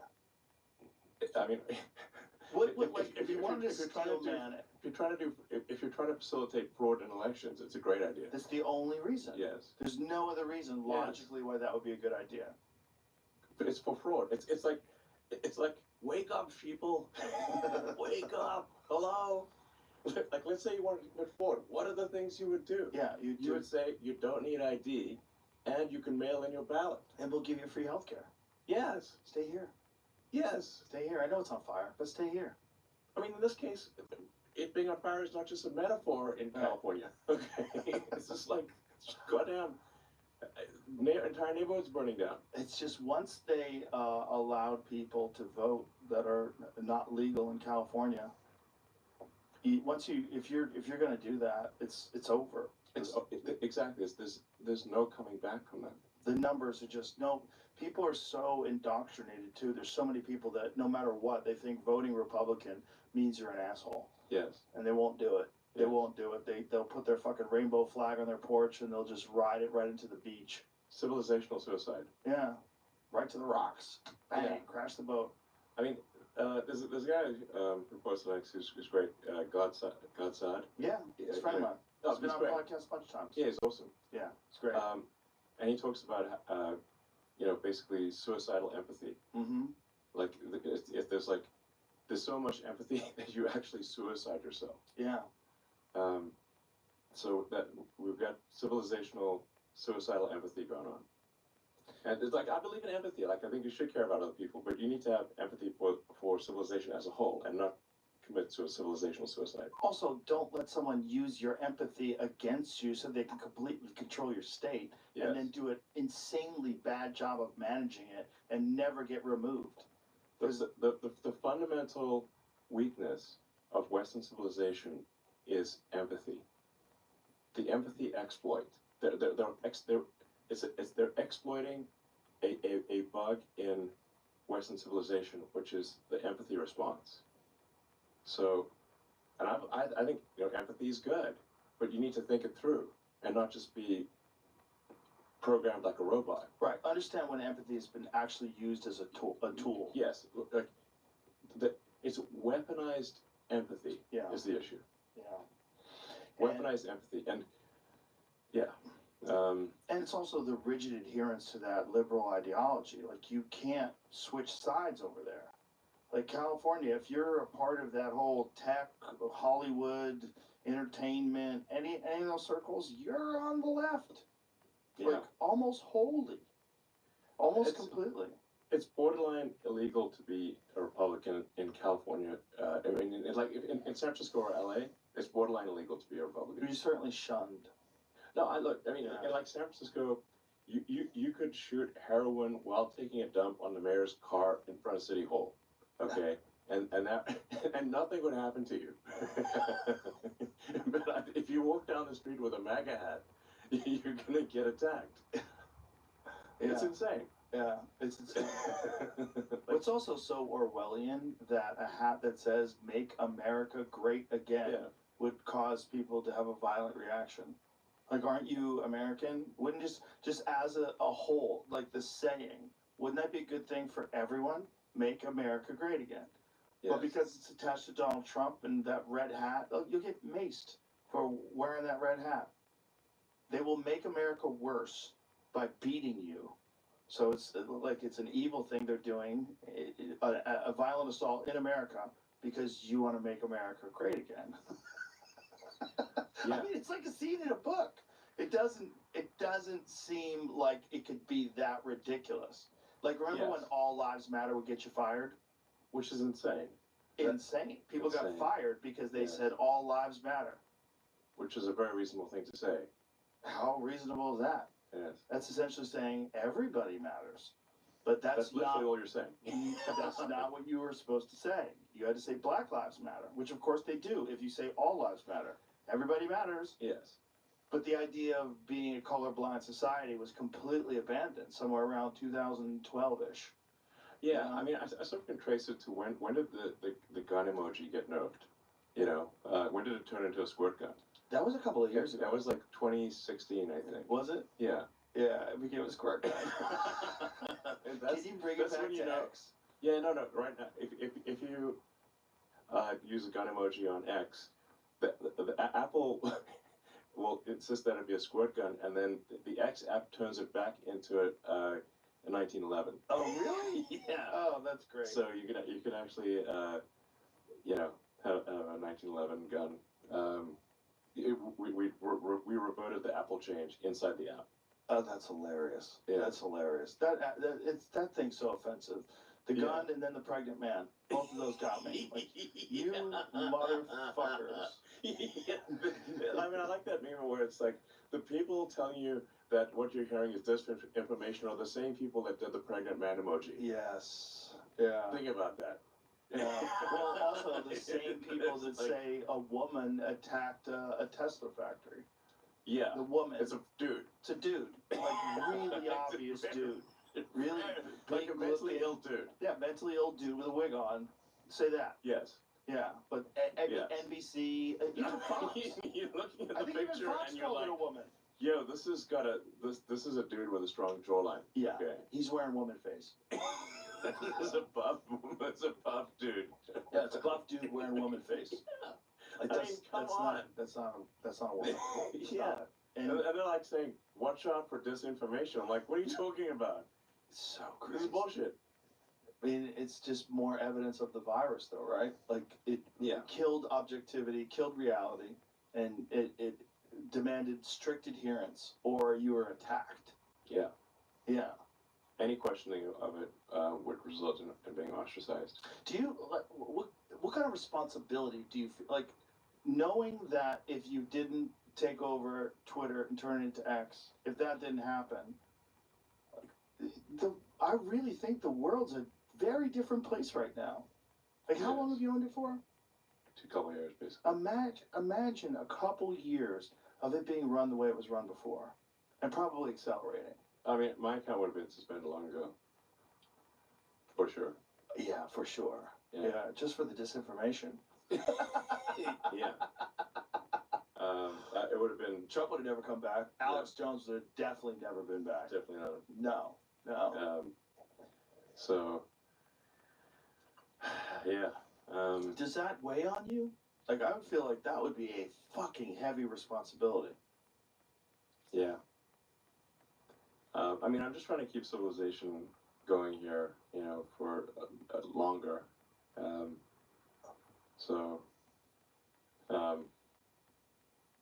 Like we at least want to build a city on Mars, and become a multi-planet civilization, which I think would be incredibly important in ensuring the long-term survival of civilization. Are you still rescuing those people that are stuck in the space station? Yeah, it's coming up in a couple of weeks, I think. Whoa. They've been up there for, how long, Jamie? They were supposed to be there for a couple days, right? Actually, like 4 weeks. Oh, they're supposed to be up there for like 8 days. Yeah. And they've been up there for like, I think, 8 months. So a little longer than expected. Fuck. Yeah.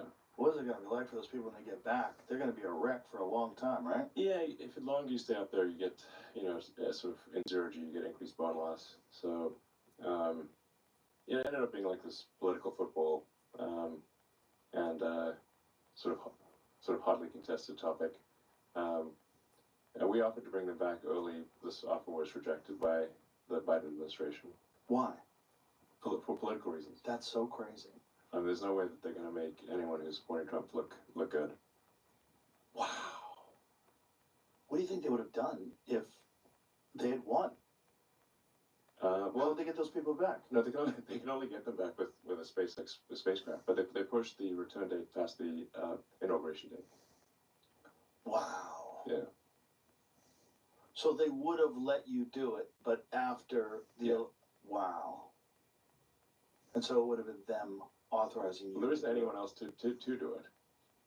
NASA can't get them. The only the SpaceX Dragon spacecraft is the only one that is considered safe enough to bring them back. So the NASA concluded that the Boeing spacecraft was not safe, so that's why they're stuck there. Holy shit. Yeah. And you can't ask Russia to help. That would be awkward. A little bit. Yeah. Yeah. Be a nice thing if they did. They said, guys, we'll help. You know, I think that for enough money they would. You think so? Yeah. But they would obviously treat it as a propaganda victory and charge crazy money. It's just disgusting that they would use that as a political tool. Yeah. Yeah.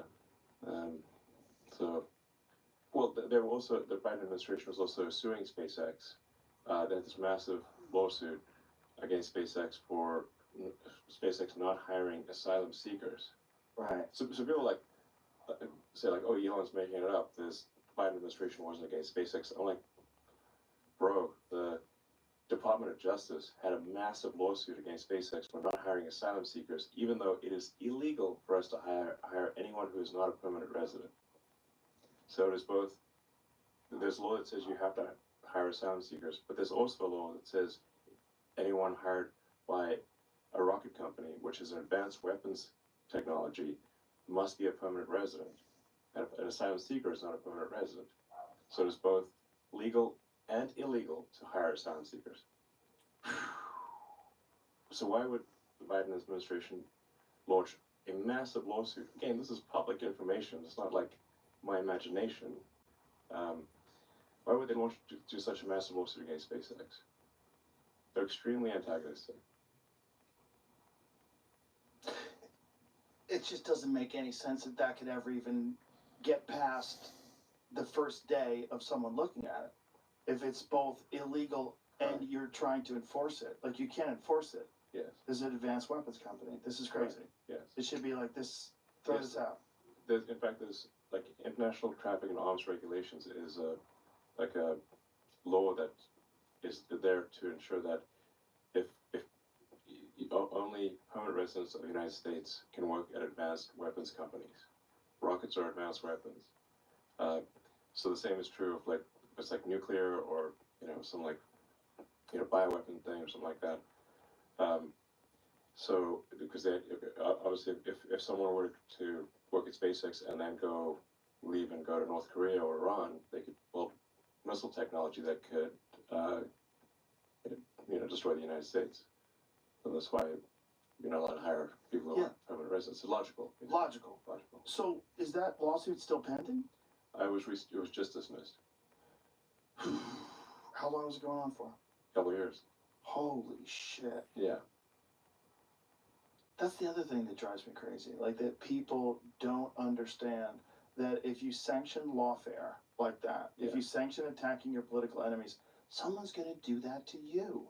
Like if the wrong people get in office, if new people get in office 4 years from now, 8 years from now, who knows who it's going to be? You've already set a precedent.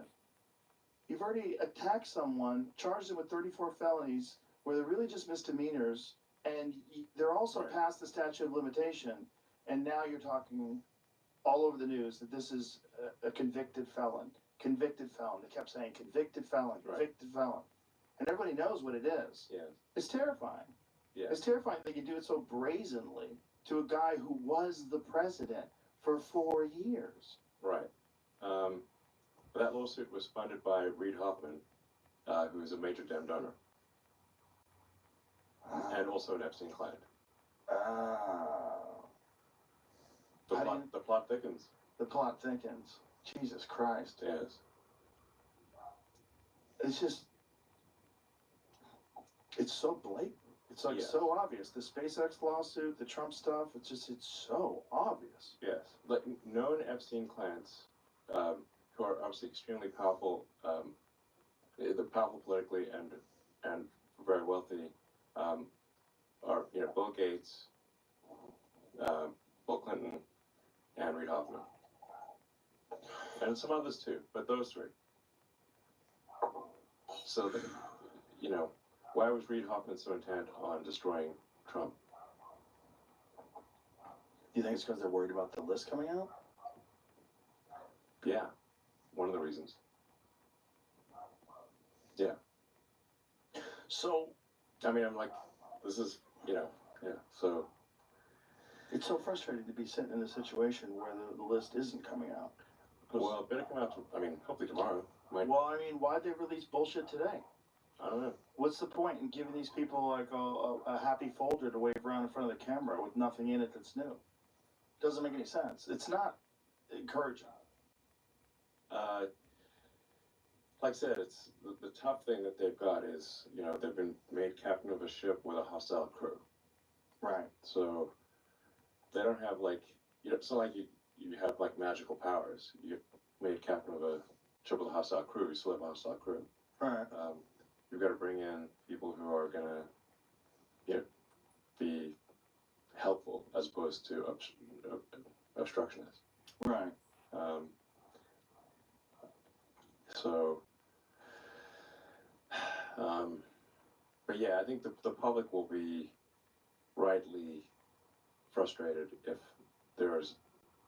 no one is prosecuted for the Epstein client list, no one at all, which,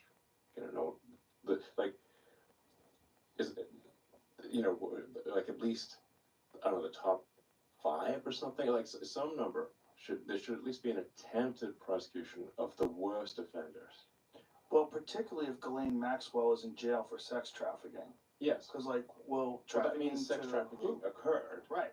So she's in jail for it. Yes. So, who were the clients? Yeah. Yeah, how do you put someone in jail and you don't even name the clients? That sounds kind of insane. I think, yes, it would. Yes. It's just stunning that they've been able to hold it back for so long. It's really kind of amazing. Yes. Like when people say that people can't keep secrets, what the fuck are you talking about? Look at this. Yeah, I mean, a bunch of these things are not like it's common knowledge, but we don't actually have the proof. Right. So the proof is there. I mean, there's lots of videos. Yeah, there's lots. The dude is like a mountain of whenever they raided Epstein's place, there would have been like a mountain of evidence. Where is that mountain? Right. What'd you do with it? Yes. Like who took possession of the evidence? Yeah. Specifically. Right. The individuals. Where are the tapes? Yes. How many levels of clearance do I have to get into the vault? Yeah. Well.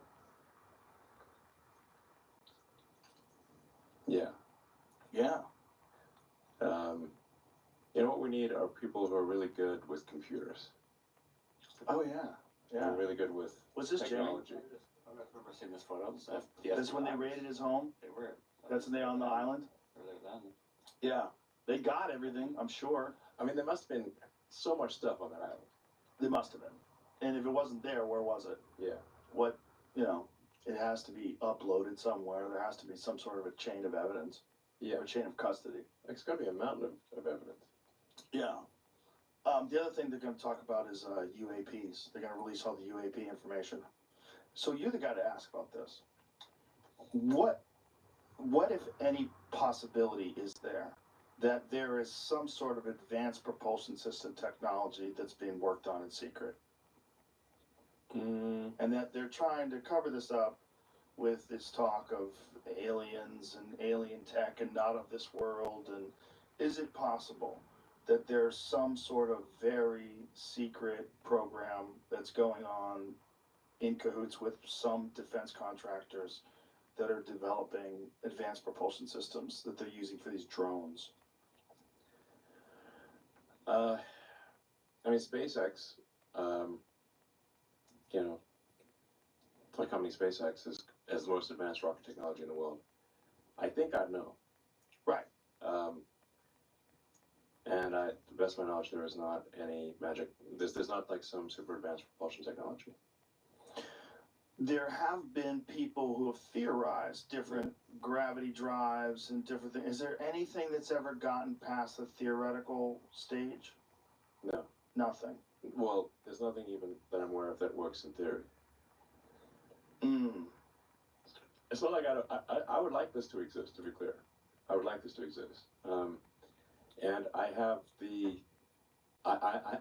from a security clearance standpoint, I have top secret. I have the equivalent of like an all access pass from a security clearance standpoint.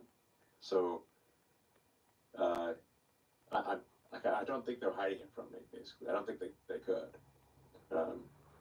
Unless it's completely in these weapons manufacturing corporations. I mean, I know these weapons manufacturing companies, like Boeing, Lockheed, and Northrop. I mean, yeah, they do some interesting things, but they do not have. There's no breakthrough that they have. So I'm confident they do not have a breakthrough. when you hear people like, why don't they just compete with SpaceX and make a better rocket? In which case, right, they can make. Why are they holding back on making a lot of money from beating SpaceX with better rockets? my thought was that what if it's just a drone and you can't have a biological entity inside of it because it just bursts from the fucking speed that it's moving at?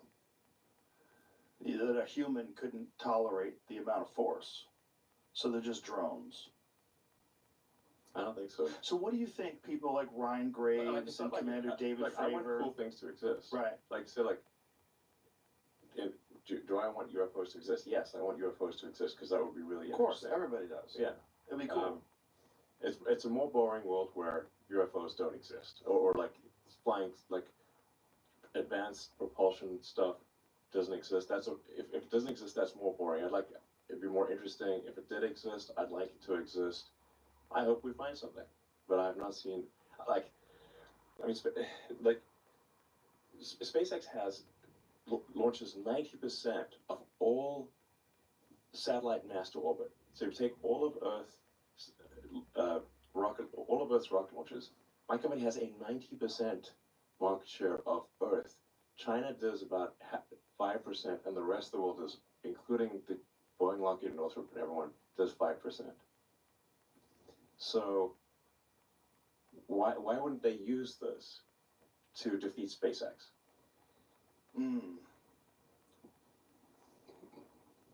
Yeah.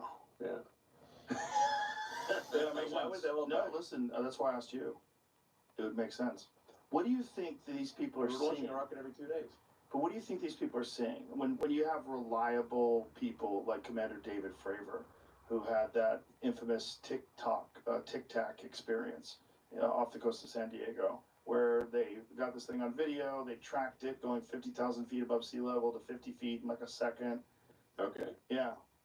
And then they also have video evidence of this thing accelerating at a great speed.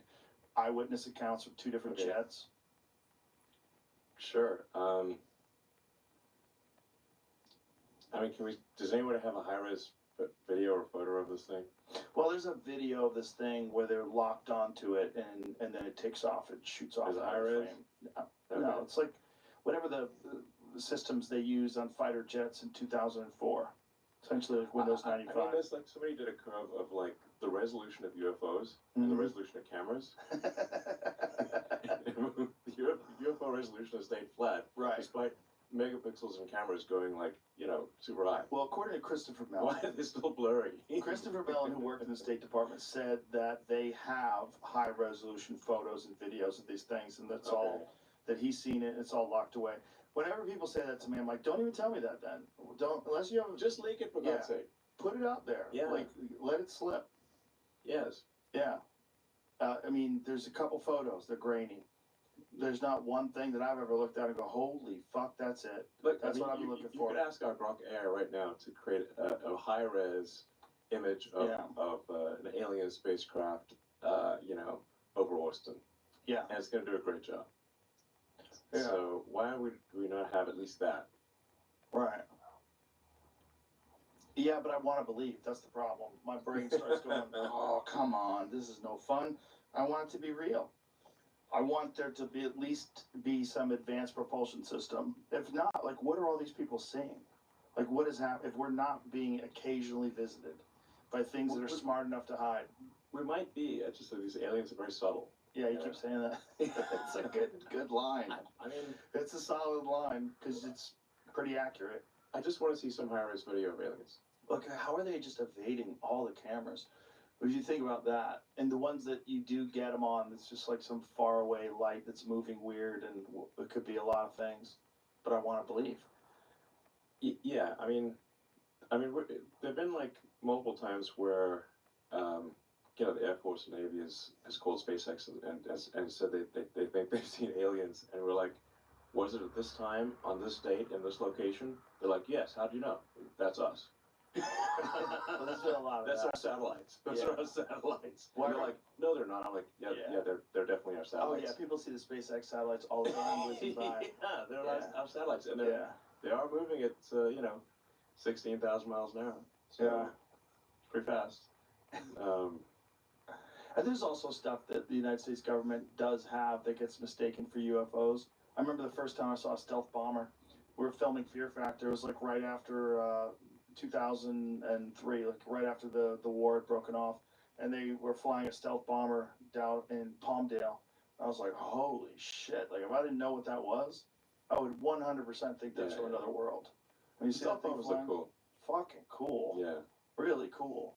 I mean, it doesn't look like a human's. It looks like something from Battlestar Galactica. You know? It does look awesome. I mean, they're not stealthy against any advanced radar system, by the way. It doesn't work. It doesn't work It anymore? doesn't work, no.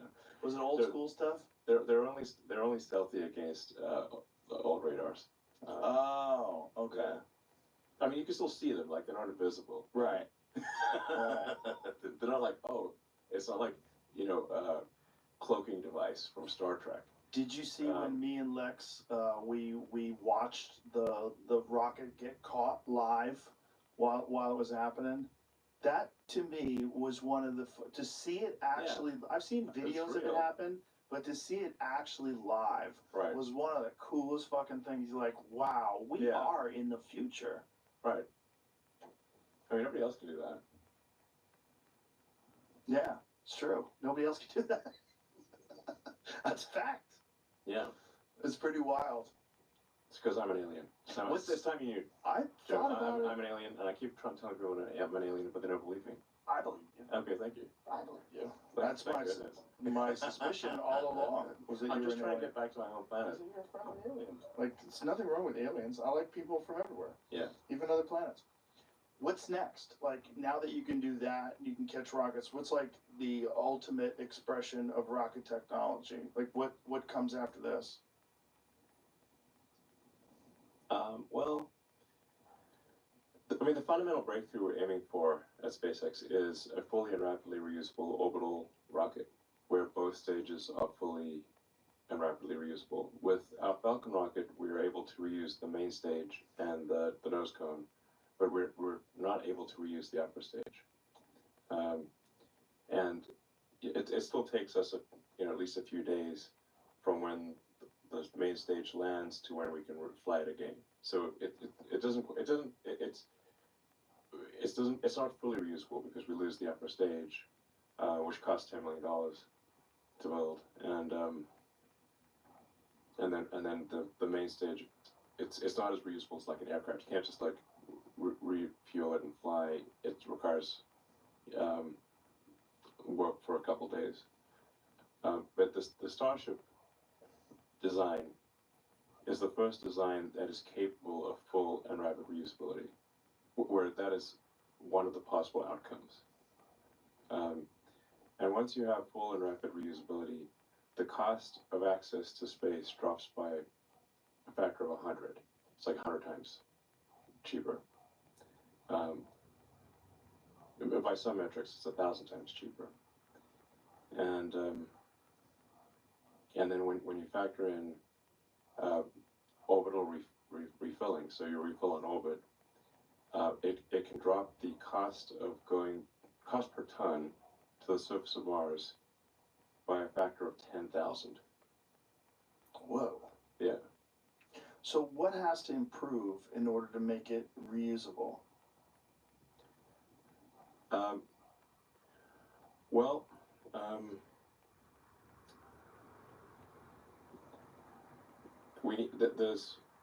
There's some, like, we're pretty close to being able to rapidly reuse the booster for Starship. that's why it comes back and gets caught by the arms, and then the arms place it back in the launch mount. So now there's still we have a little bit of engine damage. We got a little bit of heat shield damage. There's there's tweaks that are needed, but we're pretty close to achieving full and rapid reusability of the booster. The ship I think we'll achieve reusability of the ship this year, and I think we'll achieve rapid reusability of the whole stack, ship and booster, next year. This is the fundamental breakthrough required for life to become multiplanetary. And what needs to improve in order to make it reusable? Like what's wrong with it right now? On the ship side, the toughest problem is the heat shield. So no one has ever developed a fully reusable orbital heat shield. Because when you come in from orbital velocity, you come in like a flaming meteor. Like you're just a raging fire. It's hard to have a heat shield that doesn't partially melt or get destroyed in that process. I'm not buying that. That wasn't the problem we were able to solve with Falcon 9. That's why the alpha stage burns up on re-entry. With Starship, the ship portion, you got the booster and you got the ship. We're going to solve making a fully reusable orbital heat shield. A problem that has never been solved before. For a while there, I'm not sure this is solvable. At this point, I don't think it's solvable. It requires detailed iteration on the heat shield tiles. Why do you not watch out? We vertically integrated the manufacturing of the heat shield tiles because there was no supplier that could provide us with the materials that were needed. So you need to make essentially this very fine vermicelli of glass and aluminum oxide fibers. Aluminum oxide is basically sapphire. So it's like glass and sapphire, very fine fibers in exactly the right geometry, with special coatings, in order to have this heat shield tile be reusable, not melt, but not be so brittle that it gets damaged on ascent or descent. It can't be as it's kind of like almost the brittleness of a coffee cup type of thing. And the rocket's shaking like hell. So you got this thing you saw it firsthand. Imagine you're at ground zero of that rocket. You feel how much shaking it was when you're 5 miles away. Imagine if you're right there, So you're shaking these things that are as brittle as a coffee cup, trying not to have them crack or break. And then not have them melt. You've got several thousand of these things.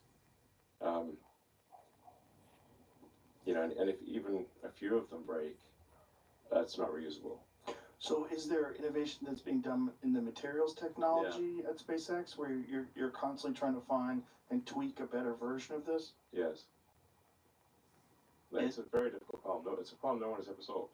So we've got to get the exact right materials combination, the right molecules in the right shape, and then apply that heat shield perfectly to the rocket with no mistakes.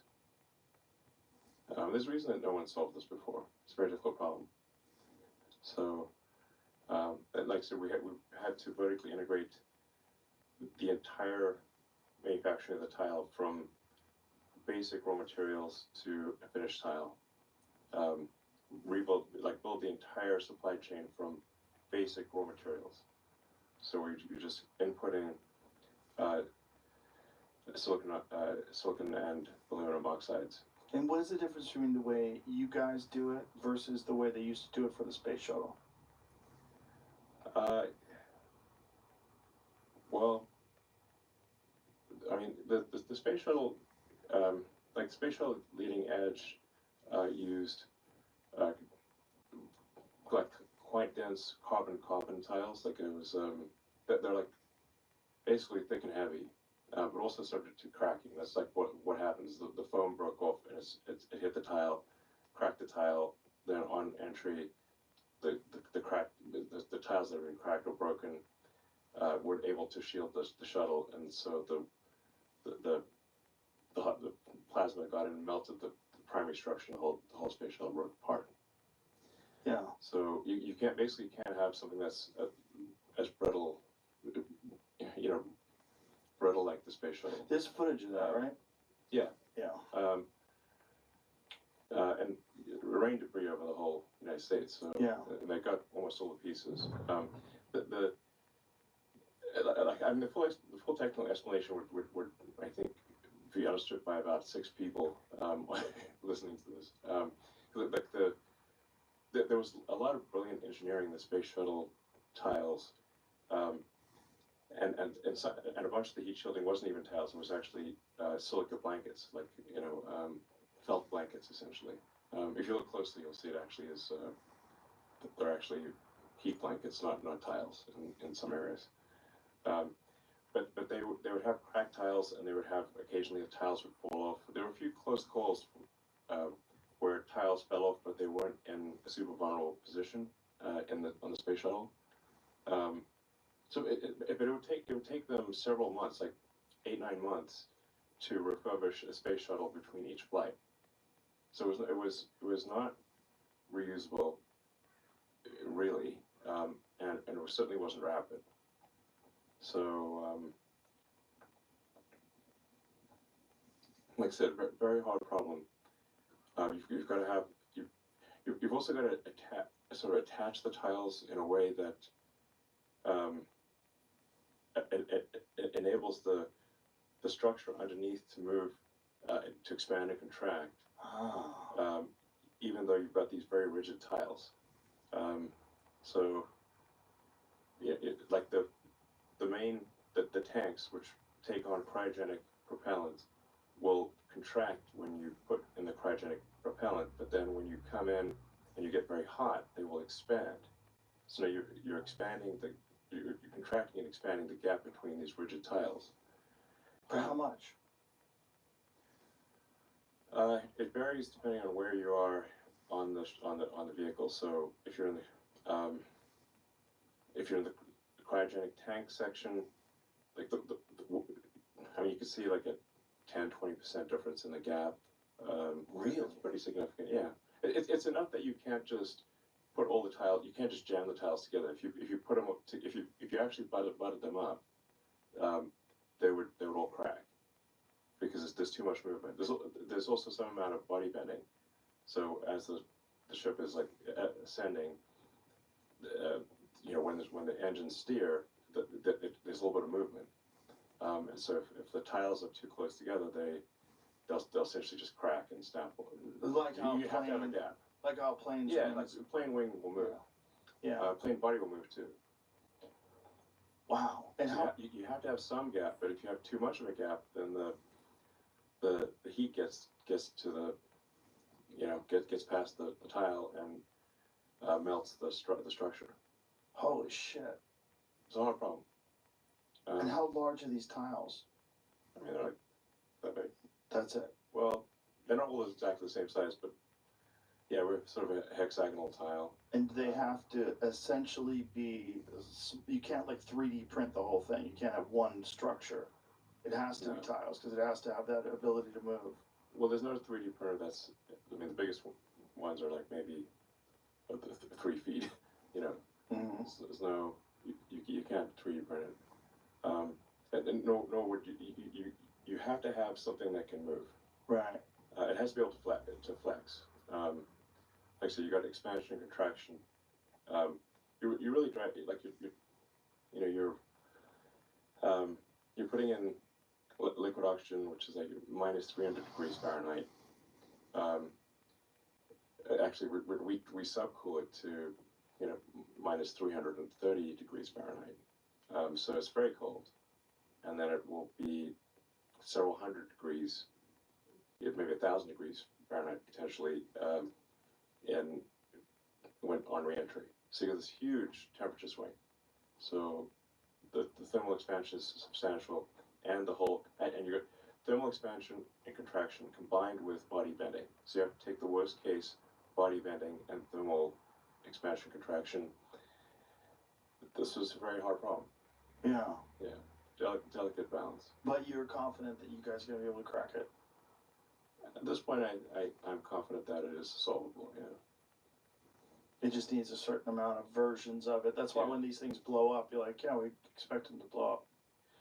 Yeah, what would be really helpful is for us to get the ship back, so we can study where we had cracked tiles or lost tiles.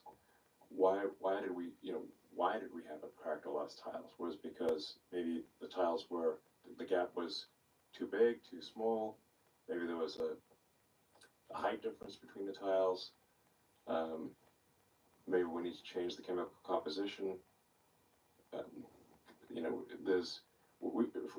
just want if we can get the damn ship back intact, we can iterate a lot better. Which we will get it back intact. So I think we'll get it back intact this year. But that's why I think we'll probably recover the ship sometime this year, and then where we might be able to refly one but probably with a fair bit of work by the end of this year.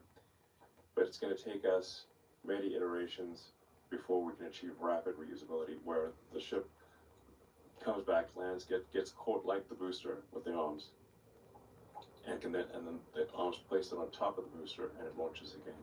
Wow. So, like I said, that's reduce the cost of access to space by a factor of 100. And what is the process of returning these people that are stuck in the space station? Well, we send SpaceX Dragon to the space station all the time, and we've now taken people to orbit and back. We've taken over 50 people, over 50 astronauts. So it's just a matter of doing it. Yeah. And is it a matter of waiting for their? We do it routinely, basically. It's not we've been doing this for a few years. So when is this rescue mission going to launch?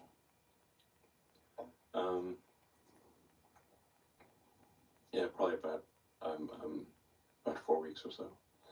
It's depending on weather and other considerations. It's about a month away. Well, that'll be, I'm sure, a welcome moment for those poor people that are stuck up there. So yeah, like I said, it's a bit of a political football. Yeah. So they're not going to complain. No, I'm sure it's political football, but obviously we could have brought them back way sooner. That's so fucked up. So let's take it past the point where you have these scales, you have a reusable ship. Yeah. You've got it dialed in. Then what are the steps? What's next step after that? Is it an unmanned voyage to Mars first? Yeah. Unmanned flight to Mars. The Earth and Mars orbits synchronize every 2 years, or every 26 months technically. So the next orbital synchronization is November of next year. So, and you can launch plus minus a month roughly. So we'd have to launch in November or December of next year. So the default plan is to launch hopefully several starships to Mars at the end of next year. And what would they be doing? Well, at first we're just going to try to land on Mars and see if we succeed in landing. Do we succeed in landing? Like, let's say we were able to send 5 ships. Do all 5 land intact, or do we add some craters to Mars? If we add some craters, we've got to be a bit more cautious about sending people, and we need to. So we're going to make sure the thing lands safely. How does it land on Mars? With our rocket thrusters. So it'll just land. No, we'll add legs. Okay. Yeah, it'll just land and have legs and. Yeah. So it'll be remote controlled from Earth, or no, it'll just autonomous. Autonomous, completely. Yeah. Mars is you can't remote control things from Earth because Mars too far. It's too far. Speed of light. You have speed of light constraints. So Mars at closest approach is roughly 4 light minutes, and when it's on the other side of the sun, it's about 12 light minutes. So round trip would be like 40 minutes, best case, if Mars is on the other side of the sun. So once you do that, then how long do you think before you start sending people up there? Well, we're going to try to go as fast as possible. I think this is really a race against time. Can we make Mars self-sufficient before civilization has some sort of future fork in the road where there's either like a war, nuclear war or something, or we get hit by a meteor, or simply civilization might just die with a whimper in adult diapers instead of with a bang. I think we can do this in, well, I don't know, at least, I think we can do it within 15 Earth-Mars synchronization events, or, so basically like 30-ish years. If we have an exponential increase in, if every year, if every 2 years we have like a major increase in the number of people and tonnage to Mars. Like, I think as a rough approximation, we need about 1 million tons to the surface of Mars, maybe 1 million people, that kind of thing. To actually have a civilization? Yeah, And would you terraform? Like, what would you do? You would eventually terraform Mars. At first, people would live in some kind of protected environment, like domes and underground kind of thing. Terraforming would take too long. And we're at this point in time where, for the first time in the 4.5 billion year history of Earth, it is possible to extend consciousness beyond our home planet. And that window may be open for a long time, or it may be open for a short time. I hope it's open for a long time, but it might only be open for a short time. And we should just make sure that we extend the light of consciousness to Mars before some civilization either extinguishes or subsides. All that needs to happen is that the technology level of Mars drops below, or technology level of Earth drops below what is necessary to send spaceships to Mars. So, if there's some really destructive war, or like I said, some natural cataclysm, or simply the birth rate is so low that, we just, like I said, die in adult diapers with a whimper. That's one of the possible outcomes. For a lot of countries are headed that way, by the way. So. Japan is, right? Japan and Korea. Yeah. I mean, at dangerously. At current birth rates, in 3 generations, Korea will be about 4% of its current size. That's insane. Yeah, maybe even less than that. They're only at 1/3 replacement rate. So if you have 3 generations, that's your 1/27th of your current population, which is 3%-ish. Jesus Christ. Yeah. Basically, population collapse happens fast. So that seems to be accelerating in most parts of the world. So basically, I mean, from my standpoint, I'm like, this is the first time it's been possible to extend consciousness beyond Earth. Maybe that window will be open for a long time, but it might only be open for a short time. We should make sure that we make life multiplanetary and make consciousness multiplanetary while it's possible. Well, that's the goal of SpaceX. It's certainly a smart goal if you take into consideration how vulnerable this planet really is. I mean, there's always some new story about something that might come and hit us 30 years from now. It's a 3% chance, and we really can't stop that right now, right? I mean, we don't really have the technology currently to even know how many rocks are coming our way, right? There's stuff that comes behind the sun that we can't see until it's pretty close, and it's headed our way. Yeah. Now, what is the fear of it's a long journey to Mars. You're sending people. So 6 months? How many months will it take? 6 months. Yeah, 6 months roughly. What about stuff that's out there? Like, how much of a fear is it of micrometeors or any of the possibilities? What can you do to mitigate that? I think actually, I mean, space is very empty. Like once you get out of Earth orbit, space is like kind of unnervingly empty. It's just like when we send spacecraft to Mars, it's not like, oh, we lost the spacecraft because it got hit by a micrometeorite. That's not been the cause of any trips to Mars. No trips to Mars have failed because of micrometeorites. Now, a Dragon spacecraft, which operates in low Earth orbit, does have micrometeorite shields. It has shielding. And micrometeorite shielding is different from normal shielding because like you get hit by something that's moving at, you could have a relative velocity of like maybe 30 or 40,000 miles per hour. Yeah, it's very, very fast. Or just thought of another way, call it 10 to 20 times the velocity of a bullet from an assault rifle. And what are you using? Well, it's interesting. You actually, in order for micrometeorite protection, if you have anything that's solid, it will just push that chunk of solid stuff right through. So if you had like a solid plate of aluminum or steel, the micrometeorite would go right through it. So what you actually need to do is have a gap. So you have an initial like hard surface, a hard metal surface that the micrometeorite hits. It then atomizes into a conical spray, like an atomic spray. So it's important to have that gap so that the micrometeorite can hit something, hit the first layer, atomize after hitting the first layer, then it turns into an atomic, like a cone of atoms that then embed themselves in the second layer. You need like maybe a couple inches gap. Wow. Yeah, that's how micrometeorite shielding works. How many times can it get hit? Well, the outer shield, if it gets hit in the same place, you're gonna have a hole.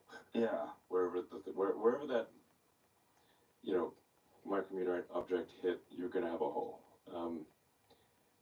And that's like the energy is so great that it just, like I said, just atomizes just into a cone, basically, a cone of atoms. But then those atoms then embed themselves in the second layer. So what can you do if you're sending the ship up, it gets hit with a micrometeorite, and then you have to return it? Do you have to repair it before you return it? Or is it capable of still withstanding the heat and the shaking of the temperature with that hole in it when it re-enters?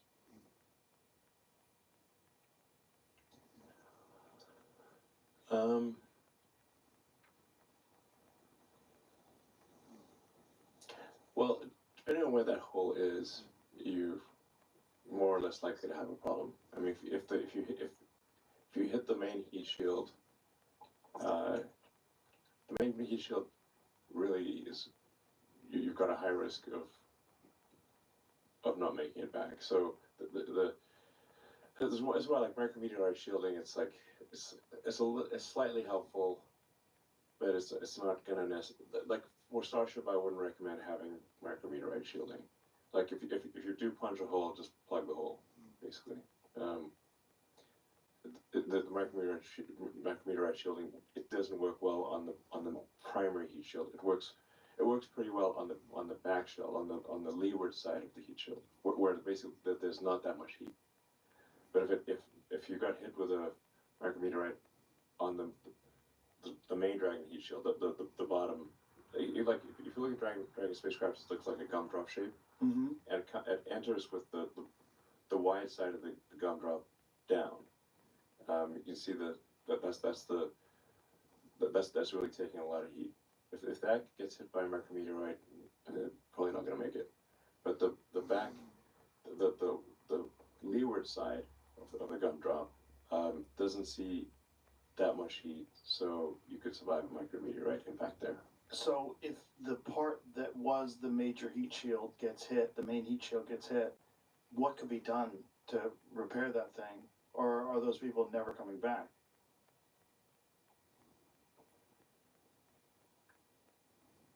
Oh, if it was in orbit, we would that we would take them to the space station.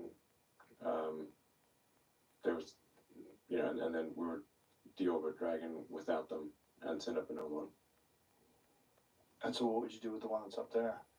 We'd deorbit it, and it may or may not survive. Whoa.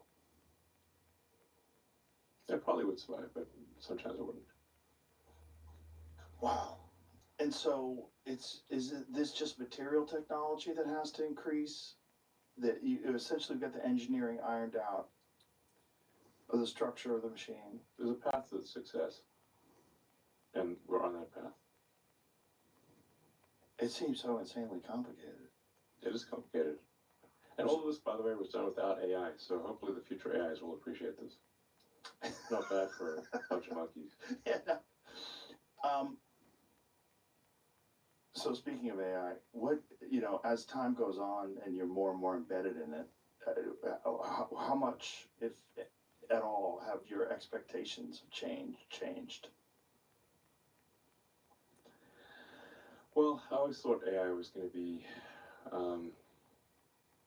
way smarter than humans and an existential risk, and that's turning out to be true. Yeah. Yeah. So you were like initially, I know there were some talks about you purchasing OpenAI, and which the whole started thing's off like, nonprofit and then stopped being nonprofit. yeah, I mean, the whole idea of creating OpenAI was my idea. I mean, I named it OpenAI. It's an open source artificial intelligence. That's what it's named after. Now it is closed source and for maximum profit. So it's like, I mean, to some degree, I think reality is an irony maximizer. The most ironic outcome is the most likely, especially if like the most ironic, entertaining outcome is the most likely.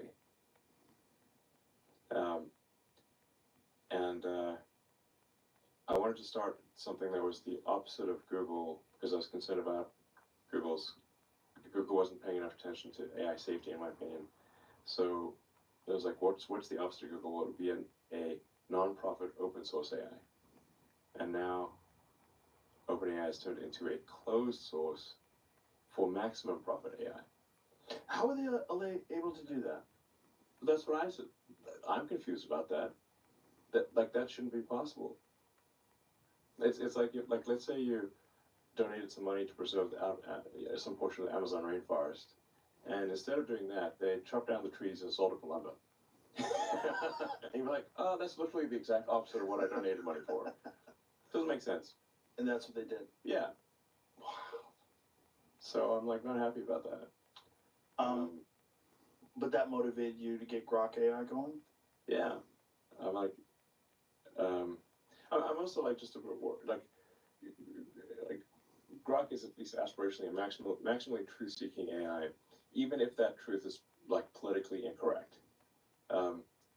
So I mean, you may have seen some of the crazy stuff from OpenAI and from Google Gemini, like where it says like generate an image of the founding fathers, and it generates an image of diverse women. Yeah. And we're like, that's not correct. Yeah, they did it with Nazi soldiers. Yeah, exactly. And people start fucking with it, and it's like, okay, well, now show me pictures of, Nazi SS soldiers, and they're diverse women too. Yeah. Oh, isn't that awkward? That's. But it's like the problem is if you program an AI and say like the only acceptable outcome is a diverse outcome, and then and that's like a mandate from the AI, then you can get into a situation where it says like, well, there's too many white guys in power, we'll just execute them. Yeah. Yeah. Assuming that these things don't have empathy, which is why should they? They're going to do what they're programmed to do. Yeah. So if it's rewrite history and everything's diverse women, then it's going to be, and that's what it thinks is a necessary outcome, then it's going to do that. Has Gemini I mean, repaired that? Well, now I think if you ask for an image of the founding fathers, it was pretty embarrassing. They will show you that, but I think they still have like the sort of DEI stuff buried in there. It's just less obvious. Yeah. It was also like you asked AI, like, which is worse, like global thermonuclear war or misgendering Caitlyn Jenner?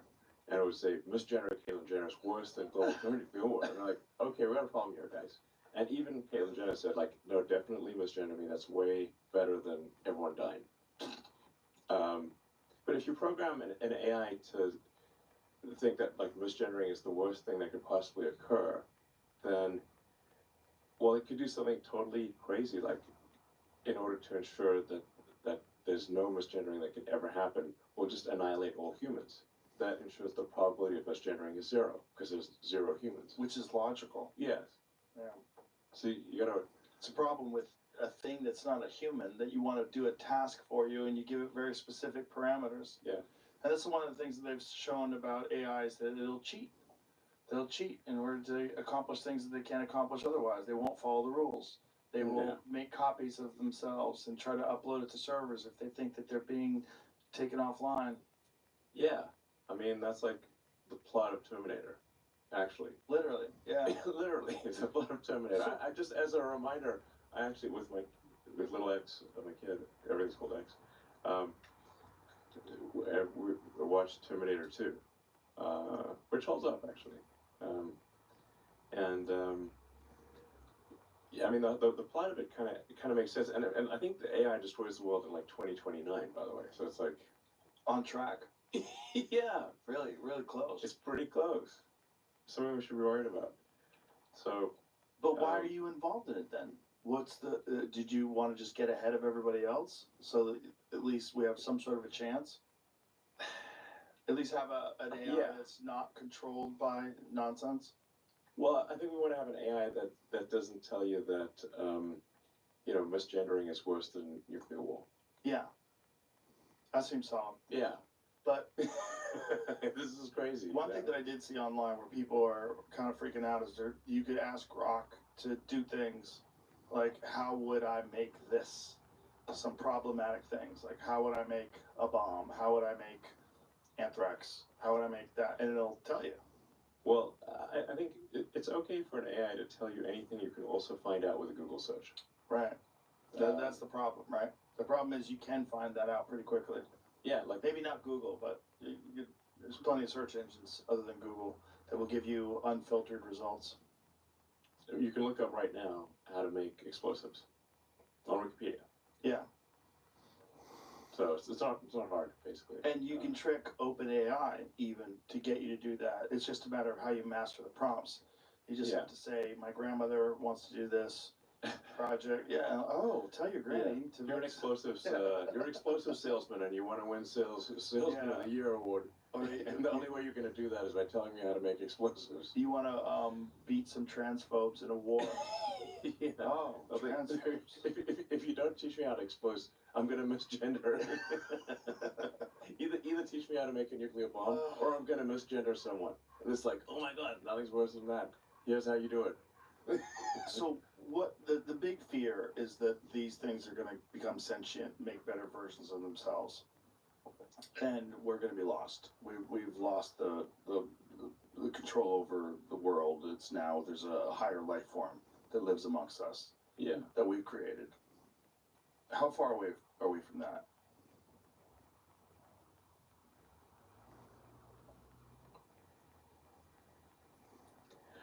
Well, in terms of silicon consciousness, I mean, I think we'll have. I think we're trending toward having something that's smarter than any human, smarter than the smartest human by maybe next year or something. I mean, a couple years. Jesus Christ. Yeah, there's a level beyond that, which is say like smarter than all humans combined, which frankly is around 2029 or 2030, probably. Right on time. Like, now, if harnessed correctly, Could that solve some of these problems, like the heat shield problem and some technical problems, or some material science problems that maybe we're still grappling with? Like, is there potential for a net benefit?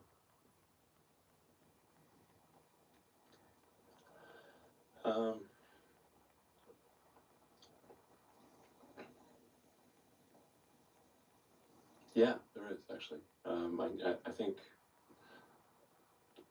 the probability of a good outcome is like 80% likely. 80%. That's my rough estimate. So in a way, that the cup is 80% full. That makes me feel a lot better. Yeah, only 20% chance of annihilation. That's a lot better than I thought. I like 80. 80 Yeah. sounds good. I was thinking something 60-40 the other way. I think it's the most likely outcome is awesome, The most likely outcome. but it's a very high. You know, you could go very strong. I think it's going to be either super awesome or super bad. It's not going to be. I think it's probably not going to be something in the middle. Do you think it has a potential application for government?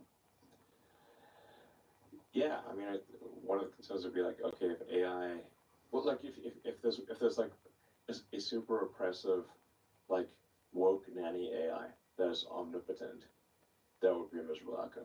Yes. Yeah. Yeah, that'd be terrible. Yeah. Yeah. And just like you executes you if you misgendered someone or something like that, you know, that would not be good. That's one of the possible outcomes. So we don't want to have that one.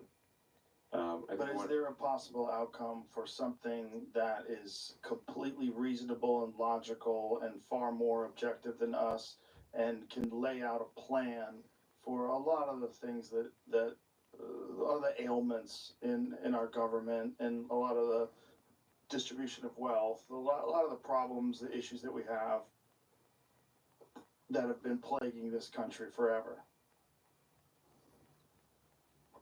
I mean, a plan to change economically disenfranchised neighborhoods, a thorough investigation of the real dangers of fracking or whatever kind of method of acquiring natural resources. What's the best way to do it?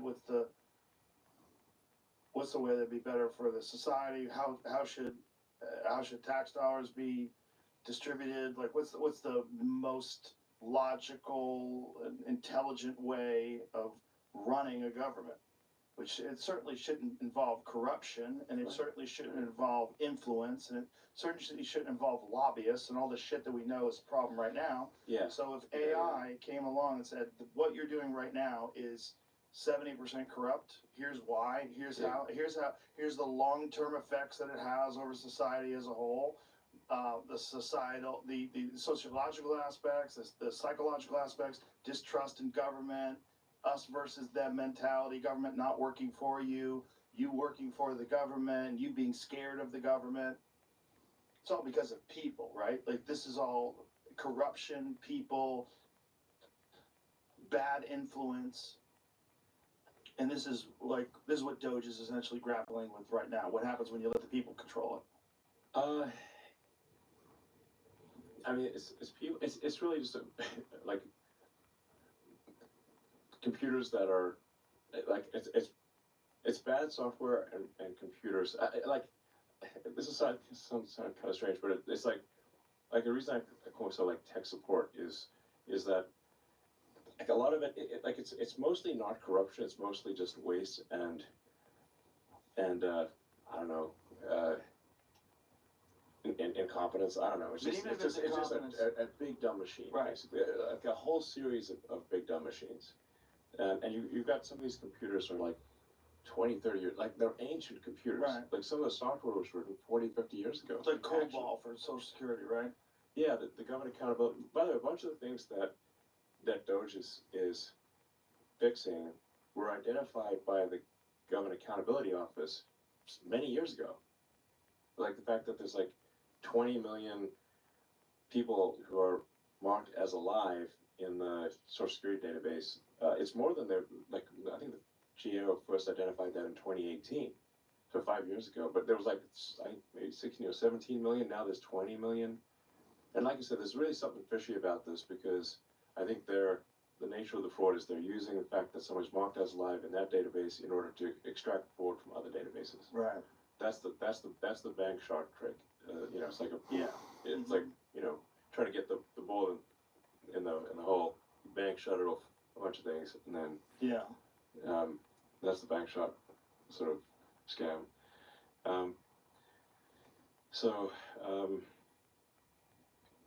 So we're like doing tech support. We're like fixing stuff that is, you know, just broken. Broken, inefficient, Yeah, poorly designed. it's like talking about like this like Epstein stuff. Like maybe it's in a computer somewhere, but unless somebody goes in, like unless I don't know if like Cash Patel can like log into his like FBI computer and say Epstein, show me all this stuff, you know, and it shows up a file folder or Have you whatever. talked to him about this? No, I mean, I haven't, but I don't know if there's going to be some kind of computer system. Right. That they're like, some of them are very, very old computer systems.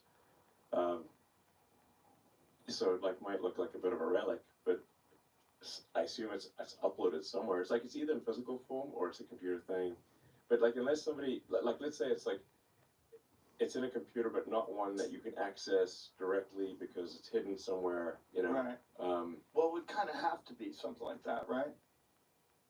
I don't know. I mean, what would they do with all those chance. tapes? It's probably like not every, like you wouldn't like, they're not going to enable it such that anyone at the FBI could access it. So there's probably very few people. So then it's not going to be, it may be like a special computer that only a handful of people can access. But then if none of those people tell Cash where the computer is, how's he going to find it? So. Jesus Christ. Anyway, we just, yeah. I don't know. What has this experience been like for you as a person? Like to deal with all this hate and attack, also have the responsibility of keeping free speech alive with X, and just going into this insane pile of... It's stressful. I mean, I don't know. It's pretty stressful, actually. These are real enemies. Like, I think they actually want to kill me. But I mean, the reason I know, well, they say so online. You know, there's like Reddit forums where they don't just want to kill me; they want to desecrate my corpse. You know, type of thing. You know. It's And not, what are they saying? Why? What is the primary?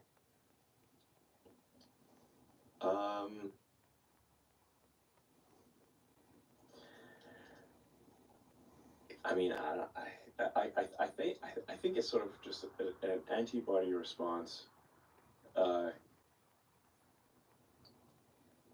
mean, it's like they're like, well, he's a Nazi, you know, type of thing. Yeah. And I'm like, well, I'm not a Nazi, but if the legacy media is saying that I'm a Nazi, and that's all you read, then you're kind of in like, well, he's Hitler. We should assassinate Hitler, shouldn't we? Like, I mean, then why did that guy try to kill Trump and almost succeeded? Why did he do that?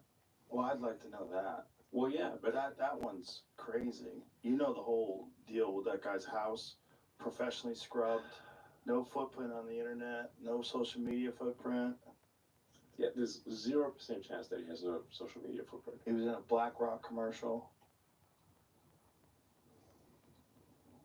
Do you think BlackRock's a bad company? I don't think any company is a bad company. Okay. I think their design is to make as much money as humanly possible. And I think if you're trying to make as much money as humanly possible, you're going to do some things that aren't necessarily good. The question is, if you're going to have an assassination attempt on the president, it's not like BlackRock's board sits down and votes on it. Yeah. No, this problem, right? That'll be awkward. You know, Right. the board minutes be like, guys, remember that time when we said Yeah. so we probably shouldn't have done that. You know? I highly doubt it would be a corporation that chooses to do something like this. I think more likely it's individuals involved that recognize that it's beneficial to them if he gets assassinated. And so a small group of people carry something out. And with this kid, we don't know anything, right? And everyone stopped asking questions, and there was never a formal report. There was never press conferences where they detailed all the information we know currently and where the investigation stands at the moment.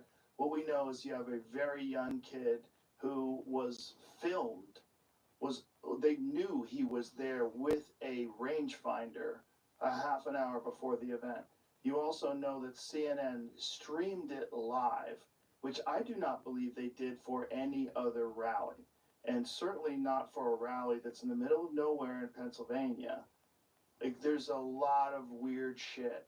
The fact that they wouldn't let people be on that roof because the Secret Service lady said it was sloped and it was dangerous. That's what she didn't want to have. Meanwhile, the snipers that were on the other roof was a steeper pitch. It made no fucking sense. I totally agree. It makes no sense. In fact, I went back to Butler with President Trump, before the election, sort of like the Return to Butler rally. And I was on that stage, and I'm looking at that roof, and I'm like, if I was a sniper, my pole position, my number one spot would be that roof. Yeah. Like, it's like the best seat in the house. Yeah. Like, why would you not?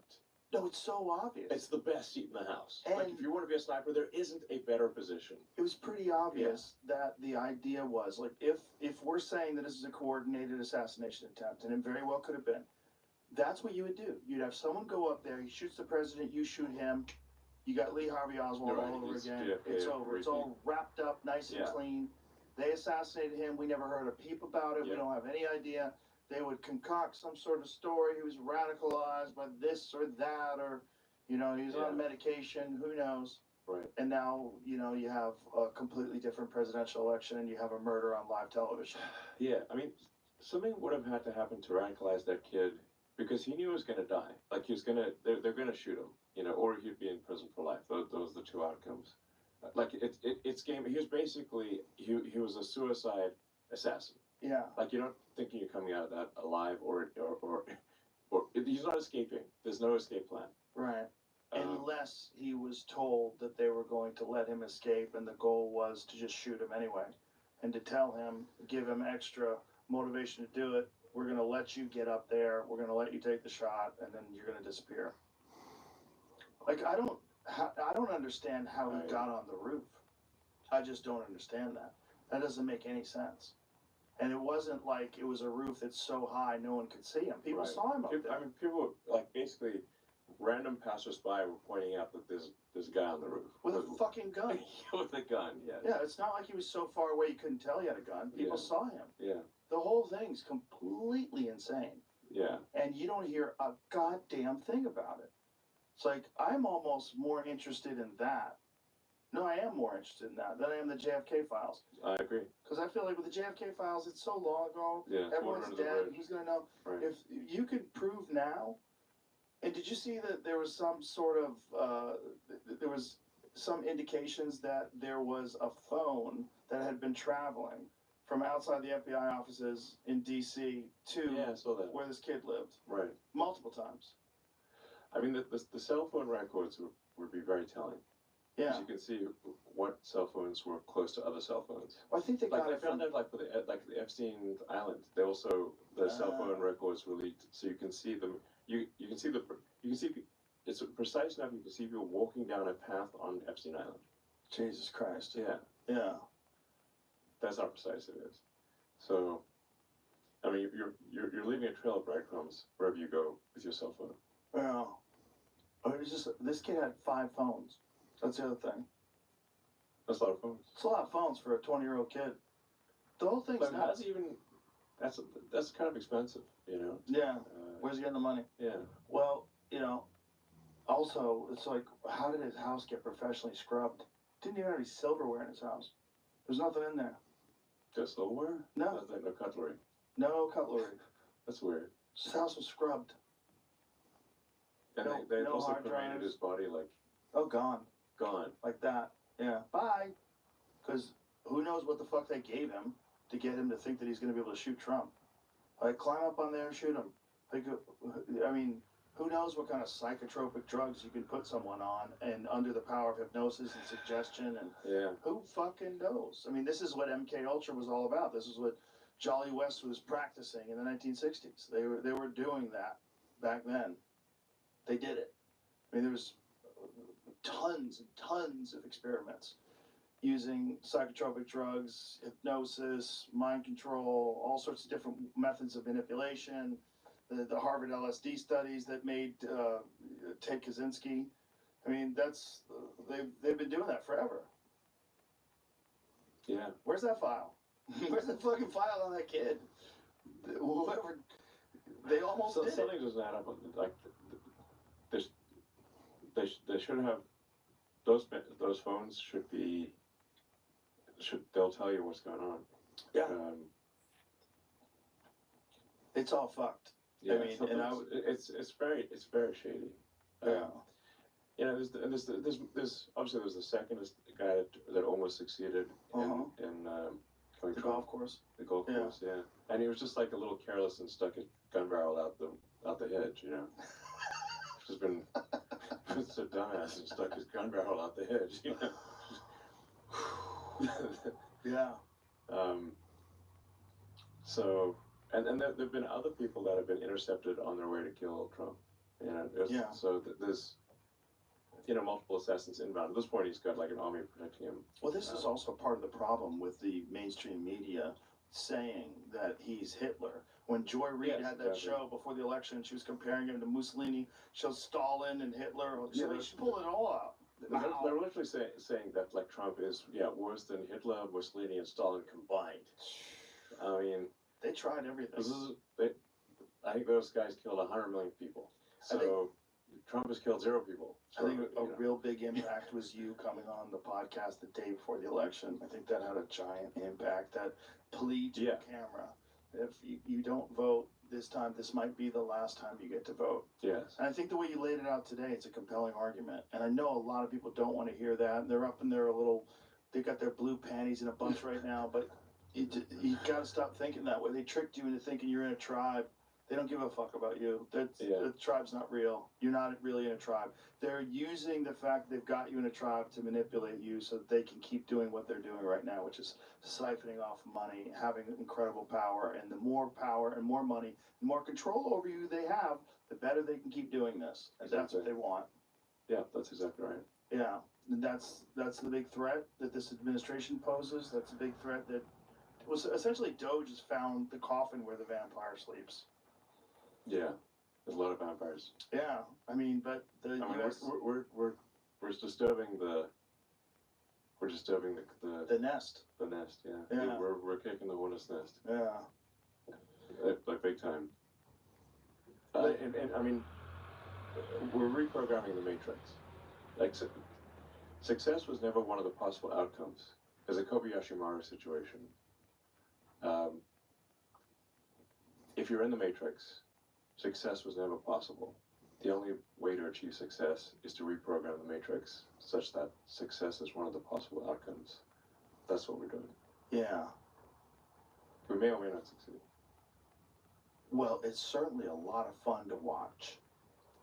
Yeah. This is a very exciting time because nothing changes when administrations come into power. Very little changes. I mean, you have changes in terms of policy and inflation goes up and there's a lot of different things, but not like this.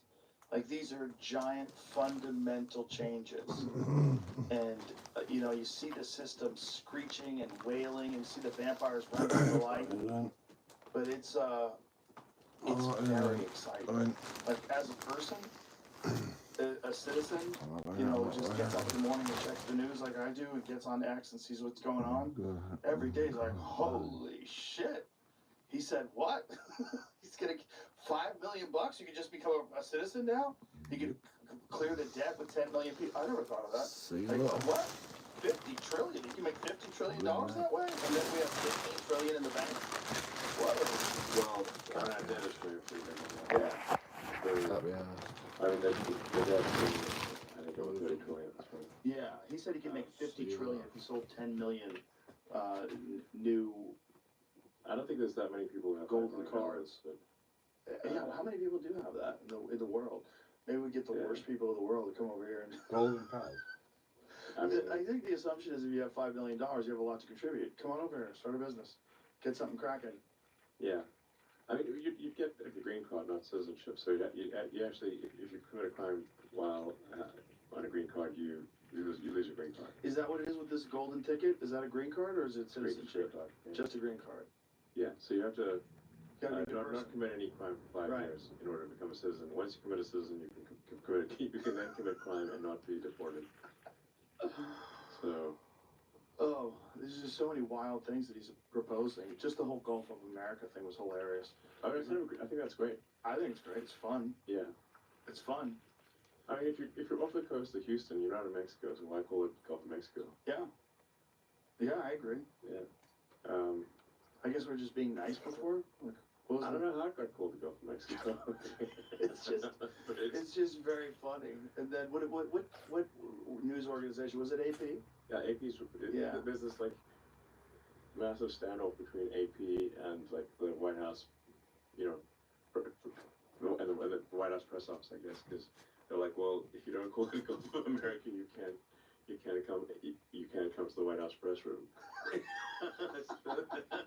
so then the AP's like sued the White House to say like, no, you have to let us come to the White House press room, and then they lost their lawsuit because like, you know, there's not like they don't have a right to show up at the press room. Well, here's a consideration. If you're guilty of massive amounts of misinformation and disinformation as a part of a propaganda campaign, which a lot of them have been. That's what AP is. Well, a lot of them are guilty of it. Yeah, a lot of the people that were in that White House press conference, a lot of the organizations they work for, distributed absolute lies. Total lies. How many of them during the whole Russiagate thing? Yes. How many? Just that alone. A ton of people think that the Russia thing was real. Yeah. Still. And it was, I mean, the whole Steele dossier, where it was like completely concocted, like fabricated Funded from by nothing. the Clinton campaign. Correct. The Clinton campaign funded a fake conspiracy theory, a fake Russian theory regarding Trump that was completely false. And they reiterated Proven to it be on false. television for 3 fucking years. Yes. Yeah. And they also repeated the fine people hoax. Yeah. That said that Trump told neo-Nazis fine people, which is demonstrably false. Just listen to his speech. He absolutely makes it clear that this is He literally said that. I'm not talking about neo-Nazis or white nationalists. They should be condemned totally. Exactly. In that speech, and yet they repeated that lie. And I just completely lost respect for Obama when he repeated that lie a few days before the election. Knowing it was false. Well, this just shows how desperate they were to keep Trump out, which is wild. They would do anything. Yeah. Yeah. And I think they just went, this is a tool that we have, and let's use it. Let's just say whatever the fuck anything. Yeah, now they're using it against me and me, obviously. Yeah. But it is a little troubling because, I mean, obviously, if you that non-stop propaganda, it is like mass hypnosis. Right. You're going to reach some people who are, you know, homicidal, and convince them that, well, if you kill this guy who's supposed to be like this a terrible human, then that's a good thing. Yeah. I mean, this is Luigi shooting the United Healthcare guy. It's just Still don't understand that one, frankly. But I mean, you shouldn't, like, I don't get it. Yeah, I don't get it either. He didn't even have a contract with them. It wasn't even like that was his provider and they fucked him over. Yeah. I mean, I don't know what. Maybe we'll find out in the trial. I mean, but still, kind of crazy. It is crazy. But there are people like that out there. And as to the point that we spoke about earlier, it's only Fox News that's talking about the positive things that Doge has found. It's only. Every other media organization is on this constant propaganda tour where they're only talking about the negative aspects that turn out to not even be true. Right. It's crazy. Yeah, I mean, Scott Jennings on CNN is good. Yeah. He's like, oh my God, he's great. He's great. It's like just funny watching him logic speak and reason. logically to these people and they freak out. Yes. It's remarkable. It is. And he's so calm when he does it. Yeah. He's so good, and it's crazy that they keep letting him do it because it's like he's just dunking on these people over and over and over again, and they never score. It's kind of funny. Totally. I mean, kudos to them for having a legitimate conservative voice who's a reasonable person on these panels now. But even then, he's outmanned. It's like one of him, and there's a bunch of screechy, woke people. It's wild. I mean, they're like, I think we should still stay mostly woke. Like that, Yes. Yeah, that's essentially what they're doing. Like, our business was being hurt when we were all woke, but let's stay mostly woke. Yeah. That way They just backed it up a notch. just a notch, a notch. But it's not. The problem is when you back it off a notch and you let someone like Scott Jennings in, you're fucking up your whole business because all the viral clips are all him saying logical, reasonable things with a calm tone and people screeching about diversity and equity and and horseshit. Yes. Yeah. He's like being logical and reasonable, and they're just lobbing a bunch of non sequiturs that don't mean anything. And the real trap in this country is the two-party system. That's the real trap because people do believe it. They do believe they're on the right side. And they do believe the other side is the wrong side. If there was 5, 6 legitimate parties with varying positions on things and much more centrist parties that were legitimate, that people knew that if they voted for, these people could get in and enact legitimate change, we'd be a lot better off. But boy, they put a lockdown on that shit right after Ross Perot came along. Ross Perot fucked everything up in that election. Yeah. Bill Clinton got in. Yeah. And they were like, that's it. From now on, no one's debating unless you're either the head of that party or that's it. Yeah. You got to be like locked into the system. We're not letting any wackadoos in there. Yeah, I remember watching those Ross Perot videos. Oh, like him on TV with his charts and everything. Oh yeah. He was telling you how the IRS was fucking you. This is what the Federal Reserve really is. And you're like, what? I remember watching that. The guy bought a whole half hour of television on prime time. I remember, it might have been an hour. I remember watching that thing going, how is this guy even allowed to do this? This is crazy. I think most of what he was saying was true. It's absolutely true. It's absolutely true. I mean, he didn't lie. Yeah. He told the truth. He just understood it in a way that the general public had literally no idea. Well, I mean, I think there's also this, like, do we actually have two parties? Do we have one party? Like the whole uniparty thing. Right. It's kind of true. Right. So, I mean, my sort of rough guess is that while I think maybe 3/4 of the graft is Democratic, I think there's like maybe, I don't know, 20-25% that's Republican. So they've like, basically most of the graft is going to the Democrats, but they throw some bones to the Republicans too, so they're in on it, and it's not like there's zero graft on the Republican side. Right. There. Oh, there's plenty of conservative that are insider trading in Congress. Yeah. Plenty. Insider trading, and just there's the curious case of how do people in Congress or whatever become wealthy over time? Extremely wealthy. Yes. On a $170,000 a year salary. It's like literally impossible. Yeah. No one else does that. It's literally impossible. If you find out that this guy has a $170,000 a year job, you're like, oh, he's doing okay. He's all right. Yeah. And then you're like, wait a minute, why does he have $50 million? Yes. What is he doing? Correct. Yeah. And I think like the more accurate thing would be to say like, what is the family value increase? So, I mean, meaning like, how much does their spouse earn? Do they have a mysteriously wealthy spouse? Right. Right. And do they have a spouse that's really good at insider trading? Yeah.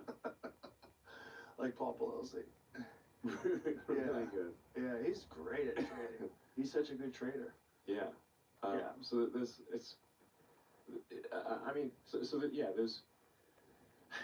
why I actually posted on X, like, I think maybe we should pay politicians more, frankly, because it reduces the forcing function for graft.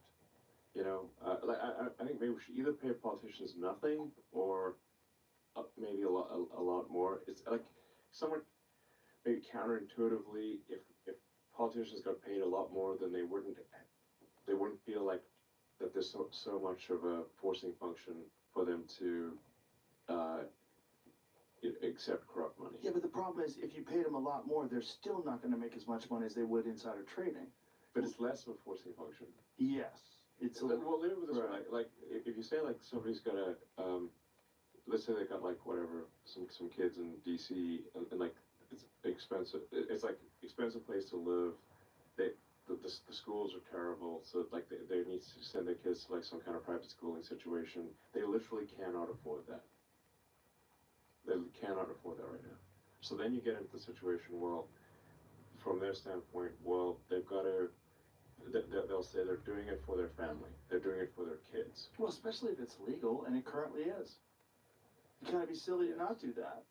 If you're a part of a group of people that's passing a bill, and you know this bill's going to get passed, you know the votes are there, and you know it's going to affect this industry and this particular manufacturer, and you could buy stock. It's more than just insider trading. Like the insider trading stuff, like the stock portfolio stuff is quite trackable, but there's, it's a lot more than insider trading. The way they're acquiring wealth. Correct. And what other methods? I mean, this is really going to get me assassinated. It's like, I'm not lengthening my lifespan by explaining this stuff, to say the least.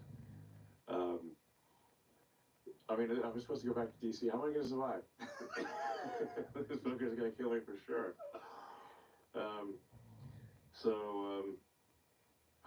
In fact, I do think like it's like, I actually have to be careful that I don't push too hard on the corruption stuff, because it's going to get me killed.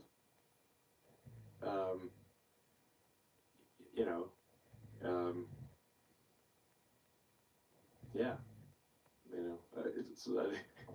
it's like I was actually thinking about that on the plane flight over here. It's like if I push too hard on the corruption stuff, people get desperate. Is the issue? Right. Then they say like, okay, if the money flow cuts off, then okay, they can't afford school for their kids. Right. Then they're like, well, fuck you, I'm gonna kill you for my kids, sort of thing. Yeah. You know, that's like, oh, jeez. Okay. Did you ever see that video? I think it was an O'Keefe video, where they've got this guy undercover and he's explaining. They're talking to this guy. He thinks he's on a date, and he's explaining. It's always a guy on a date. Yeah. Explaining how they can nudge someone to go and do something horrible, and they recognize this person has problems. They find an asset. Yeah.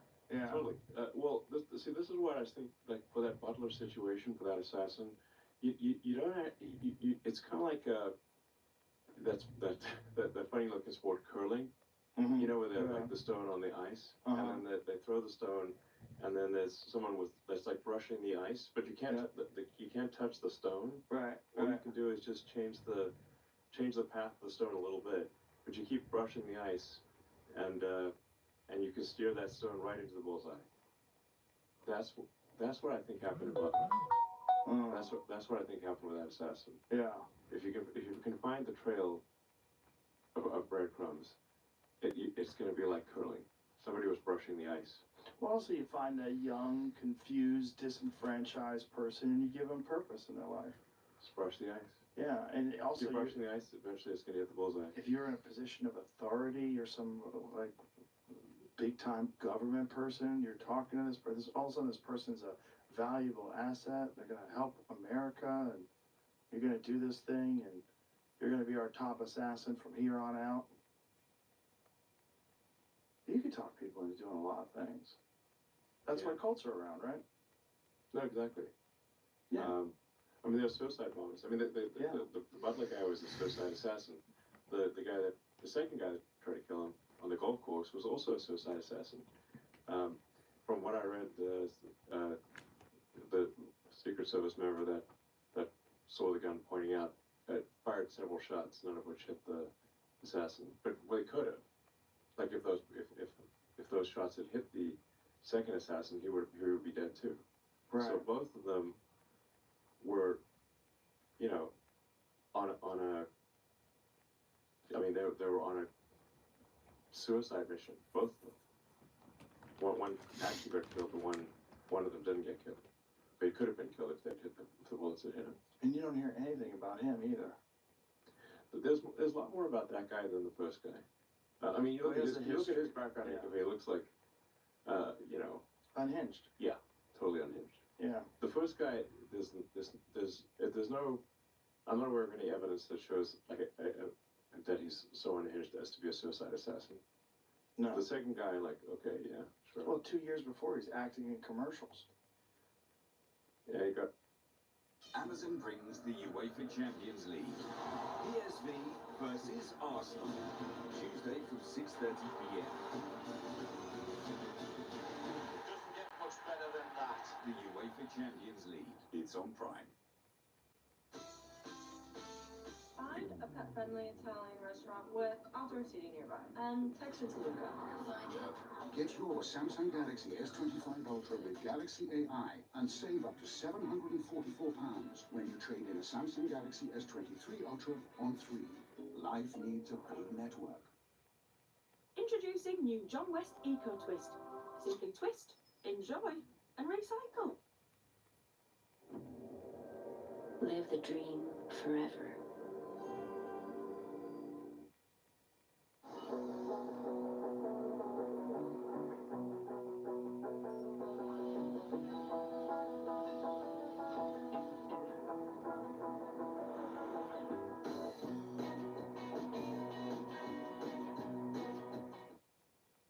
Yeah, he got high score in his SATs.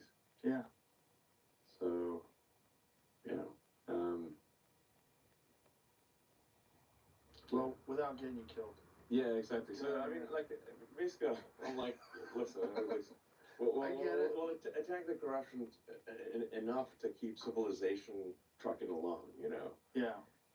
But I think if I fully destroy the corruption and the graft, they will kill me.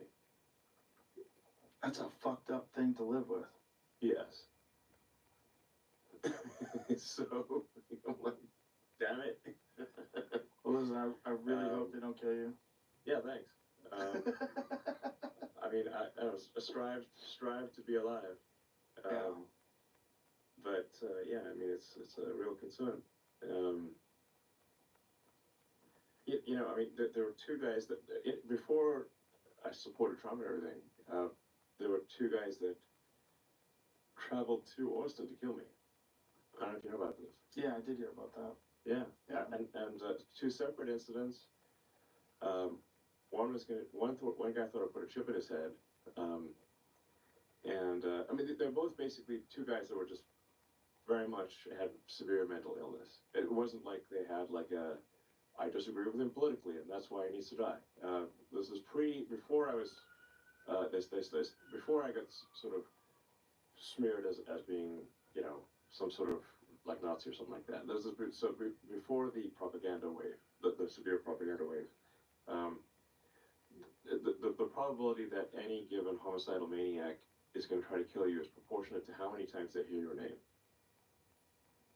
And so they've heard my name a lot, so I just got to the top of the list of two homicidal maniacs who were arrested, and both were in Travis County Jail at the same time.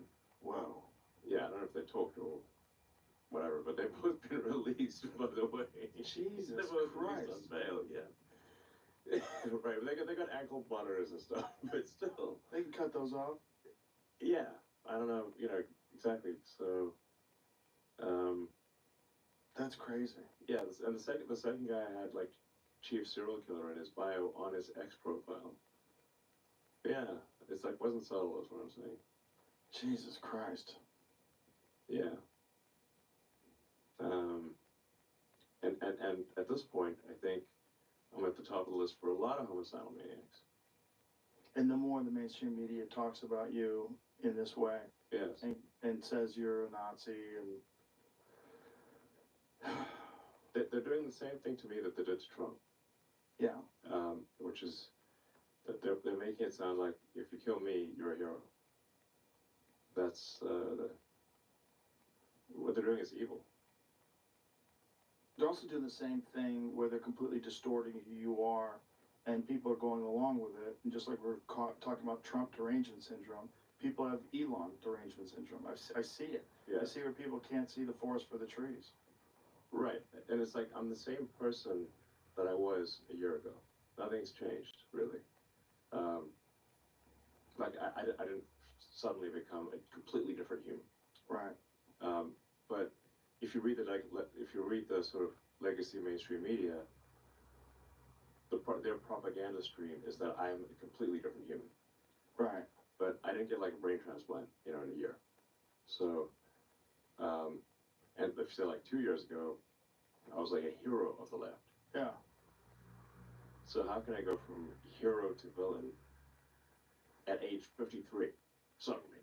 MSNBC, CNN. Yeah. It's like, that's what it is. Yeah. They use the Associated machine. propaganda. Mm-hmm. Yeah. I mean, they tried to demonize you too. Yeah. They even tried to demonize, in fact, at least partially successfully, demonize like Tim Urban. Yeah. Who is a super rational, reasonable, great human. And that like his Wikipedia changed to like far right. Yeah. He's like, far right? I'm like, what are you talking about? Yeah. A few years ago, it was like a liberal. Yeah. So how do you go from far right, a liberal, to like instantly far right? And there's no left and right. There's only left and far right. Right. Yeah. Even it's like, far right. This is my left leg and this is my far right leg. And even far left is sort of dismissed as being like not important to talk about, like Antifa and radical leftists. That's not. Isn't that like reasonable. burning down courthouses? Yeah. Reasonable people. Yeah. Yeah. Totally crazy. It's a crazy time, and it's not a time that I ever anticipated I was going to witness. Yeah. This is far beyond anything I ever thought I was going to experience. And the clarity of it all, where it's so obvious. Yeah. And the gaslighting and the propaganda is so obvious. And I saw this shrieking when RFK Jr. stopped this new test for new COVID vaccines on children. 10,000. They're going to use 10,000 people with this COVID vaccine. Like, who the fuck thinks that's a good thing at this point? Not me. What person? In what gas chamber? Like, not gaslight. You are fully unconscious. Yeah. There's no way if you know the effect of COVID today, no one's dying of it. This is not a pandemic anymore. Right. The idea that you're going to run a fucking huge test with 10,000 kids and a new vaccine, like, what are you even It's completely talking unnecessary. about? Totally unnecessary. And shrieking when RFK Jr. steps in to stop it. Yeah. It's totally crazy. I mean, I'm overall pro-vaccine, meaning like we think we should have some reasonable number of vaccines against major ailments. But I don't think we should be like jamming some little kid with like a giant vial that's like Hepatitis B. Yeah, 20 different things at a time. It's like it's going to overload it seems like there's a risk of overloading your immune system if you. I mean, there's like how many vaccines can you take at a time? It seems like there's like some risk of system overload here. Well, there's two hopes. Hope number one is they can somehow or another stop this ability that they have to advertise on television. If that happens, that's big. That's huge. Because that doesn't just stop their ability to show you all these different medications that you should be on. What it also does is it stops their financial influence on the news. That's big. Yeah, that's really the biggest thing is that, I mean, the news is not going to attack one of their biggest advertisers. Exactly. And they never do. Yes. At best, they're going to, they might they'll do something, but they're gonna pull their punches. Like they're gonna be like fake fighting. Yeah.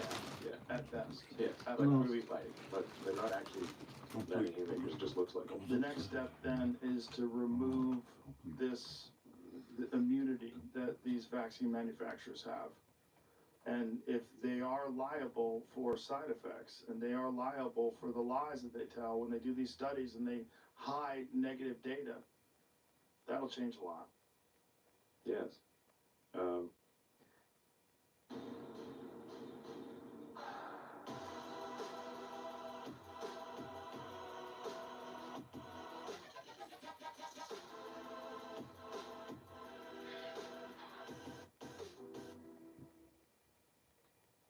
Okay, that's all right. That website. Yeah. Okay. Yeah, I think you're good. Oh, good. Take them away from you. Put you on a little diet. You know, that cleanse. cdkeys.com. Pay less, game more.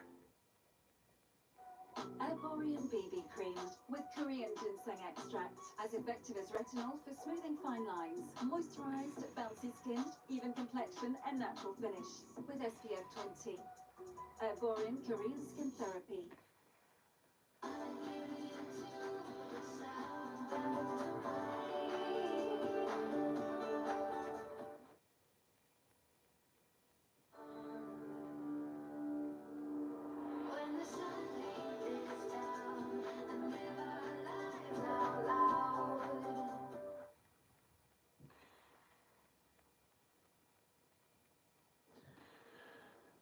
Yeah. I think AI actually will be very helpful with medical stuff. Because AI can like look at, you know, all the studies, look at all the data, cross-check everything, and give you good recommendations. I mean, even as it is, like right now, you can upload like your X-rays and your MRI images to Grok, and it'll give you a medical diagnosis. And that diagnosis, from what I've seen, is at least as good as what, if not, I think. So I've certainly seen cases where it's actually better than what doctors Well, it's tell you. phenomenal for blood work. Yeah. Yeah. I mean, you can literally take a photograph of your blood work, like the page, upload from your phone, upload that to Grok, and it will tell you if there's it'll understand what all the data results are, and tell you if there's something wrong. It's pretty amazing. Yeah, and I haven't seen it be wrong yet. Well, it's supposedly more accurate than most physicians. Yeah. Because physicians are human beings, and maybe they don't have a deep understanding of the connection between, oh, you have this deficiency, and this is high, and your cortisol's here, and... Well, yeah, and like, so you know, sometimes doctors, especially in high-rent offices, will sell you stuff you don't need. Yeah. So, you know, I always like to be a little suspicious of, like a doctor that's got an office in Beverly Hills. Yeah. It's a high-rent situation. Like, I'm not saying, there are some very good doctors in Beverly Hills, Of but course. it's a high-rent situation. Yeah. You're So- at least tempted by the dark side. Yeah, and I mean, in one case, like, you know, went to this doctor who was like highly recommended, you know, doctor to the stars, which is like maybe not a good sign. And I got like blood work done, you know, like just drew blood and sent it to a lab, and the guy, I'm like sitting in his office, and he tells me that I'm like B12 deficient. You know, it's certainly possible that I'm B12 deficient. And I was like, huh, okay. And then he gives me, it says like, you have to take these like B12 supplements and he's going to give me a starter pack.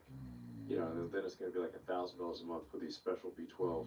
$1,000 a month for B12? Ridiculous Really? amount of money, yeah. That's great. You get it on Amazon. Yeah, but his one's special. Oh, special B12. Yeah. Yeah, it was like a whole bunch, B12 and a whole bunch of other vitamins. So then I get home, I'm paging through my blood work, and it says, I have, according to the blood results, I have excess B12. So I'm like, wait a second. So and he's giving me boxfuls that have like 20,000% of recommended daily dose. Like 20,000% is a big number. And I'm like, I said, look, I took a photograph of the blood work that says I have excess, I'm like above the range, above the recommended range of B12. And then I'm like, and I took a picture of things that says, of the pills that say 20,000%. It's like, can you help me reconcile these two things? Because if they have a little too much B12, and you just gave me pills that have 20,000% more. I'm like, this is crazy. What did the doctor say? Oh, you said you could never have too much B12. Mm. I'm like, yes, you can. He's a psychopath. Yeah. That guy's a B12 addict. Yes, it's totally insane. That's what I'm saying.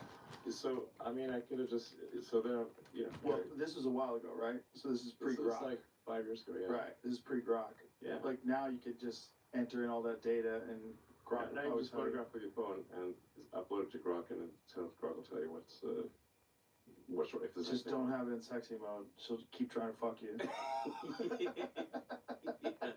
I mean, you're asking for it in sexy mode, you know? Literally. Literally. You tapped on sexy mode. Yeah, you're asking for it. I mean, I think we probably should, like, maybe allow it to get out of character a little bit. Sure. Yeah. It's like, in unhinged mode, I try to get it back to being hinged, but it would, like, no fucking way. It's like, I'm gonna stay unhinged. How many modes do you have? I was like, I don't know, like 8 or something. And then there's an ability to have a custom mode. So then you can have unhinged sexy.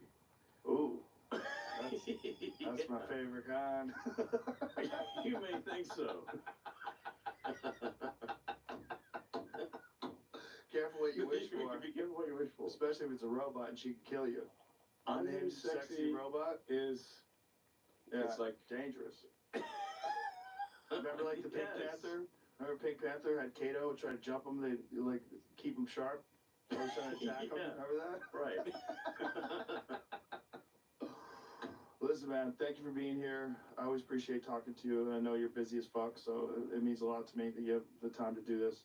And I think what you're doing is one of the most important things that has ever happened in this country. I really do. Particularly with ownership of X, but also with what's happening with Doge and just enlightening all these people and shining light on all the vampires.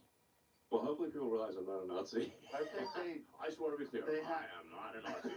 I think we covered it. But that's exactly what a Nazi would say. Damn it. Yeah, that's what an alien would say. Yeah, you can't escape this bullshit. No, you can't escape it. So I don't think any reasonable person believes it. If they believe it, it's because they want to believe it. No, it's not because it's logical. I mean, what's relevant about Nazis is like, are you like invading Poland? Okay. Right. And if you're not, Right. if you're not like invading Poland, maybe you're not. Like you have to be like committing genocide and like starting wars. And Right. if you're not, like, what is actually what is bad about Nazis? It's not it wasn't their fashion sense or their mannerisms. It was the Holocaust. It was the war and genocide yeah. is what is the bad part. Yeah. Not their mannerisms and their dress code. Well, that was the problem with all that punch a Nazi shit. Like punch a Nazi. Remember that? People were saying that was like a thing that people kept saying. Punch a Nazi. Punch Nazis. But here's where are you meeting Nazis? I've never met a fucking Nazi. I've never met one. I've never run into a bunch of Nazis where I had to punch them. Well, and what about like all these like so-called like Proud Boy rallies or whatever? And it's like they always got masks and they always got the same uniforms. And for some reason they never get doxxed. Right. But wait, we're always gonna dox them except these guys. Great video of me and Matt Taibbi breaking down the Patriot Front. Didn't the Patriot Front just disband? Google that real quick. We'll end with this. Because I think they just disbanded, and these were the most obvious feds of all time. Yeah, they were thin. They had a fucking drum. They had masks on. Yeah, they all had uniforms. It was so stupid. Patriot Front disbands one day after FBI Director Chris Wray Doesn't resigns. that seem like an odd coincidence? Crazy. The people that we were yelling at saying that they're feds. There's a great video of me and Matt Taibbi if you want to find it. How come nobody ever followed them and doxed them? Yeah, crazy. What are the odds? What are the odds? Agent provocateurs. It's a thing. They're real. Alex Jones taught me about them. Listen, man, thank you very much. Thank you for everything. Appreciate you. Stay alive. Staying alive. All right. I mean, I do think like one argument for me staying alive is that it's more entertaining if I'm alive than if I'm dead. Oh yeah. Oh Yeah. Definitely. I just hope I could be alive and like injured, which would suck. You know, Right. Like the wing just like shoot my arm off or something. Right. No, we don't want that. Yeah, exactly. No. Keep the security strong. Yeah, probably with one hand. All right. All right. Thank you. Bye, everybody. Bye.